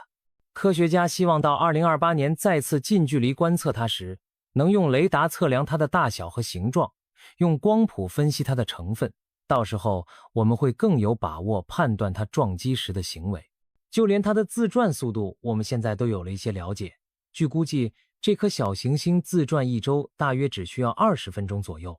也就是说，这块石头在飞速旋转着奔向地球，想想也令人心跳加速。如此危险的一颗小行星飞向我们，人类难道只能干等着判决命运吗？当然不。其实在人类意识到小行星撞击威胁以来，就一直在思考和研发应对策略。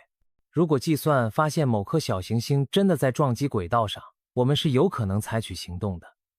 你或许看过电影里宇航员把小行星炸得粉碎拯救世界的桥段，现实没那么简单粗暴，但我们确实在认真研究如何将小行星推离地球撞击轨道的办法。最直接的办法被称作动能撞击器，简单说就是派一艘高速飞行的无人航天器直接狠狠撞上小行星，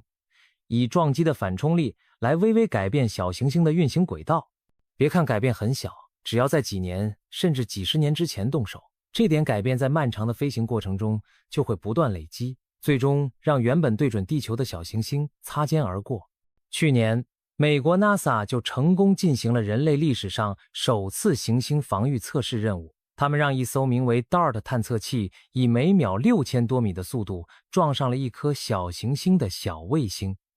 把那颗原本平稳运行的小卫星撞的轨道发生改变。这次实验证明了动能撞击法确实可行。未来如果真的发现某颗小行星对地球构成威胁，我们完全可以派出宇宙飞船进行类似的拦截行动。当然，前提是我们有足够的预警时间和技术准备。除了动能撞击，科学家们还设想了其他各种办法，例如可以利用引力拖曳法，让一艘飞船在小行星旁边伴飞，通过自身引力慢慢将其轨道拉偏一点点，再或者利用强烈的阳光定向照射，甚至用激光气化小行星表面的物质来产生推力。这些方法听上去很有创意，但目前还停留在理论和实验阶段。而最富有戏剧性的方案莫过于核爆破了，在小行星附近引爆核弹，以爆炸产生的冲击波和高能辐射把它摧毁或推离轨道。这是最后的杀手锏，但风险也很大。如果没有把握彻底摧毁，小行星碎裂成多块反而可能造成更麻烦的多点打击，而且核爆会产生大量放射性碎片，带来额外的麻烦。所以除非万不得已，人类不会轻易祭出核武器这招。当然，如果所有努力最终仍无法改变小行星撞击的命运，我们至少可以提前预警并疏散受威胁地区的人口，把伤亡降到最低。就像预测飓风并撤离沿海居民一样，我们可以在撞击发生前将人们转移出危险区域。虽然无法阻止建筑和土地遭受毁灭，但至少人类不会像当年的恐龙那样毫无准备，只能坐以待毙。说到这里，有人可能会问，中国在这方面有什么计划吗？其实有的，中国也已经开始布局行星防御。根据报道，中国计划在不久的将来，可能在2025年前后进行首次小行星撞击偏转试验，也就是发射探测器撞击一颗近地小行星，以验证改变其轨道的技术。此外，中国国家航天局还成立了专门的行星防御工作组，来统筹应对未来可能的小行星威胁。这说明不只是美国和欧洲，全世界都开始重视这一关系全球安危的课题。毕竟，小行星撞击不分国界，地球村中的每一个国家都在同一条船上，必须合作应对。当然，最理想的防御就是提早发现威胁目标。幸运的是，随着科技进步，我们在发现小行星方面的能力也今非昔比。全球的天文巡天系统每天夜晚都在默默扫视天空，希望及时发现那些擦边球似的危险天体。NASA 有近地天体研究项目，欧洲有空间态势感知计划，甚至民间的天文爱好者也在参与。每年，人类都会发现成千上万颗新的近地小行星，绝大多数不会对我们构成威胁，但也有极少数被列入潜在危险名单密切监视。像 2024YR4 如今就挂在名单的前列，让科学家重点关照。我们已经发现了几乎所有1公里以上的大型近地天体，它们中目前没有哪个对地球有直接威胁，可以暂时放心。但100米以下的小行星数量众多，仍漏网之鱼。例如2019年就有一颗约100米大小的小行星在距离地球不到7万公里处擦肩而过，天文学家直到它临近时才发现它的存在。这样的惊险一幕让人类不由得惊呼，哦，原来天上还藏着这样一个家伙啊。2024YR4 就是这样一位突然的不速之客，所幸我们提前8年发现了他，这已经算是万幸。如果他直到最后几个月才被发现，那人类几乎没有时间采取任何对策，只能干瞪眼等着。所以科学家们也在推动建造更先进的太空望远镜来早期发现威胁。例如 NASA 计划在2027年发射一台名为近地天体巡天者的红外太空望远镜，专门用于搜寻那些在黑暗中潜伏的小行星。有了它，我们有望发现更多类似 2024YR4 的小型威胁，在它们撞上地球之前，提前多年就预警。回顾历史，每当我们发现类似 2024YR4 这样的潜在撞击威胁时，科学界都会绷紧神经，但也从来没有坐以待毙。你可能还记得，早在2004年，就有一颗名为阿波菲斯的小行星掀起过全球关注。当时初步计算显示，它在2029年与地球相撞的概率达到了惊人的 2.7%， 甚至被暂时评为杜林危险指数的4级。这是人类观测史上首次出现如此高的碰撞风险等级。所幸随着后续观测跟进，科学家们发现2029年的那次近距离飞掠不会撞击地球。不过阿波菲斯仍将在2029年4月以极近的距离擦过我们，距离地表不到4万公里，几乎要从人造卫星堆里钻过去。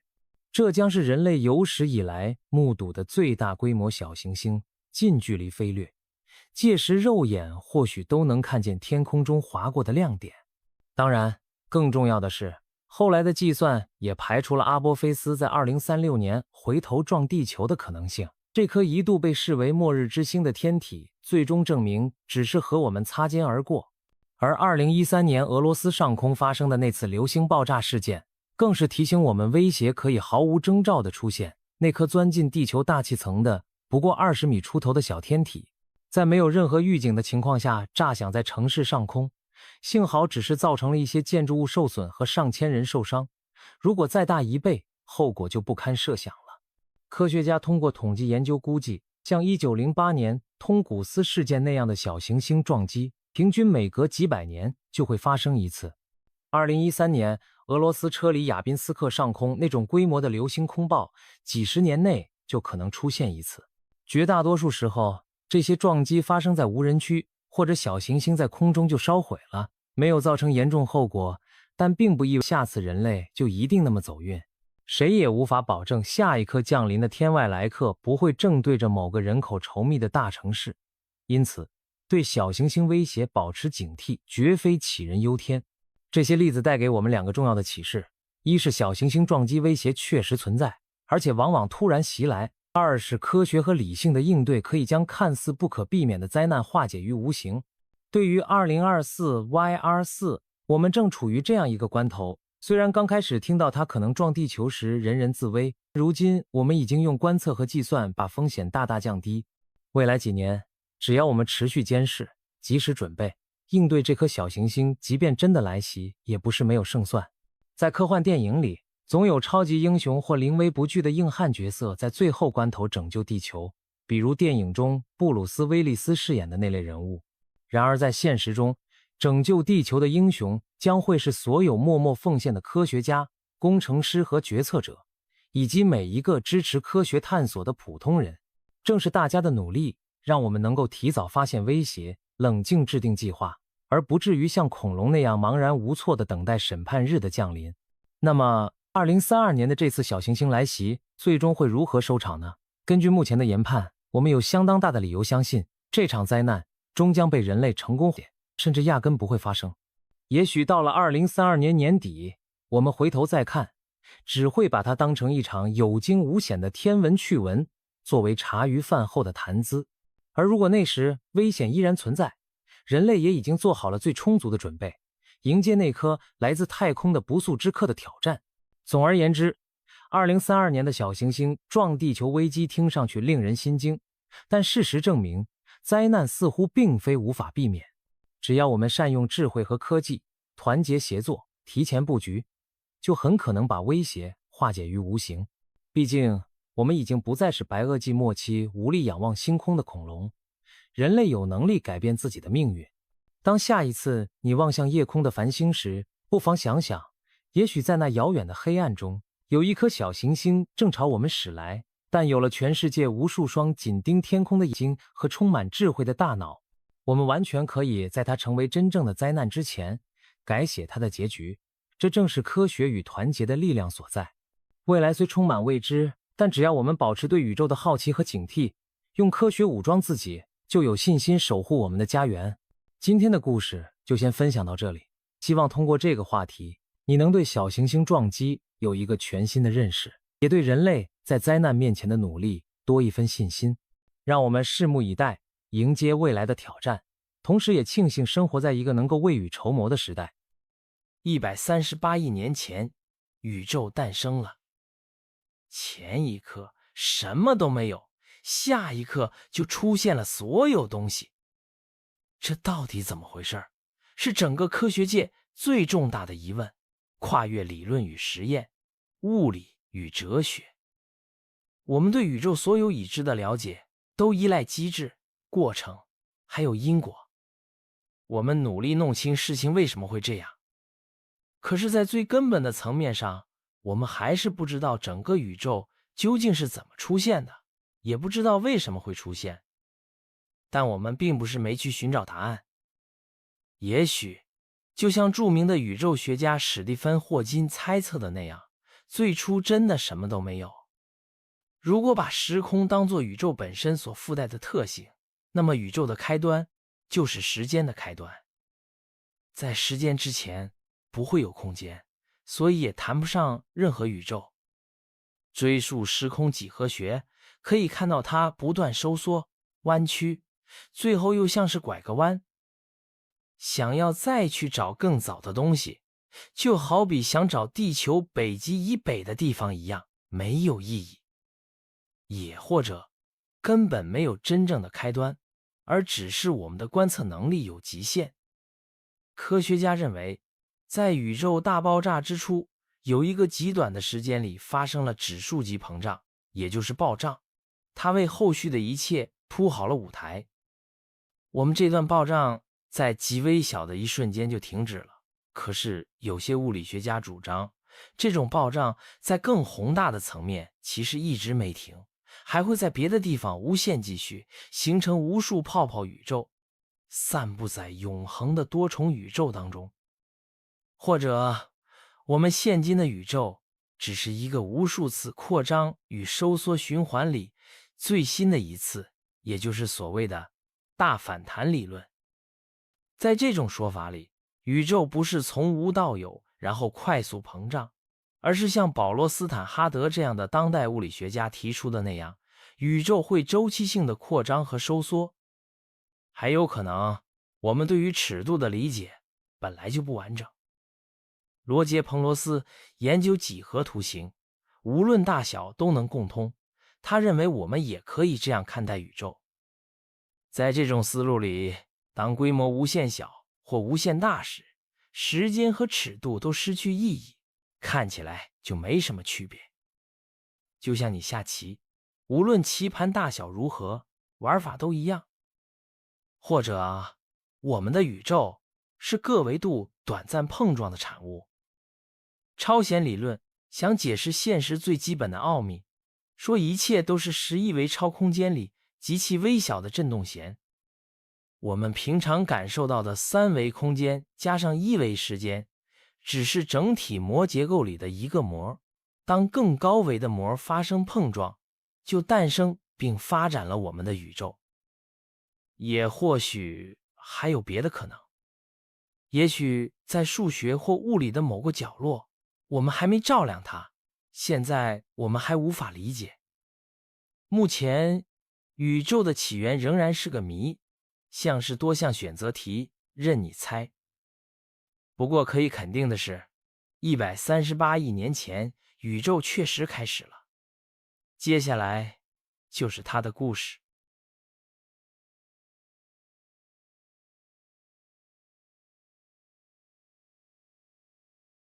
宇宙中最热的地方在哪里？你也许会猜它在恒星中心这个天然的核聚变反应炉。可就算你在熊熊火海里被烧成灰，也还是徒劳无功。恒星核心的温度大约是1500万摄氏度。你或许会把目光投向更暴力的天文现象，比如超新星爆发。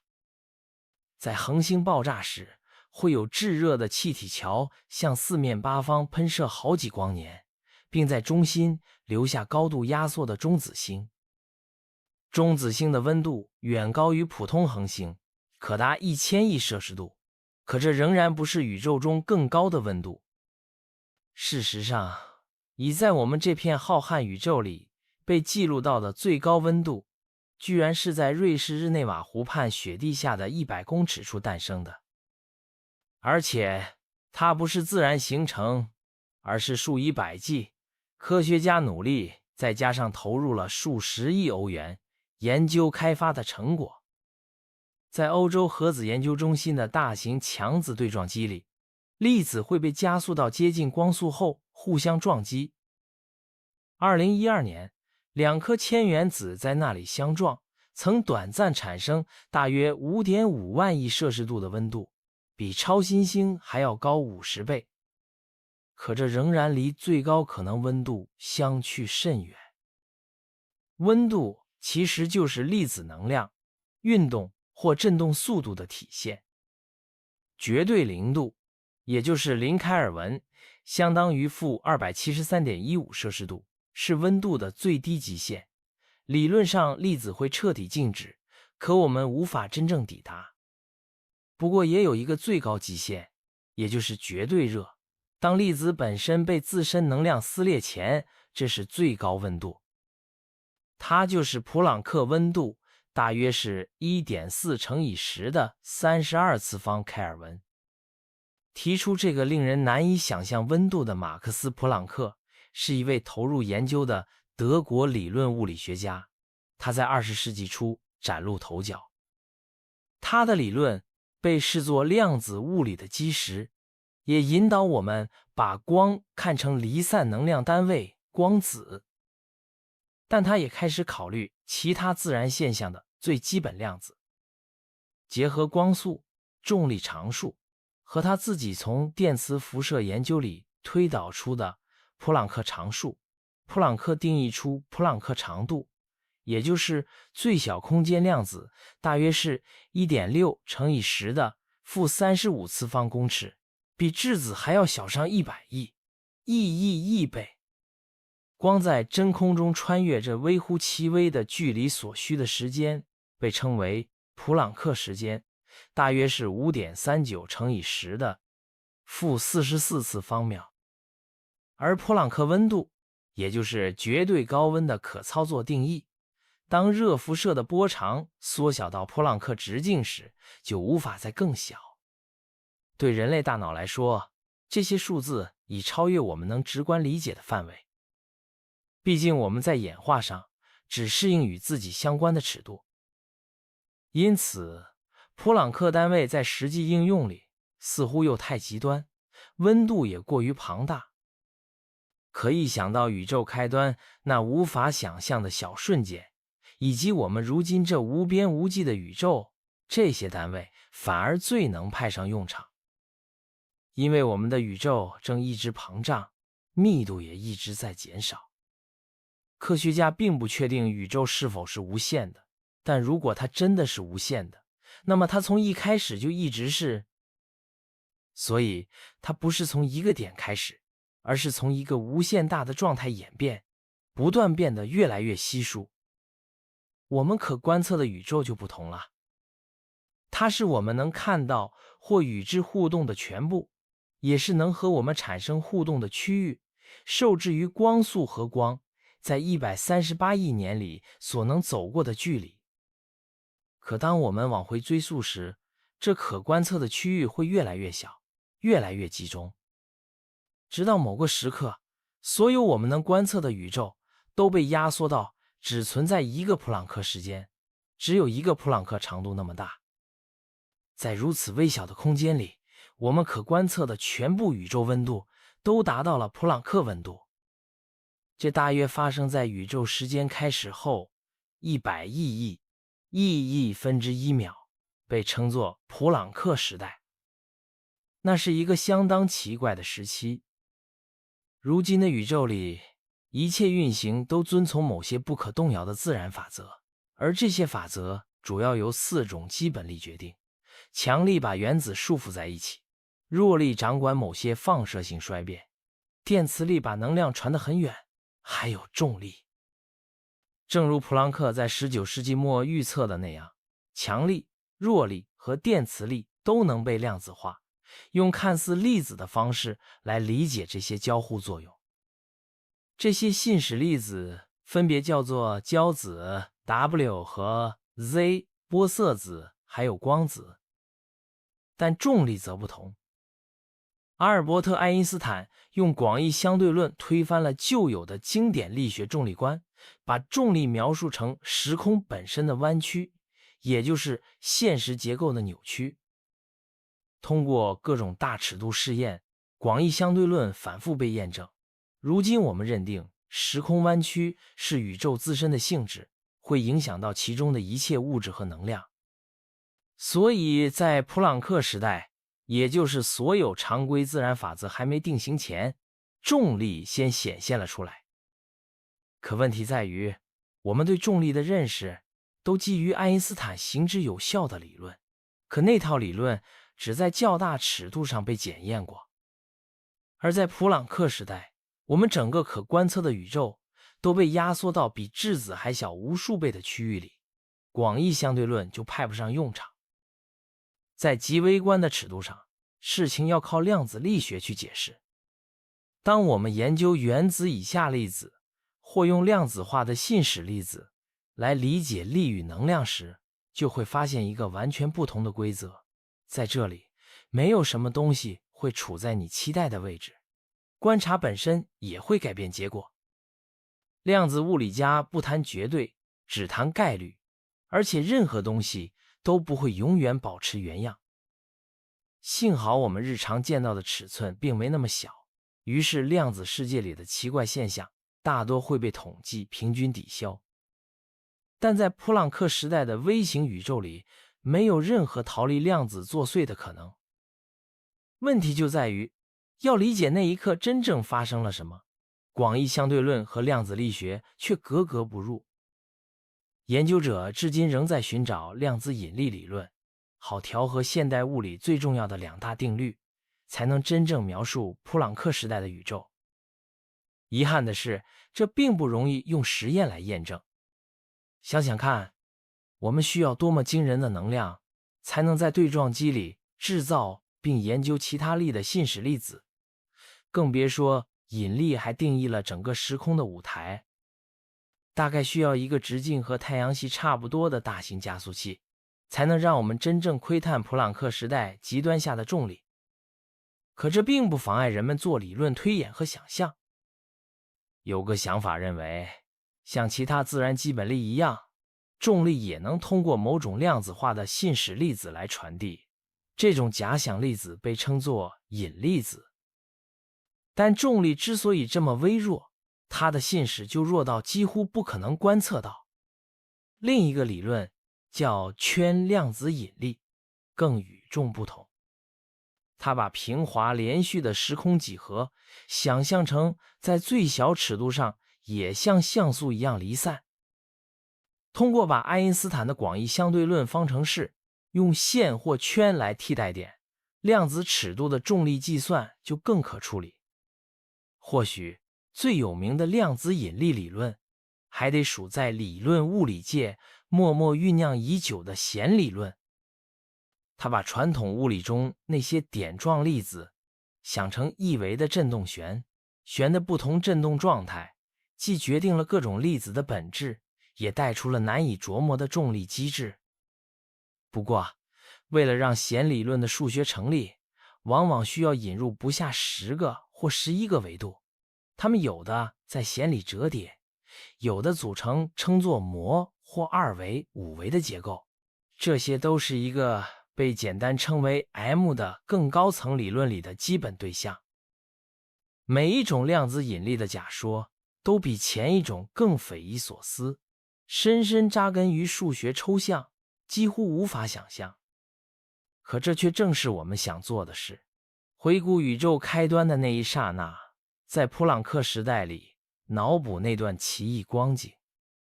讽刺的是，量子力学尚未成熟的上世纪50年代，美国理论物理学家约翰·阿奇巴尔德·惠勒就给了我们一个相对直观的描述，说那个动荡又神秘的时期，就像充满泡泡变动的量子泡沫。惠勒认为，量子尺度下的互动极具动态，又无法预测，所以海森堡不确定性原理让我们无法同时精准定义普朗克大小宇宙里的长度、时间或能量。于是，今天我们熟悉的那种连续统一时空，在那一刻成了天马行空、不停随机波动的泡沫结构。在这超高能量、极度紧凑的迷你宇宙里，微型黑洞和虫洞可能瞬时出现，又瞬时消失，没有任何因果可循。在这极短暂的刹那，可以说什么怪事都可能发生。可只过了100亿分之一秒，普朗克时代就走向终结。当宇宙稍稍变大一点，也稍稍冷却，混乱无序的量子泡沫逐渐告别舞台，新的纪元开启。宇宙要变成我们如今熟悉的模样，还要一段时间，但从这一刻起，至少我们现有的理论有机会派上用场了。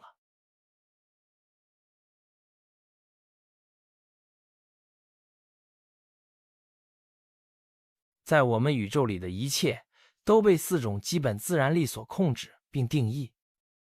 想象一下，你正打开电视，重力让你牢牢坐在椅子上，把地球大气紧紧抓住在地表，还让地球绕着最近的恒星公转，为你的生存创造宜居环境。但即使如此，重力还是相对弱，你只要用单臂的力量就能抬起遥控器，轻松对抗它。当你按下按键时，看不见的红外线，也就是电磁辐射，会从遥控器前端穿过客厅。电视屏幕上数以百万计的像素会发出可见光，也是一种电磁辐射，再穿过房间进入你的眼睛。你的眼球本身是演化史上的奇迹，但说到底，还是依靠原子里的电子和原子核，由电磁力把它们结合。原子核里的质子和中子则由强合力牢牢粘在原子中心。不止这样，质子和中子还由3个更小的亚原子粒子，也就是夸克组成，同样靠强合力束缚在一起。你身体里的每个原子，电视里的每个原子，乃至于万事万物的每个原子，全都仰赖这股力量。当你聚焦视线，看着电视里不断变化的画面，你的大脑神经可能以每秒200次的频率发出信号，而这些协调的电位需要身体里钾离子浓度的平衡来维持。钾和其他元素一样，被强合力束缚，但也有别的因素在发挥作用。因为钾稍微带有放射性，每秒大约有5000个钾原子会在弱合力作用下衰变。在1亿5000万公里外，太阳的核心像恒星炉一样炙热，把氢融合成氦。这股强大的聚变反应为地球提供能维持宜居条件的热量，也在星系尺度上创造了组成地球、电视和你本身的各种元素。而这一切也仰赖弱合力的参与。它的名字叫弱，可实际上影响深远。这4种基本力，也就是重力、电磁力、强合力以及弱合力，一同塑造了我们对宇宙的体验。在宇宙数百亿年漫长的历史里，大多数时候情况都是如此。可是，在最初的一瞬间，宇宙里的环境截然不同。在那时，用同样的基本物理成分，却出现另一套和现在不一样的规则。当普朗克时代过去，进入大统一纪元时，宇宙里只有2种力。这怎么可能呢？可以用掷硬币来想象，硬币在空中翻转时，正反两面无法区分，只有等它停住以后，我们才知道结果是正面还是反面。在硬币还带着能量旋转的时候，你只能看到一个旋转圆片，而不是正面或反面。这就像在早期宇宙的高能环境里，弱合力和电磁力开始融为一体。我们再也看不见弱合力或电磁力，只看见模糊融合的电弱力。如果能量进一步升高，强合力也会和电弱力合而为一，这就是所谓的大统一。这样三种主要基本力就会变成单一的电强力。但这套旋转硬币式的理论还没被实验证实。虽然粒子对撞机可以带给我们线索，说明电磁力和弱合力如何融合，可要达到让强合力也失去自身特性的能量，还要高上1万倍。哪怕是超新星爆发或黑洞喷射的最强天文现象，也还差个100万倍左右。至于第4种基本力，也就是重力，能不能纳进这统一体系，还得看神秘难测的普朗克时代以及各种量子引力理论的后续发展。可大统一理论依然是解释普朗克时代后宇宙如何演化的热门候选。在那个时段，历时大约比普朗克时代长了1000万倍，宇宙不断膨胀和降温。但别忘了，开头原本极其微小，所以到了这时期的末尾，整个宇宙还比一个夸克更小。所有能量都挤在极其紧凑的空间，让温度达到100万。E.E. 开尔文比大型强子对撞机所能产生的温度还要高上好几兆倍。这就是大统一纪元靠电强力主宰带来一系列怪异的相互作用。在这个微小的宇宙里，粒子处在极度的身份错乱里。光子会自发变成物质、反物质对，创造出夸克和氢子。可它们往往昙花一现，又立刻衰变回光子。电强信使玻色子则让局面更加乱七八糟，可以让夸克变成氢子，或让氢子变成夸克，让物质变成反物质，或反过来。在大统一的混乱掌控下，能量和物质、虚拟与真实粒子彼此交织纠缠，直到宇宙开始后1兆分之1秒，温度降到只剩1000兆度，强合力从融合状态里脱离出来，把2种力变成3种力，一切再次改头换面。可问题也随之浮现，这些理论或许能解释大爆炸后最初瞬间的粒子行为，却没办法说明未来宏观宇宙是怎么形成的。若把起初条件和最终规模比较，我们会觉得大爆炸似乎有哪里不对劲。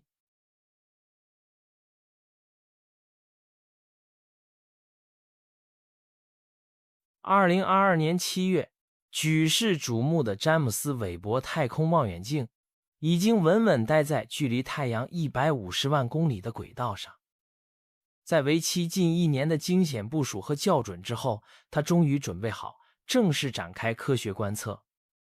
可当他将那18片镀金反射镜对准可观测宇宙里最深远的区域时，科学界却大吃一惊。在看过这台革命性望远镜传回的图像后，美国天体物理学家艾利森·科克·帕特里克在《自然》期刊里写道，他会在凌晨3点躺在床上，怀疑自己以前做的一切是不是都错了。没过多久，这些图像和他的评论就发酵了。因为光速是固定的，所以越深入观测太空，就等于越往回看时光。詹姆斯·韦伯望远镜看到的星系距离之远，对应的时间点只有宇宙诞生后约2亿年。不仅如此，这些星系还比预期更有条理，结构比大家认为的要成熟。恒星和星系的形成理论一时无法解释，也正是这点让科克帕特里克寝食难安。可不幸的是，外界很快就把他的忧虑延伸到对大爆炸理论的质疑。有些媒体甚至声称，这台新一代望远镜的首批图像就推翻了这块基石理论。幸好这种担忧是多余的。科克帕特里克其实只是对星系形成理论感到疑惑，不是对整个宇宙起源。早期星系的怪异结构只代表我们的理解里缺了某块拼图，并不表示一切都错了。所以大爆炸理论并没因此遭到重创，暂时依旧稳当。不过，想要完整解释我们所处宇宙是怎么来的，大爆炸理论却早就面临更严峻的挑战，也已经很久了。当我们观察今日宇宙的大尺度结构时，会发现好些现象对不上号。首先是平均温度的问题。虽然恒星能烧到几百万摄氏度，空荡的太空却只剩略高于绝对0度的温度，可我们朝任何方向观察，都看见一个极其接近的均匀温度，也就是2.7开尔文，布满宇宙每个角落，直径93亿光年。但这是怎么回事？若宇宙在近140亿年里逐渐膨胀，那相距超过140亿光年的区域，如何在光速限制下彼此交流，来彼此平均温度？我们如今看到的热均匀，意味着宇宙在最初时刻就已经呈现热均匀。可想想当初那紧密纠结的量子涨落，这时听来极度不合理。这就是所谓的世界问题或均匀性问题。但麻烦不止于此。爱因斯坦的广义相对论说明，大质量物体会让时空弯曲，并由此决定物质如何运动和演化。恒星、星系、黑洞会让附近的时空出现皱褶或凹陷。可若我们视野再拉远，就会看到这些局部不规则慢慢平滑，换来整体更趋于均匀的结构。就像宇宙的平均温度一样，时空在最大尺度上似乎变化很小。我们发现，宇宙在最大尺度上看起来是平坦的。如果整个宇宙物质密度够大，时空会呈正弯曲，像球面一样弯回自身，最终可能在引力作用下逆转膨胀，收缩成大挤压。相反，若密度过小，时空会负弯曲，像马鞍面一样无限向外弯曲，膨胀会持续到永远。我们对宇宙究竟是哪种几何形态很关心，也一直努力测量，但结果却让人意外，宇宙似乎完全平坦，像和硬币边缘刚好落地一样的巧合，几率微乎其微。这就是著名的平坦性问题。还有一个问题困扰我们对大爆炸初期1万亿分之1秒的理解，那就是磁单极子的缺失。在宇宙里，各种电荷会以正负配对存在，互相抵消，总体呈中性。同理，我们看到的磁体都有南北极，两极间有磁力线连接。可尽管独立的正电荷或负电荷能单独存在，却没见过哪个磁体只有单独的北极或南极。再怎么努力，我们也找不到只带一个磁极的粒子。1979年12月某个夜晚，思考这个磁单极子去哪儿了的理论物理学家艾伦·古斯意外想出一个惊人方案。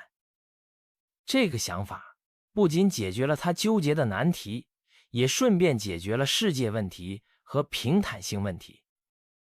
与其说宇宙用几十亿年从一个点膨胀到如今之大，不如假设宇宙曾在极短时间里暴胀，使它突然增大许多倍，然后再回到较为正常的膨胀速率。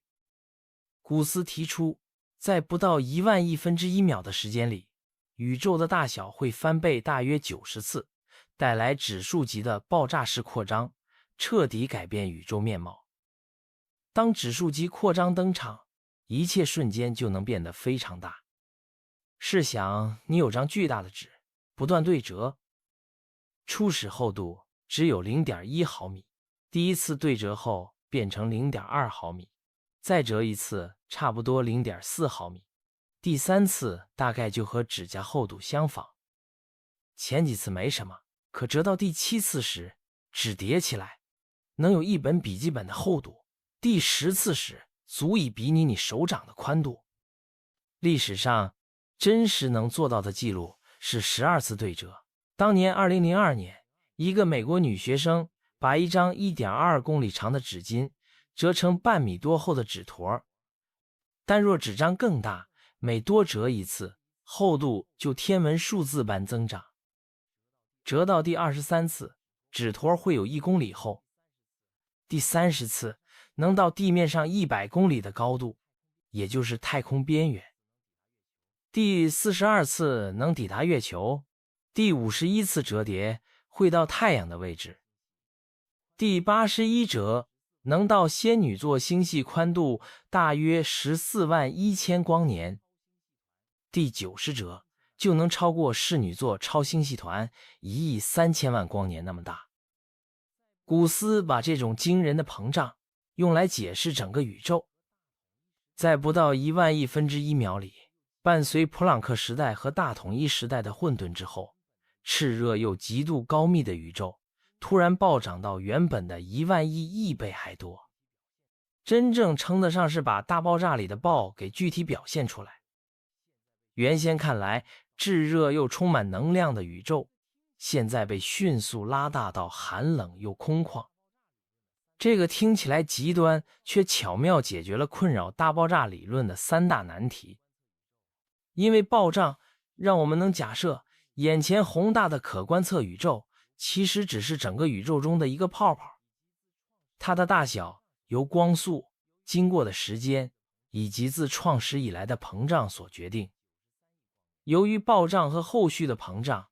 我们可见气泡直径约93亿光年，但这不过整个宇宙的一小部分。在我们看不见的更大范围里，答案就在那里。所谓的世界问题，也就是均匀温度问题，只有在我们假设这种均匀扩散遍及所有宇宙才会成为问题。可暴胀允许早期紧凑宇宙里存在的温度巨大差异被瞬间拉得遥遥相距。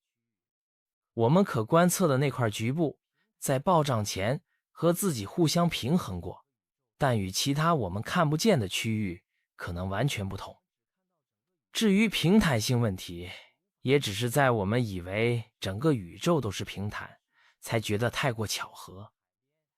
如果我们只看到整个宇宙的一小部分，就无法断言宇宙整体是怎样，可能只是视角问题。就像站在海边，看见水平面似乎是平的，可若你飞得够高，就能看见地球实际上是弯的。也许更广大的宇宙里，时空是正弯曲、负弯曲，或者两者相互混合，但我们无法越过自己的宇宙海岸去确认。最后，磁单极子缺失的问题，只是我们假设全宇宙都没有它们，才会是难题。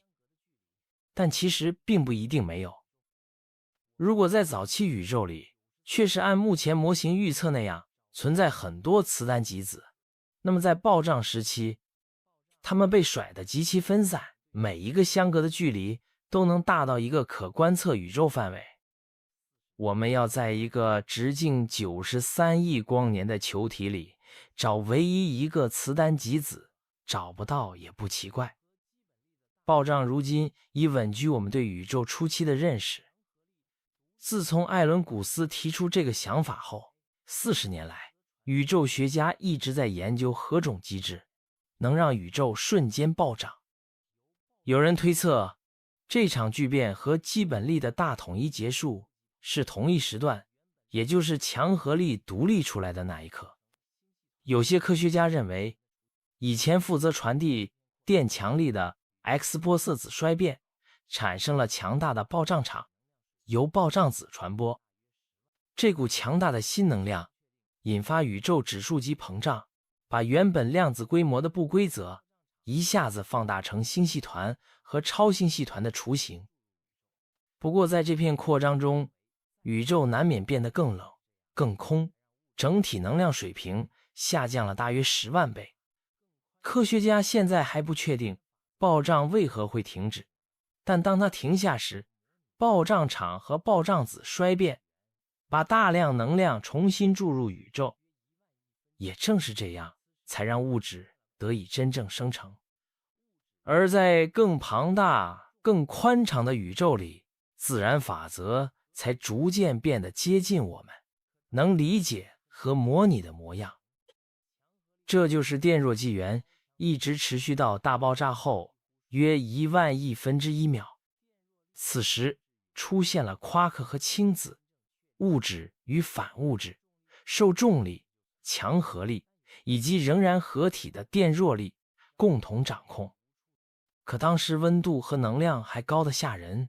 强合力对这些被超强能量搅动的粒子几乎束手无策。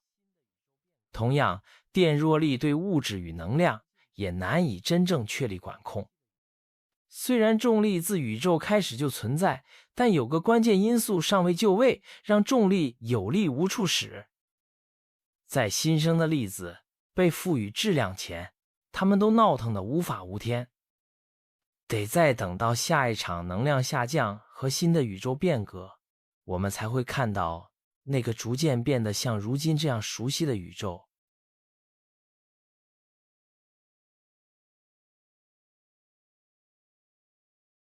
对称无处不在，我们在大自然中随处可见平衡、规律与几何美，无论是我们自己的身体，还是各种动物，无论大小，我们都是两侧对称，从中线镜像复制，而且我们普遍认为对称越完美就越美。许多生物都和我们一样具备左右对称，从庞大的鲸鱼到最微小的蠕虫。如果不是二重镜像，还有像海星和海胆这样偏爱5辐射对称的动物。其他生命界里也能发现双侧和辐射对称，植物、真菌甚至细菌都有。科学家发现，演化更倾向这些平衡且对称的形态，尤其因为这种形态能用更简单的指令来建构，而那些复杂不重复的几何就更难。实际上，数学和算法式的简单性也支撑着无生命自然界里的各种对称。在科学里，对称的含义比日常用法更广，意思是某个东西在怎样的情况下都不变。从物理定律到能量和动量守恒，宇宙本质上就是对称的。正电荷和负电荷相互平衡，有些粒子顺时针旋转，有些逆时针。如果你在半人马座阿尔法星去测重力强度，得到的结果和我们太阳系里是一样的。可宇宙并非完美对称，就像仔细看人体，会发现心脏偏向一侧，宇宙也有平衡里的瑕疵。有些粒子从不顺时针旋转，另一些从不逆时针。物质与反物质数量不对等，电场能做的事，磁场不一定能做。虽说它们在理论上等价，但很多这种不对称正是现实能正常运作的关键。可最初并不是这样。大约在宇宙诞生后最初的1万亿分之一秒，宇宙学家认为所有事物曾经是完美对称的，一切都平衡。但随着各种基本力最终分离，以及某种影响深远的东西出现，质量一切都变了。就像水在降温过程中会经历从蒸汽到液态再到固体冰，每次相变都改变性质，也降低对称性。同理，年轻宇宙的降温过程会让其中的能量和物质发生相变。当4种基本力终究各自独立，凝固成各自的形态，我们便迎来新纪元，夸克纪元。而且这时第一次由物质的交互作用来定义宇宙。我们已知的最大单一天体或许是超巨星 UI Scuti， 它的直径比太阳大1700倍，若它放在太阳系中心，外缘能延伸到木星轨道左右。可就和所有恒星一样，这颗庞然大物几乎完全由宇宙里最小的东西构成，也就是氢和氦的原子。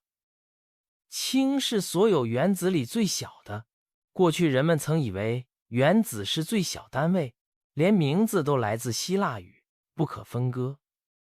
可20世纪初的原子理论革命告诉我们，原子其实很可分。也正因为这可分性，才诞生了人类历史上最具毁灭力的武器之一。氢和氦虽说简单，却由质子、中子和电子组成，而这些粒子还相对容易分离和操纵。可即使是质子和中子，也不是最基本的，里面还有更小的单元夸克。夸克和电子的各种特性会支配所有物质的性状，连宇宙里的最大天体 US Carti 都不例外。200年来，物理学家一直追寻物质的基本粒子。要把越来越小的粒子撞开，去看里面有什么，需要大量能量，只能在粒子加速器里把它们加速到极快速度，再对撞。从对撞废墟里分析，我们可拼出宇宙基本构建全貌，这就是著名的粒子物理标准模型。理论上，只要有这套模型，就能解释宇宙中事物的模样和缘由。普通物质，比如质子和中子，也被称作强子。可它们各自由不同种类的夸克组合，每个夸克有它自己的质量、电荷、自旋，还有被称作色的属性，用来解释它们如何团结成组。正电荷的质子由2个上夸克和1个下夸克组成，中性的中子则是2个下夸克和1个上夸克。除此之外，还有其他种类的夸克，比如奇异、灿顶、底会组合出更奇特的强子。这些粒子一般只在实验室里才见得到。就算实验中用巨大能量来撞击强子，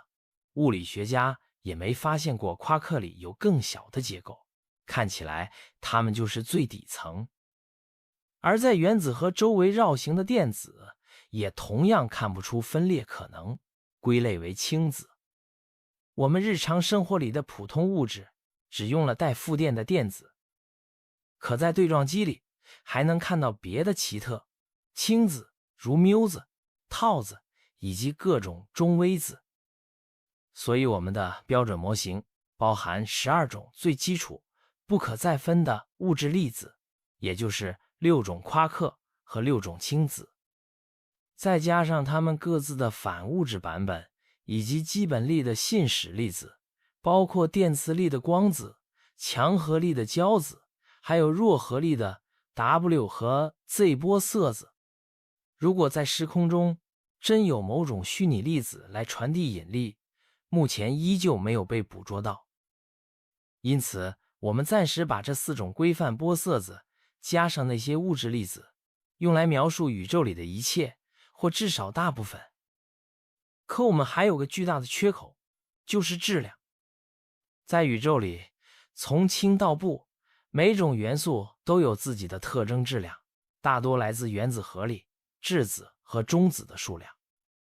因此，看起来原子的质量主要来自质子和中子。可我们再深入追究，发现事实并非如此。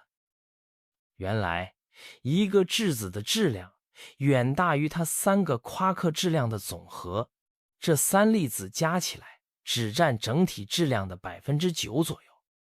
剩下的那一大块来自核内部的能量储藏，也来自爱因斯坦的质能方程 E 等于 mc 平方，以及胶子与强合力在量子层面的各种纠缠。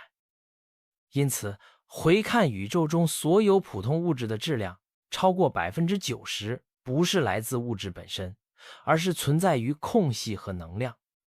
但夸克本身仍有质量，这和那部分能量贡献不一样。这背后的原因曾经是谜。光子和胶子能轻松做事，却不需要质量，而电子和中微子的质量也比最小的夸克还小，而弱合力的 W 玻色子质量却高达上夸克的4万倍，比一个铁原子还要重。为什么粒子质量会差别如此之大？甚至为什么它们要有质量？是当年困扰英国理论物理学家彼得·希格斯的问题。上世纪60年代，他在爱丁堡大学任教和做研究时提出了解法。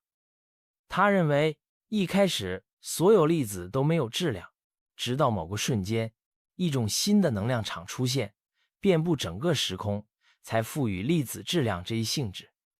这个希格斯场通过自身量子化的信使粒子希格斯玻色子来传递。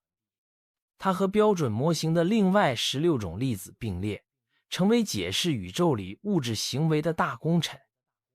不过，尽管希格斯的理论成熟，人类却等了将近50年，才真在实验里找到希格斯玻色子。为了证明这昂贵又抽象的探索有意义，1993年，英国科学部部长承诺，如果谁能想出最佳类比，帮大众了解希格斯场的重要性，他就送对方一瓶香槟。有人用糖浆、棱镜或电场来打比方，但最终是伦敦大学学院的物理学家大卫·米勒胜出。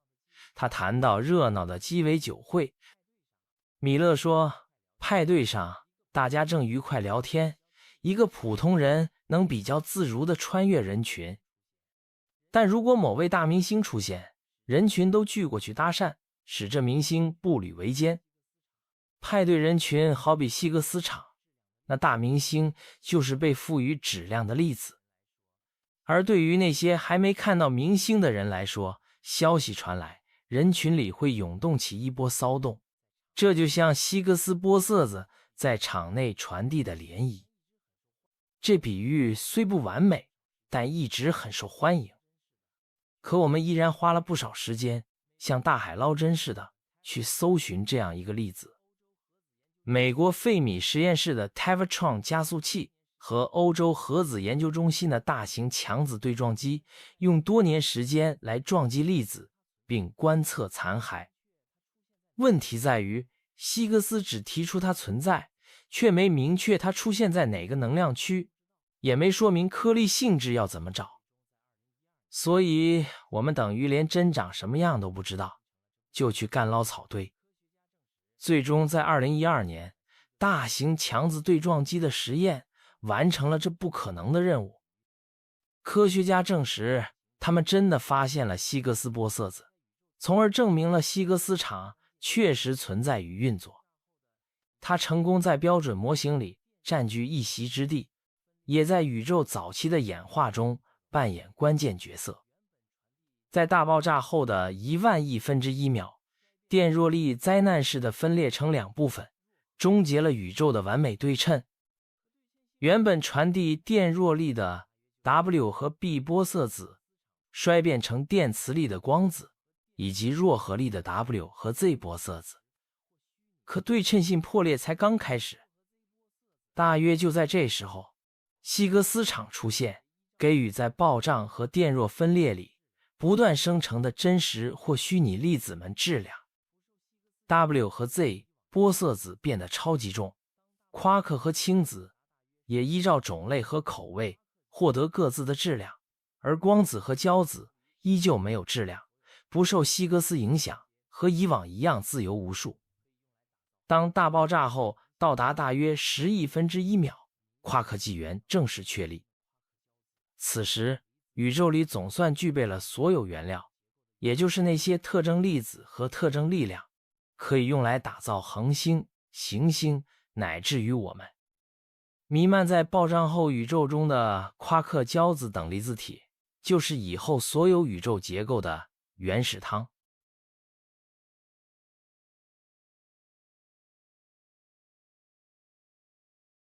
我们的宇宙里充满了各种不可思议的变化与多样性。有些恒星炽热并且寿命极短，短短几百万年就会猛烈爆炸。也有些恒星燃烧的较慢，几万亿年都几乎不变。同时还存在着形形色色的行星、庞大的气态巨行星、炙热贫瘠的岩质星球，偶尔也能出现绿色、有水、适合生命的世界。在那些确实拥有生命的行星上，比如地球，就有你能想象到的各种生物，从呼吸硫或甲烷的细菌，到会思考、自我认知的猿类，它们建造建筑与望远镜，并思索自己在宇宙中的位置。宇宙可能无穷无尽，能容纳几乎无限的多样性，但也有一些现实层面的特质，不管你在宇宙何处，用什么方式观测，都是亘古不变的。科学家在扩大对宇宙运作如何以及为何的理解过程中，逐一揭示了这些所谓的自然常数。我们一次又一次地撞上类似魔术般的数字，跟其他物理定律或现象毫无关联。比如光在真空中的速度，通常被视为任何在宇宙中前行的终极速度上限，它是 2.99792 乘以10的8次方公尺每秒。或万有引力常数，它描述了两个物体由于重力而相互吸引的强度为 6.67384 乘以10的负11次方，单位是公尺每秒平方每公斤。这样的列表还在继续。我们有精准而明确的常数，把粒子能量和温度，或温度和所发射的辐射量联系起来，也涵盖由电流产生的磁场强度以及电荷生成的电场强度。更不明显却仍重要的是，基本粒子的质量也被定在常数值上，但似乎又很随意。就连希格斯机制也无法解释为何它们会是这些数值。为什么自然界中这些关系要有如此精准的数值？这连伟大的物理学家理查德·费曼都深受困扰，尤其是所谓的精细结构常数。它实际上描述了粒子之间电磁力的强度，定义电子吸收光子的概率。它的值大约是137，却和任何其他物理定律没直接联系，也没有理由不是12或135或3015。可它偏偏是137，才能让宇宙的整体状态保持现状。如果它大幅增大或减小，都将严重影响质子的稳定性，让物质难以维持存在。对于大多数其他自然常数亦然。若引力比现在弱，那么宇宙就只会剩下不断稀释的氢气汤。若引力更强，所有物质都被挤进黑洞或短命且剧烈的恒星，再没有行星或生命能形成。这些看似随意的自然常数，却被精妙地微调得恰到好处，才造就我们看到的多姿多彩的宇宙。但为什么会这样？我们仍不知道。或许只是碰巧如此，或有人在操控旋钮。也有很多科学家猜想，我们的宇宙只是无数个不同初始条件、不同自然常数的宇宙中的一个，大部分都失败荒芜，只有少数刚刚好的才会演化出丰富多样的结构与生命，包括我们。不管怎样，这种微调在宇宙开端的最初几秒就已经十分重要。在大爆炸后1亿分之一秒时，宇宙里充斥惊人的夸克、氢子以及无处不在的虚粒子。当时温度和能量还过高，这些基本粒子无法正常彼此交互。等到温度再降，到大爆炸后100万分之一秒，宇宙的温度仅剩1兆摄氏度。胶子和夸克终于放慢了疯狂振动，首次彼此作用。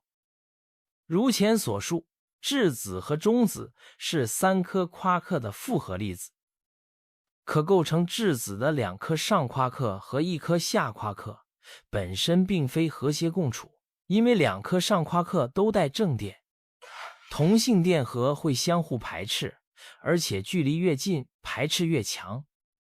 幸好有了最强大的强合力，由胶子来传递，这才把它们锁在一起，形成稳定的强子粒子。但其实，质子内部构造远比我们想象的还诡异。不仅大部分质量来自能量和量子动态，而且构成物质的成分并不总是固定。有时候，一个原本上夸克或下夸克会突然变形，变出一个灿夸克和它的反物质对应。不过这变化很短暂，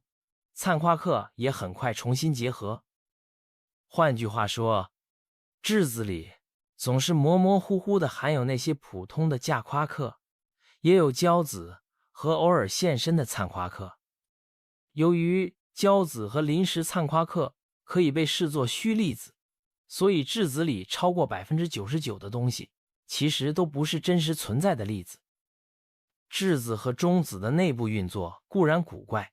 但在大爆炸后的100万分之一秒里，它们已越来越占据宇宙的主要成分。然而在这个炙热密集的等离子环境里，由于弱合力的影响，新生的质子可以轻易转变成中子，反之亦然。直到温度再度下降到接近1秒时，这项由弱合力带来的身份转变才渐渐失效。质子和中子不再频繁互换，这段时期被称作冻结，强子们终于选定了自己是谁。这时候，所谓的精妙常数再次发威。具体来说，就是上夸克和下夸克的质量有差异。因为下夸克比上夸克更重，而中子里有2个下夸克，所以中子的质量比含有2个上夸克的质子略大。当宇宙继续降温，这些粒子在最后时刻的转换会走能量更低的路径，也就是从较重的中子变成较轻的质子，而不是相反。于是从那以后，宇宙里的质子数量就比中子多，差不多7:1。而事实证明，这个比率对宇宙后来的形成非常关键。质子构成了氢和氦，而氢氦是恒星的燃料，也是更重元素的基础。这些带电的质子多于中子，才让元素能彼此作用，推动化学与生物学发展。如果当初设定不同，比如下夸克被微调的稍微轻一点，那么我们如今见到的宇宙就会非常不同。如果中子比质子更轻，在冻结时就会有更多中子留存，化学反应的可能性也会变得有限。只有质子的轻，也就少了中子，恐怕不会长时间稳定。或许有些较重的质子能跟中子结合，生成氦原子，但氦被誉为最惰性的元素之一，而且宇宙里中子也许会过剩。要想实现核聚变都难，更别提形成恒星、星系、行星或我们。所以我们该感谢宇宙会更偏向质子。可这并不是宇宙在这个阶段唯一出现的失衡，还出现了物质与反物质的神秘失衡。想象某一天，或许我们在人类的天空中恰巧朝某个方向观察，就会看到某个外星文明自我毁灭的景象。也许只是一颗微弱星星稍微亮了一下，可实际上代表了某种能量惊人的毁灭武器，夷平了整个星球。历史告诉我们，地球文明常常争端，与领土斗争不断，没理由认为银河里别处不会如此。当外星世界爆发战争，他们也会陷入军备竞赛。从锋利的武器到爆破弹药，从纳米机械到原子弹，毁灭性武器不断迭代。可这些先进外星还不满足，又把目光投向更强大的能量来源。凭借更先进的科技，他们学会了制造并分离反物质，用电磁力把它悬浮在真空里，等到需要时再释放。他们不需要大量燃料或任何引爆装置，因为反物质一旦碰上普通物质，就会两两湮灭，释放巨大能量。仅1克反物质就能产生相当于90公斤传统核弹燃料的爆炸威力。于是军备存量越积越多。无论是愤怒也好，误会也罢，或哪怕只是意外，一旦这堆反物质武器被引爆，黑夜瞬间变成白昼，灼热的风席卷城市，摧毁双方和一切生命。整个星球都在往后数百年沦为废土。这就是物质和反物质相遇的毁灭性可能。可实际上，我们天天被反物质包围。英国物理学家保罗·狄拉克在1928年首次预测了反物质的存在。他试着把爱因斯坦的狭义相对论与量子力学整合时，发现它的方程不仅适用于带负电的电子，也适用于带正电的镜像，预言了一种全新的粒子——反电子，也称正电子。4年后，美国物理学家卡尔·安德森在研究宇宙射线的云室里真实观察到这种难以捉摸的粒子。在确立了反物质存在以后，物理学家也开始寻找其他反物质粒子。1950年代，加州的 Bevatron 加速器成功探测到首个反质子和首个反中子。1995年，科学家终于拼出一个反氢原子。如今我们知道，从超新星与黑洞喷流到香蕉里的钾发生放射性衰变，每隔大约75分钟都会产出一个正电子。所以反物质并不只存在于科幻情节里，但在宇宙中依旧远少于普通物质。根据湮灭信号的缺失，科学家推断，在银河系里每1000兆个正常物质粒子里，顶多才有一个反物质粒子。这样也好，否则如果两者数量相当，早就湮灭的只剩一片空无，什么恒星行星都无从谈起。可问题在于，这幸运的不平衡是如何形成的，至今还让物理学家头疼。也许又是某种微调系法。早先，物质和反物质是一同形成的，在大爆炸前1亿分之1秒里，通过能量转化创造出一对对粒子。在那高度密集的环境里，它们不会活太久，很快就遇到对立面湮灭，再变成能量。这样不断的自发生成与毁灭，直到宇宙温度下降，不再产生新的夸克、反夸克对或氢子、反氢子对。可胶子并不管你是普通物质还是反物质，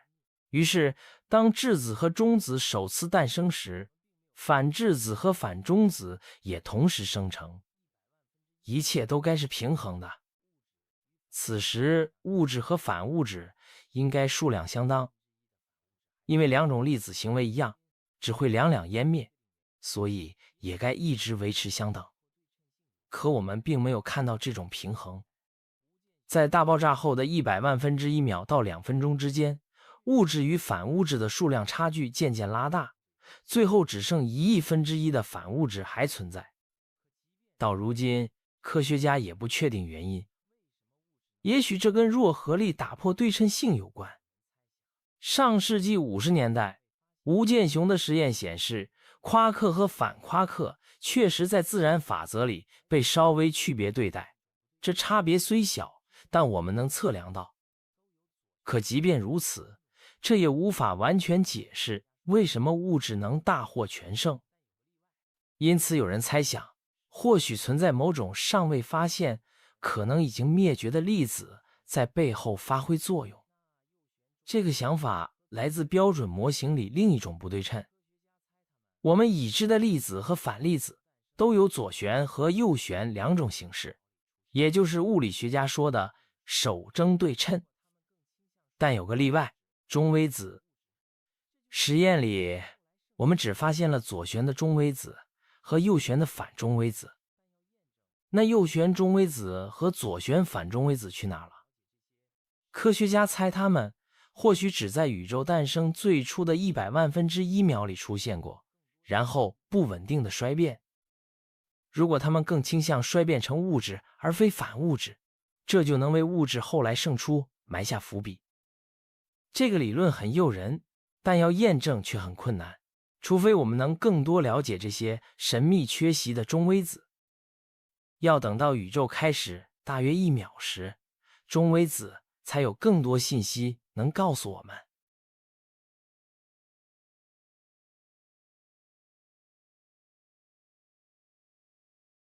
当我们望向夜空最深处时，会在几乎所有波段看到各种奇景，有弯弯曲曲的星系，有五颜六色的星云，还有被称为类星体的刺眼光点。这些遥远的超大质量黑洞在星系中心吞噬物质和光。不过，这些类星体还照亮了另一种遍布深空的奇妙现象，被称为莱曼阿尔法森林。由于光在不断膨胀的宇宙真空中以恒定速度行进，越遥远的天体也就越古老。当我们看见很远的类星体时，其实看到的就是它们好几10亿年前的模样，而且它们发出的光也被红移了，比起原本的样子会更往红色方向拉伸。然而，当我们仔细观察这些古老又遥远的类星体光谱时，除了它们本身被红移的辐射，还有很多更短波段的明显吸收凹口。这些吸收凹口多到挤成一片，就像高山松林一样茂密。这就是莱曼阿尔法森林，但这里没有真正的森林，而是星际空间里那些低密度的氢气云。当光穿过氢气云时，会有部分光被吸收，于是我们在地球上收到的光谱就出现凹口。这就是发生在这些远古类星体的光上，每一个吸收凹口都代表一个原本看不到的氢气云。光是能够想象这些微弱结构就已经很令人惊叹，但通过分析它们的排列分布，我们还能窥见早期宇宙的化学和成分。天文学家发现，这些吸收凹口在高红移处最密集，而高红移也代表更早的时代。这给了我们一个窗口，去了解最早期宇宙里的化学元素与组成。跟今天相比，早期的宇宙里到处都是这种低密度氢气云，几乎没有光能躲开它们。这些氢气云成了恒星和星系的育婴室，而它们本身也是宇宙刚诞生时就已经孕育出来的。当宇宙刚过1秒时，其实已经发生了不少事。那个时刻的温度大约只有100亿摄氏度，到处都挤满了那些在无情粒子大战中胜出的粒子，以及无数高能光子的碎片，它们是在无数彼此湮灭的碰撞中产生的。因为幸存粒子本身的特性，质子与中子的数量比例被定下来了，那种充满随机诞生与转换的年代也正式结束。如今有质量的粒子已经通过希格斯场获得它们的质量，而主宰我们生活的4种力——强合力、电磁力、弱合力以及引力，此时都已经完全成型。只不过在这样炽热而剧烈的环境中，它们的行为还是很狂放。到目前为止，我们对只有1秒大的宇宙的研究还是以理论物理为主，因为要在实验室里制造当时那样的高能量，依然相当困难。不过，我们现在已经进入一个能让实验物理学家甚至天文学家更深入研究的时代。我们终于能窥探到一段有望被观测，甚至被制作成图的宇宙历史。在南极的冰天雪地里，每年有几周时间太阳不会落下。就是在这个时候，2005年1月，最前沿的冰立方中微子观测站正式开始向冰层直灌热水，用了58小时才钻出第一口2.5公里深的井。而这样规模的井总共要钻80口。如今，冰立方阵列的那些井分布在1平方公里的南极冰下，但这个超大规模与不可思议的地点，还不是这座新一代望远镜唯一让人惊奇的地方。它并不是朝着夜空上方，而是向下穿过地球深处来观测。它没有镜头、反射镜或射电天线，而是由4000多颗模组组成。这些模组挂在超过80条深插进冰层的绳线上，就像一串串珍珠沉在南极冰冷黑暗的深处。虽然这样听起来挺匪夷所思，但事实上，这却是观测全宇宙中最难捉摸粒子之一的理想方法。冰立方并不是孤军奋战，在金矿底部、全世界最深的湖底以及日本群山内部也有类似的设备，都在寻找这种神出鬼没的中微子。中微子这个粒子最早是在1930年代被提出，用来解释核衰变方程式里的能量不平衡。当时观察到中子有时会自发衰变成质子和电子，物理学家泡利发现还缺了一点能量，于是他推测一定有另一种非常微小、质量极轻、几乎透明的粒子在捣鬼，只是我们当时完全侦测不到。事实也正是如此，仅仅依靠普通的核衰变，每秒就有100兆个中微子穿过我们的身体，但我们却毫无感觉。然而，科学家可不会轻言放弃。1951年，美国物理学家克莱德·科恩和弗雷德里克·雷恩斯就开始找寻这种鬼魂粒子，还给研究取了一个响亮的代号“幽灵计划”。他们第一步打算用强力的核分裂反应来制造足够多的中微子。他们甚至提议过引爆一颗20千吨的核弹，并在距爆心50公尺处放置一个巨大侦测器，绰号怪兽，它能侦测到中微子碰撞后发出的闪光。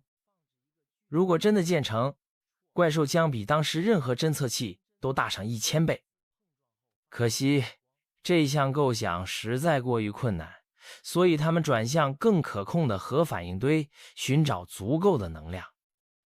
终于在1956年，科恩和雷恩斯的实验成功了，他们总算破天荒地侦测到这个让物理学界头痛了20多年的鬼魂粒子。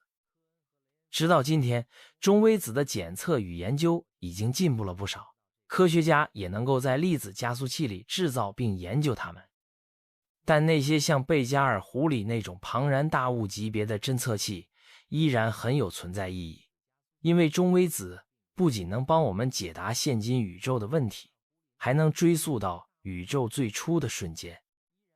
中微子产量极其惊人，来源又非常多元，科学家希望借由中微子研究那些现代宇宙里最强烈、最神秘的事件。有一颗位于大麦哲伦星云里的恒星，在大约168000年前爆炸成为超新星，它喷出的碎片以接近光速的速度向四周扩散。1987年，这些碎片以及无数在爆炸时产出的中微子终于抵达地球。在日本的科学家当时观测到了11颗那场爆炸产生的中微子，他们觉得自己非常幸运。虽然看起来数量很少，但天文学家正是用这种中微子视角看见那次超新星爆发，这也让多信使天文学时代正式启程。重力波、各种波段的电磁望远镜以及中微子探测器都能搭配在一起研究宇宙最极端、最不可思议的现象。更重要的是，中微子能穿透许多光无法穿透的地方，因为它几乎不会跟任何物质互相作用，从星云、恒星甚至整个行星都能轻松穿过，只会受到弱合力和引力的影响。这种穿透力也让它们成为我们窥探宇宙最初时刻的有力工具。在大爆炸后1秒时，宇宙还充满炙热的粒子与光子，密度高到什么都不透明，足足几十万年都如此。我们的望远镜依赖光子在真空中传播，没办法直接看穿那种高密度的等离子体。如果想观察更早的情形，就得用别的方法，而这里就是中微子能大显身手的舞台。在大爆炸不到1秒时，中微子与反中微子也是那锅宇宙热汤里的一部分，它们一直在碰撞与散射，不断与其他物质交互作用，因为当时一切都还非常炙热。可在大约1秒左右，宇宙降到100亿摄氏度，粒子运动放慢，中微子就此逃脱出来，不再与物质或光纠缠，而是自由穿梭在宇宙中。这股大逃亡也在宇宙中留下印记，科学家称之为宇宙中微子背景。如果我们能找到这个印记，就能看见宇宙只有1秒大的模样，比我们现在用光子望远回溯的38万年纪元还要提前许多。可这些来自宇宙最初1秒的遗迹中微子，比高能中微子还要难抓住，因为高能中微子在每立方公分里就有1000亿个，而这种远古中微子在同样体积里可能只有300个。要直接抓到它们，我们得把侦测精度提升上限在水平的10亿倍，或者找它们在逃脱时对宇宙造成的影响。它们是当时宇宙唯一能穿透不透明等离子体的微小粒子，所以可能会在经过时留下一个个小型音爆，改变当时物质和能量的分布。这些区域有的略微变热，有的略微变冷。经过138亿年的膨胀后，这些冷热分布被放大，形成我们今天看到的大尺度宇宙结构。如果能破解星系分布里藏着的讯息，也许我们就能听见那来自宇宙1秒时的回声。但这还不是唯一和1秒大的宇宙有关的谜团。让我们看看痛618，它位在距我们182亿光年的地方，亮度是太阳的140兆倍，被视为已知宇宙中最闪亮的天体之一。据推测，它大约有110亿年历史。虽然如此明亮，其实是因为它中心藏着宇宙间最大的黑洞之一。这个超巨型黑洞差不多有太阳质量的660亿倍，比我们银河系中心的人马座 A* 还大上15000多倍。事实上，这个黑洞比银河系所有恒星的总质量还重，所以它的直径足足是海王星轨道宽度的40倍。如此惊人的规模带来极其强大的引力，让物质能以每秒10000公里的可怕速度往里掉，并在周围吸积盘里发生猛烈摩擦升温，发出耀眼光芒。虽然痛618也许是我们目前发现的最大的黑洞，但它绝不是宇宙里唯一的这种巨兽。许多大型星系中心都潜伏着超大质量黑洞，质量往往超过太阳的10万倍。而且它们在星系诞生和演化的过程中扮演很重要的角色。这些炙热又庞大的中心会不断吞噬周边恒星物质，让自己进一步成长。只是它们出现的时机似乎比我们模型预测的要早。天文学家发现，一些巨大黑洞在大爆炸后，短短几百万年就已经存在。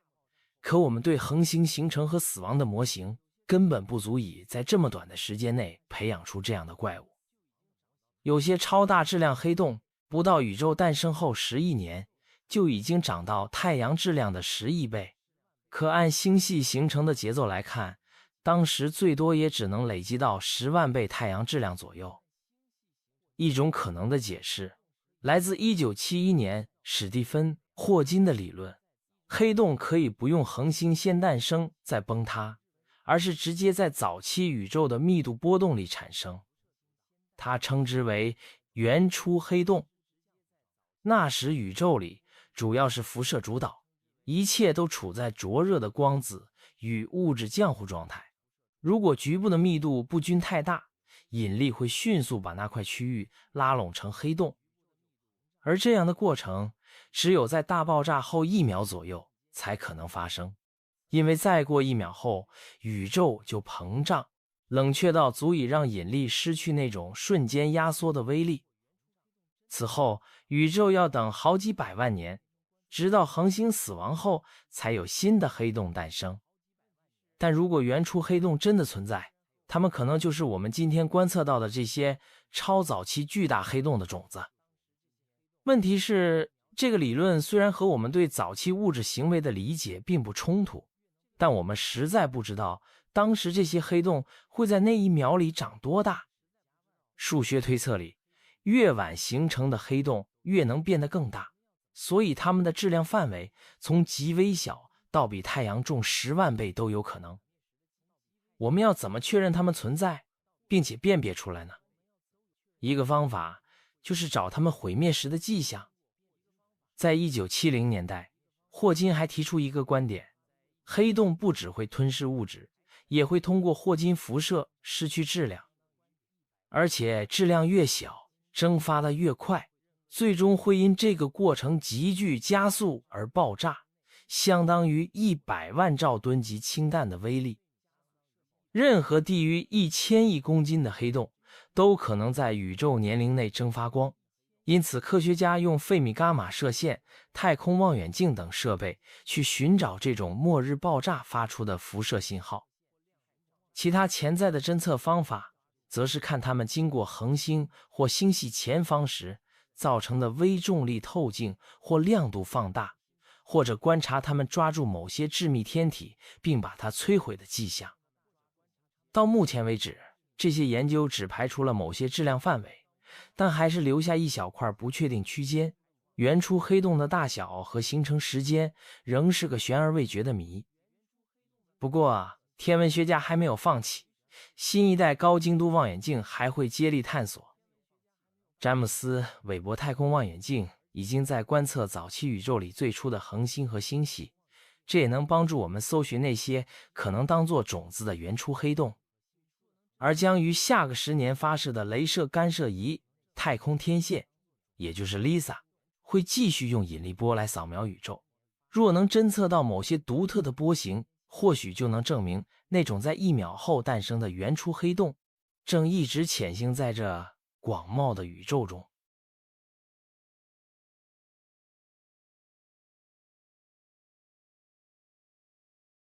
在2022年12月5日，加州劳伦斯利弗莫尔国家实验室的国家点火装置里，人类取得了一个惊人的新突破。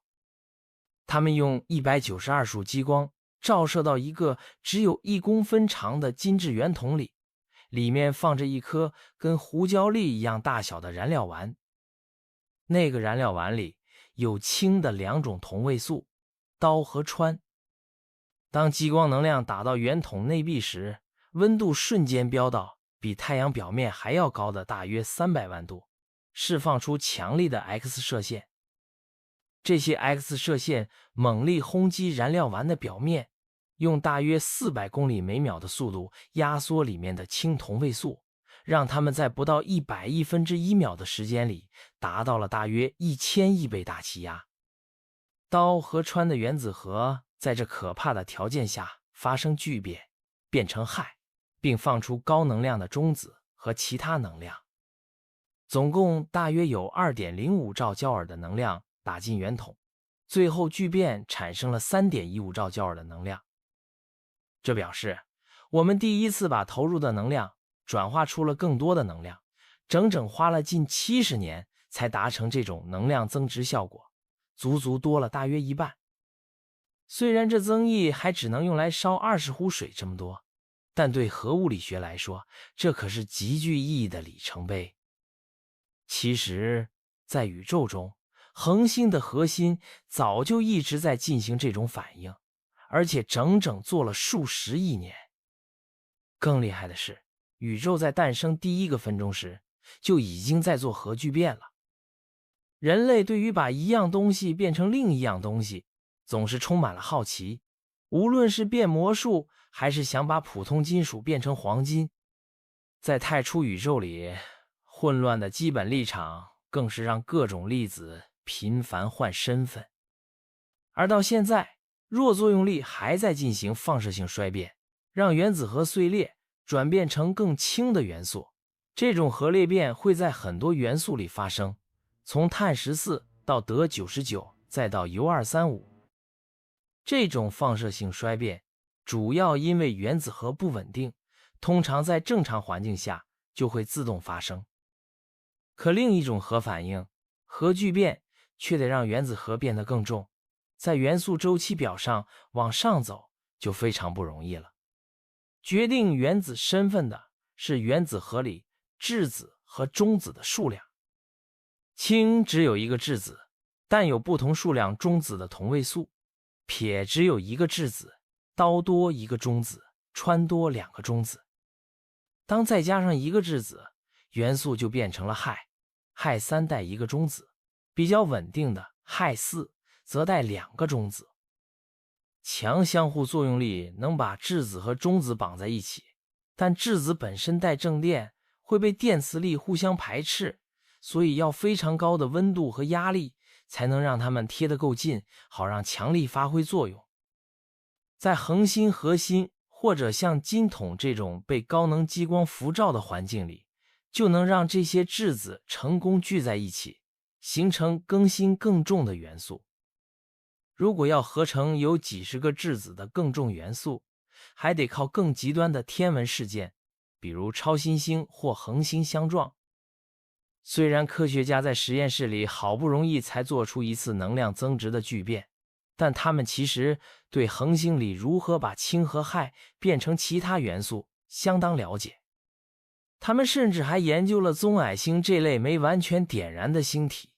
质量比木星要大，但又不够大到能把普通撇聚变成氦，只能先靠聚变刀来勉强发光。不过这些都没告诉我们最初的氘和氦是从哪里来的，所以就得追溯到恒星形成前的时代，也就是宇宙诞生第1个分钟左右，当时平均温度大约是1000万度左右。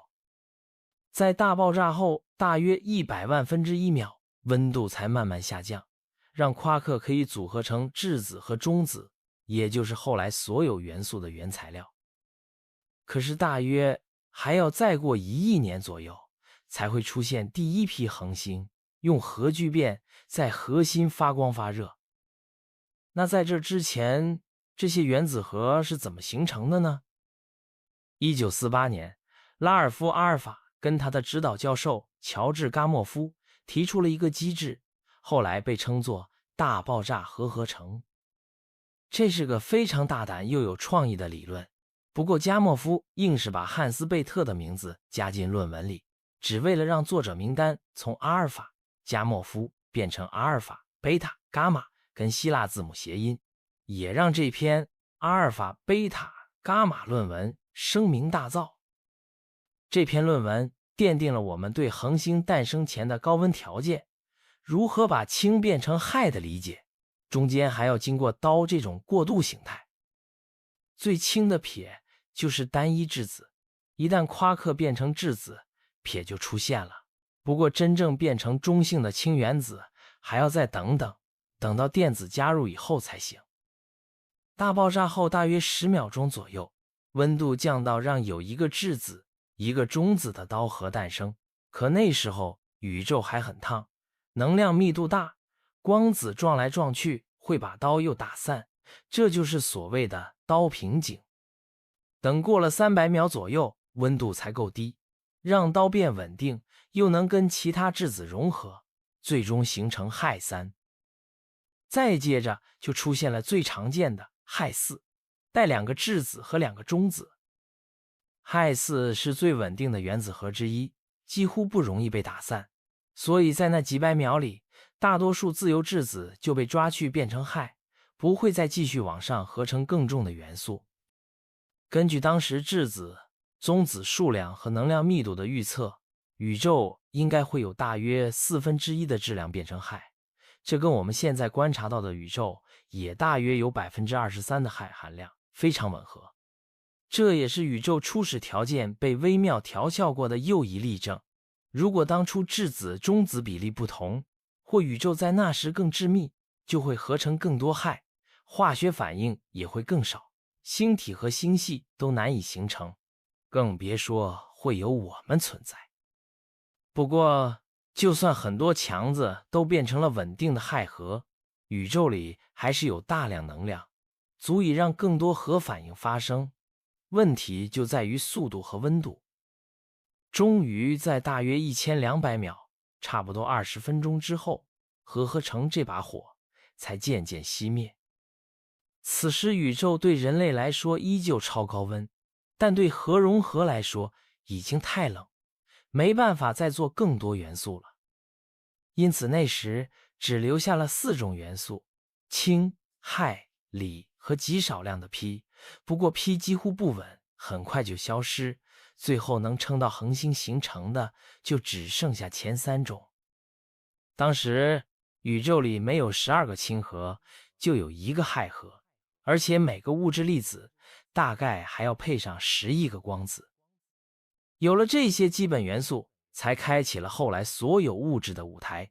连2022年在加州做核融合实验用的刀和氚，也是在138亿年前宇宙刚诞生时就已经生成了。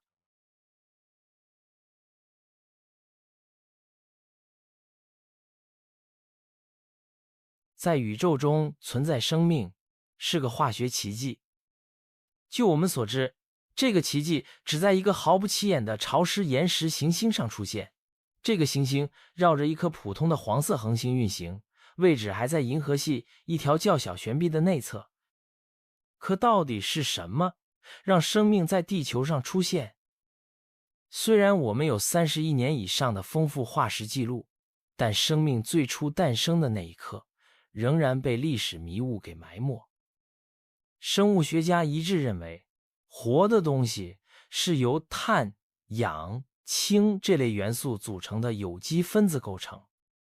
他们还发现，所有生物都共用一份化学指令手册，也就是 DNA 和 RNA。DNA 和 RNA 由一连串核苷碱基组成，包括胞嘧啶、鸟嘌呤、腺嘌呤、胸腺嘧啶和尿嘧啶。它们形成了一个通用语言，可以用来写下如何长出叶子、鱼鳍或头发。不过，这些分子最初是从哪儿来的？有人猜想，刚刚形成的地球上暖热而浓烈的化学环境，给有机分子和核苷碱基提供了从无到有的好条件。也有人认为，生命的原料不是在地球上合成，而是在太空深处的星际间出现。而且我们确实已经找到不少证据，证明生命所需的物质在遥远的宇宙就能生成。在1969年，美国天文学家在西弗吉尼亚州绿岸的国家射电天文台探测到含有碳、氢、氧的福尔马分子在星际深处振动。后来陆续又检测到很多复杂分子。人们发现，在星际云和恒星周围的物质壳层里，总共有超过250种有机分子。什么醇类、酸类、胺类，这些都是生命更大分子的基础模块，就这么潜伏在空无生命的宇宙区域里。更令人惊讶的证据，其实早在1864年就已经降临地球。那年5月14日晚上8点左右，一颗陨石在法国南部的奥莱镇附近坠落，大约分裂成20多块。当时研究那块奥莱陨石的科学家发现，它的成分跟泥炭很像，于是引发了激烈争论，猜测它是不是来自生物。不过，因为没有发现明确的生物结构，这个猜测就被暂时否定了。可是100年后，当这块陨石被用更新的仪器和技术再分析时，化学家惊讶地发现，里头竟有腺嘌呤和鸟嘌呤，这跟我们今天在 DNA 和 RNA 里看到的一模一样。后来对世界各地掉下的其他富含有机物的陨石做研究，科学家又找到了地球生命所需的其他核苷碱基，甚至还发现了一些在我们生命体系里并没有的碱基。虽然要彻底解开这个谜团还有待研究，但目前的观测至少告诉我们一个事实，也就是宇宙本身有能力自发生成各种分子，甚至能做出相当神奇的化学反应。这种太空化学要追溯到宇宙诞生后不到10万年的时候。在那之前，大爆炸核合成在宇宙存在的前20分钟里疯狂进行，然后就慢慢停止。随着宇宙膨胀并冷却，环境里的能量不再足以支持核聚变，但此时宇宙依然极端，密度仍比空气大，温度也还高到让电子没法慢下来被原子核捕捉。当时宇宙中能量还多过物质，一切都还是高温电浆状态，还要再过几万年才能冷到让事情开始变化。可就在这混乱里，一些事已经在发生。在1925年实验室里，人们第一次造出氦氢离子，它是一种由氦和氢结合的不稳定离子，自然界极少见。1978年，明尼苏达大学的天体化学家约翰 ·H· 布莱克猜测，这种离子在太空里其实可能很多，特别是在行星状星云里，也就是红巨星晚期爆发后形成的云气。他预测这些星云中会有一层电离氦包围着中性氢云。在这种环境里，带电的氦离子要找电子中和，就可能从附近唯一可用的氢那儿抢过来，两者在高温星云里结合，就能生成氦氢离子。可惜这种分子一直没被真正观测到，科学家花了很久都找不到它的踪迹。直到2019年，一架改装过的波音747飞机上装了一台口径 2.7 米的望远镜，飞到43000英尺的高空，才做到这个几乎不可能完成的任务。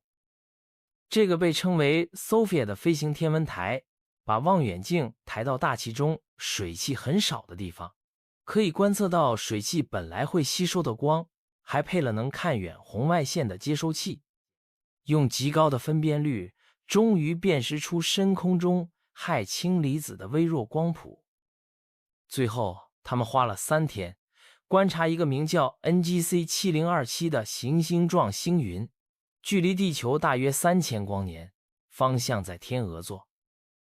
就在这个高温又能量十足的星云里，如布莱克40年前所预言的氦氢离子终于被找到了。这次侦测既是近100年实验和理论化学的胜利，更代表了更深远的意义。因为这个遥远星云的环境很像当初宇宙在最初几万年里的样子。大爆炸核合成很有效率，短时间就生成了很多原子核，但在随后几千上万年里，宇宙能量还是太高，让氢、氘、氦没法和电子结合成为中性原子。直到环境温度降到大约4000开尔文，这些核才会按照它们的电离式依序结合。所以氦之所以被称为最惰性的惰性气体，就是因为你要扯走它一个电子，需要很大能量，这让它极不容易和别的东西反应。可在早期宇宙，满世界都是带电的离子，氦反而率先抢到电子，成为第一个中性原子。但这种稳定没维持多久，因为质子还没法自己抓住电子变成氢，他们就跑去找已经带着电子的氦，试图跟它共享电子。于是氦最后不得不屈服，在这些粘人的质子压力下，形成了宇宙第一个化学键，也就是极不稳定的氦氢离子。但这却为后续更多分子的诞生铺路，也开启了太空化学的开端。当时离大爆炸大约过去10万年。如今天体化学这门学科很成熟，研究宇宙中可能存在的分子以及它们如何形成。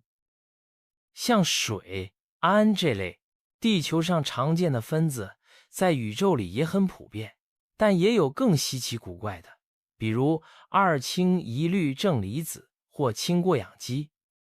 目前还有很多分子没被发现，但不管它们是什么，本质上都得归功于氦氢离子，在宇宙头10万年里不断形成又解散，才给了后来所有分子诞生的可能。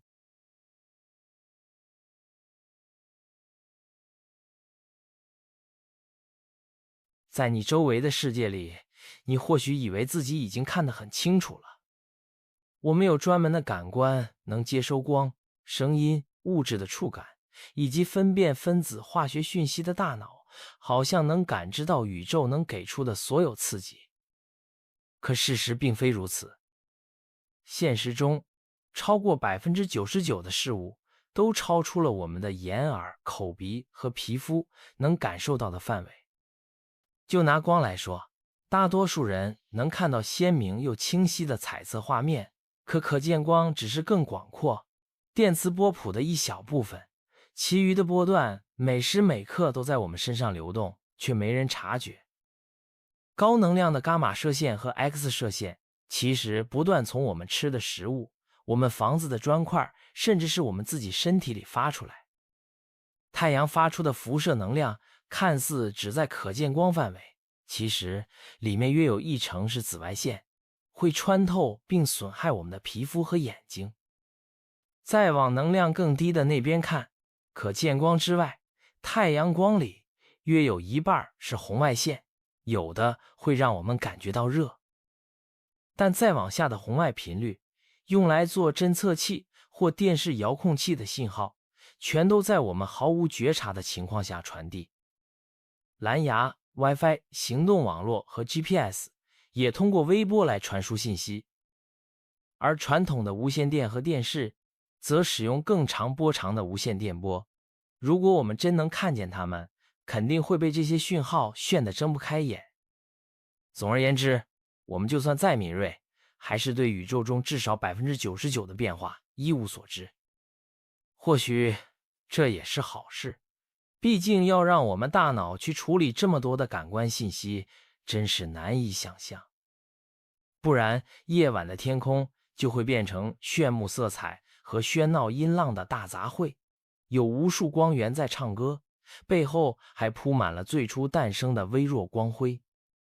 在宇宙诞生的前几百年里，即使充满了光，宇宙却是完全不透明的。光子自大爆炸后1兆分之1秒就形成，却被自己构成的密集粒子团团困住，无法穿透密集的物质洪流。只有等原子最终形成，这一切才有了转机。在现代的宇宙里，无电荷的原子才是构成一切事物的关键。要组成任何东西，都需要数量惊人的原子。一个人体就含有大约7乘以后面27个零那么多的原子。把所有人、所有生物、地球本身，再算上所有行星和恒星，全宇宙的原子数，更是无法想象。可要形成原子，得先捕捉住电子。电子是带负电的氢子，比质子轻约2000倍，没有形状或内部结构。在这种极小尺度，量子力学主宰一切，也让电子看起来像同时占据各种可能的位置。我们根本无法确切知道它具体在哪里。在宇宙大爆炸的核合成中，原子核早就形成了，只等电磁力把带负电的电子抓过来，形成中性的原子。氢核只要抓住1个电子，氦核抓住2个，就能成为原子。可听起来简单，实际却没那么快，因为电磁力比强相互作用力要弱100倍，宇宙必须先冷却到足够低的能量，才能套住这些疯狂的电子。最后，宇宙膨胀到大约3000开尔文，用了将近38万年，电子才真正被捉住，形成稳定的原子。这瞬间让整个宇宙都变了模样。电子不再四处乱窜，而是被束缚在带正电的原子核周围。原本被困的光子突然发现自己可以畅通无阻地向前飞，这就是宇宙真正能透光的开始。原本的等离子体转变为气体，原本的不透明瞬间变透明了，原本四散的粒子总算凝聚起来。这是宇宙史上第一次有机会让我们看见到底发生了什么。科学上很少有靠意外获得的重大突破，尤其是能得诺贝尔奖的发现，往往都是多年研究和投资的成果。但1978年，诺奖却颁给了2位因为意外而发现重大现象的科学家。1960年代初，新泽西州一个小镇有座20英尺高的喇叭形天线，是贝尔实验室建造的。过没多久，这台大喇叭就被更新的卫星系统取代，成了废物。但贝尔实验室没浪费它，而是让阿罗·彭齐亚斯和罗伯特·威尔逊用它研究星系间的射电信号。结果他们发现，仪器里一直有低沉又持久的嘶嘶噪音，怎么都无法排除。他们先排除来自纽约市或军方设施的干扰，也排除来自银河系或银河外的可能，因为这噪音源自整个天空。如此均匀又无方向的讯号，他们推断是仪器内部出问题。结果却发现，天线里有不少鸽子筑巢，留下许多白色电介质材料，可能在加热后产生噪音。他们好几次试着把鸽子赶走，后来不得不采取更极端的方法，终于清空了天线。可那嘶嘶声还是继续。所有可能的人为误差都排除了以后，他们开始怀疑这电波大概真来自全宇宙。于是他们联系了普林斯顿大学的迪基，向他请教。迪基当时在研究早期宇宙形成原子的理论，他相信大爆炸是循环的，上一代宇宙被高温高压撕裂后，再在膨胀冷却中重组。他推测，当宇宙变得透明那一刻，会释放出宇宙里第一道真正能穿行四方的光。这光原本是可见光范围的黄橙色，经过宇宙膨胀，波长拉长成微波。迪基本来想自己去找这道微波背景辐射，结果彭齐亚斯和威尔逊却在无意间先发现了。1978年，诺奖颁给了这2位贝尔实验室的研究者，而非迪基。不管是谁发现或推测正确，这项宇宙微波背景辐射的探测彻底扭转了我们对大爆炸理论的理解，也证明了宇宙的确从一个炽热又高密度的状态开始。虽然这背景辐射产生于大爆炸后约38万年，但已经足以验证我们对于这段热而密集历史的推想。更棒的是，后来更精密的仪器还检测到这些背景辐射里有轻微起伏，也就是一些地方比较热或比较冷，差距甚至不到1/1000度。各式太空计划，像宇宙背景探测者、威尔金森微波各项异性探测器和普朗克卫星，都根据这些热密度分布绘制出超细致的宇宙图，显示当时宇宙某些区域密度更高，也就吸引更多物质变得更密集，最后在1亿年内形成了第一批恒星和星系。这种随机分布符合我们对量子涨落的理解，认为在大爆炸后极短时间的暴胀期里，这些微小扰动被迅速放大到宏观尺度。不过更深入分析也显示背景辐射里暗藏了另一种规律，并且跟现在宇宙大规模的星系结构互相呼应。在原子形成以前，宇宙还是不透明的，等离子体密度够高，可以传声，这些声波源自引力和光子的拉扯与反抗，物质往密处坍缩时，光子又往外推挤。这些往外扩散的波在三维空间里形成多重同心涟漪，就像雨滴不断落进池塘里。这就是所谓的重子声学震荡。可当宇宙降到3000开尔文开始变透明时，光子能自由逃逸，这些声学震荡当场被冻结，那一圈圈涟漪也就停在那里。约132亿年后，我们发现宇宙膨胀让这些涟漪的尺度变得大约150百万秒差距，也就是接近5亿光年宽。天文学家以此作为标准尺来测量空间膨胀速度。有了这些数据，在一个对我们仪器而言终于可见的宇宙中，我们可以模拟过去的演变，也能预测未来会如何。而那最初的光辉虽已被拉长成微弱的 2.7 度背景辐射，却仍要好几兆年后才会彻底消失。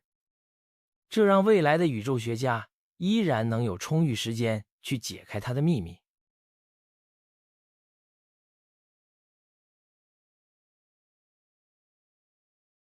在无边黑暗的宇宙里，突然亮起一点小小的光，接着又出现另一个光点，然后像瀑布一样，一连串微弱的光陆续亮起。这些小光点聚集成团，慢慢的扩张变大，并在接下来的好几十亿年间，逐渐变得够大又够重，开始旋转。它自身的角动量让它在赤道位置被拉伸，形成一个以每秒200多公里的速度旋转的扁盘，大约每2亿5千万年绕一圈。当这个年轻的漩涡星系在星际空间里飞驰，它会捕捉并吸收途中的小星系。如果跟另一个旋转星系正面相撞，还会合并在一起，带来全新的物质，触发一阵疯狂的恒星诞生。差不多是100亿年前，我们的银河系正值壮年。在银河系的悬臂里，一颗颗大质量恒星燃烧得非常猛烈，但寿命也很短，最后激烈的死亡，并把它们用过的聚变燃料抛回星云，供后来的恒星再利用。这些气体里富含由恒星核聚变产生的较重元素，成为新一代恒星的基础，也第一次让行星系统出现。大约46亿年前，在银河系的一条破碎悬臂上，距离银河中心约25000光年的地方，一颗恒星勉强诞生了。就跟银河系本身类似，它周围也出现了个扁盘状的尘埃和气体。尘埃变成小石块，小石块变成大石头，最后聚成一颗颗研制行星。这些研制天体不断地争夺各自的位置，经过几次灾难性的撞击后，终于定下他们在接下来的40多亿年里要走的轨道。在这颗离太阳第3近的行星上，当形成时的高温逐渐散去，海洋和大气也慢慢的形成，板块运动开始缓慢地翻动地表。在海洋里，不知怎么地，生命的火花被点燃，开始适应、进化，充满海洋、陆地和天空。然后，仿佛从无中生有一般，某种有自我意识的智慧生命出现了，开始思考自己在宇宙中的位置。虽然我们大致知道银河系、太阳、地球、生命以及我们的起源过程，但在这个宇宙创造的故事里，仍然有很多空白需要填补。到底最初在大爆炸几百年之后，那个还很混沌的原子汤是怎么一步步演变成如今的这一切？这一切是不是不可避免，还是宇宙有可能走向另一条分支，让我们如今看到的星系和行星都不会出现？当我们拿着原子重新结合和宇宙微波背景形成时的物质与能量，去模拟之后的宇宙演化，结果会得到一个和我们所处宇宙有微妙但明显差异的世界。在这种模拟里，星系的数量更少，恒星形成也没有那么猛烈，行星诞生更晚，甚至可能没有生命。显然，我们的模型还缺了什么关键拼图，可以说是把一切连接起来的最后一块。但那个缺少的要素是宇宙学家怎么也看不见的神秘存在。大爆炸后38万年，光终于能从物质束缚中逃离，光子在不断膨胀的宇宙里自由传播，但随着宇宙的扩张，它们的能量也跟着减少。虽然此时宇宙已经变得不再不透明，却也相当黑暗。最初那股炙热的能量已经淡去，再过好几百万年才会出现新的核聚变过程，重新聚焦能量。这段时期被称为宇宙的黑暗时代，表面上好像没啥动静，但实际上一直到大爆炸后第100万年甚至更久的这段期间，科学家们认为正是暗物质闪亮登场的时机，让宇宙的未来走向定型。暗物质最早在1933年就被提出，当时瑞士天文学家茨维基在研究距离地球约3亿2千万光年的后发星系团，发现那些星系转得太快，按道理应该早就分散了。根据明亮星体推算，星系质量远远达不到要把星系团绑在一起所需的质量，他就猜测必定有大量看不见的质量藏在星体和气体之间，称为暗物质。到了1970年代末，天文学家鲁宾在观察离我们最近的漩涡星系仙女座时，也发现类似问题。他用穿孔卡片记录的观测数据，结果和预期完全不一样。星系中心转得快可以理解，可仙女座的外围恒星竟也转得一样快，螺旋臂的末端都在疯狂加速，看起来完全违反了运动定律。唯一能解释就是这些可见的恒星只占整个星系质量的一小部分。鲁宾算出看得见的物质只占总质量的 15%， 剩下的 85% 则是包裹住星系的暗物质光晕。后来更多观察显示，几乎所有星系都有这样一层看不见的巨大暗物质光晕，我们银河系也不例外。现在普遍的看法是，暗物质在塑造我们今天的宇宙里地位极其重要，占比大约是可见物质的6倍。可尽管科学家花了几十年去挖掘，仍然不知道暗物质究竟是什么。有人猜测它其实是由普通的重天体组成，像各种质量大小的黑洞、大质量的中子星或数量庞大的棕矮星，这些都称作麻球，英语叫 MACOS。 但是随着观测手段的进步，宇宙深处的细节越来越清晰，我们几乎不可能还有这么多麻球能一直躲着不被发现。因此，更多宇宙学家倾向另一种说法，暗物质可能是全新的粒子，叫做弱交互大质量粒子，绰号微子 WIMPs。 它们不跟已知的基本力有明显作用，除了重力，但它们要么本身质量很大，要么数量多到可以补上那 85% 的缺口。许多加速器实验和太空观测都在努力寻找这些暗物质粒子的蛛丝马迹，但目前还没有太多线索。无论暗物质是麻球还是微子，或是其他完全不一样的东西，很可能它一直都在，只是当初在大爆炸后的最早时刻就诞生了。然后在宇宙的黑暗时代，大爆炸后大约100万年左右，它开始决定宇宙的大结构。宇宙微波背景告诉我们，在原子重新结合的时刻，物质与能量的分布就不均匀，那么暗物质肯定也跟着不均匀的聚集。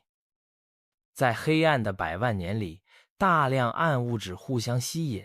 把自己先聚成比普通物质更快更密的团块，普通物质则被暗物质铺好的模子带着向这些隐形的引力井里掉，最后形成贯穿宇宙的细丝、节点和云团。从这时候开始，我们熟悉的宇宙命运就大致注定了。在大爆炸的最初100万年里，宇宙已经冷却到一个比较可理解的物理状态，各种基本力和物质也确定了形式与数量，为后续的恒星、星系乃至化学作用以及生命的诞生做好了准备。但故事还没结束，在接下来的80亿年里，宇宙照着我们预想的样子成长。可是到了约5到60亿年前，也就是太阳系在银河系里形成前不久，出现了一些异变。1998年，天文学家研究不同距离、不同时代的超新星，也就是标准烛光，因为它们有已知的爆炸亮度，可以用来测量宇宙膨胀。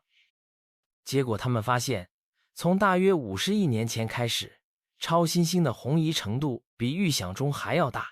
也就是说，它们正在以比想象中更快的速度远离我们。从星系团到重子声波震荡的观测里，也发现类似的模式。更糟的是，这个膨胀似乎还在加速。我们目前最好的解释就是暗能量，这表示从太阳系诞生的那一刻起，我们就活在一个暗能量主宰的时代。跟暗物质一样，我们对暗能量其实也没啥头绪。爱因斯坦当年在广义相对论里加过一个所谓的宇宙常数，代表真空本身就带着能量。宇宙如果一直在扩张，这个真空能量就会越来越多，从而推着宇宙继续扩张。不过，我们不确定为什么真空一定要有这种能量。也有人往微观世界去找答案。量子理论里有个真空能量的概念，量子涨落里无时无刻不在冒出的虚粒子，可能会带来额外的压力，推动膨胀。问题是，一旦把这种真空能量套到宏观尺度上，数值却大到离谱，跟我们实际看到的膨胀相去甚远。于是又有人猜想，也许有一种新的能量场，称作第五元素，它跟一般的物质或能量不同，能产生吸引或排斥，还会随时间改变行为。但我们目前也没有好的实验或观测能验证这种立场是否存在。不管怎么样，时间在走，宇宙在膨胀，我们就看到一个大约有 68% 的暗能量， 27% 的暗物质和不到 5% 的普通物质构成的世界。就是这些成分，在138亿年的漫长岁月里，遵循最初刹那间定下的物理规则与常数，一路演变出我们今天所看到的一切。说白了，在大爆炸后的前10万亿分之一秒就已经决定了一切。你刚刚看的是整个宇宙的历史，感谢观看。如果喜欢，别忘了点赞和订阅，也欢迎留言告诉我们你的想法，让我们继续往下100万年的宇宙旅程前进。谢谢收看，下次见。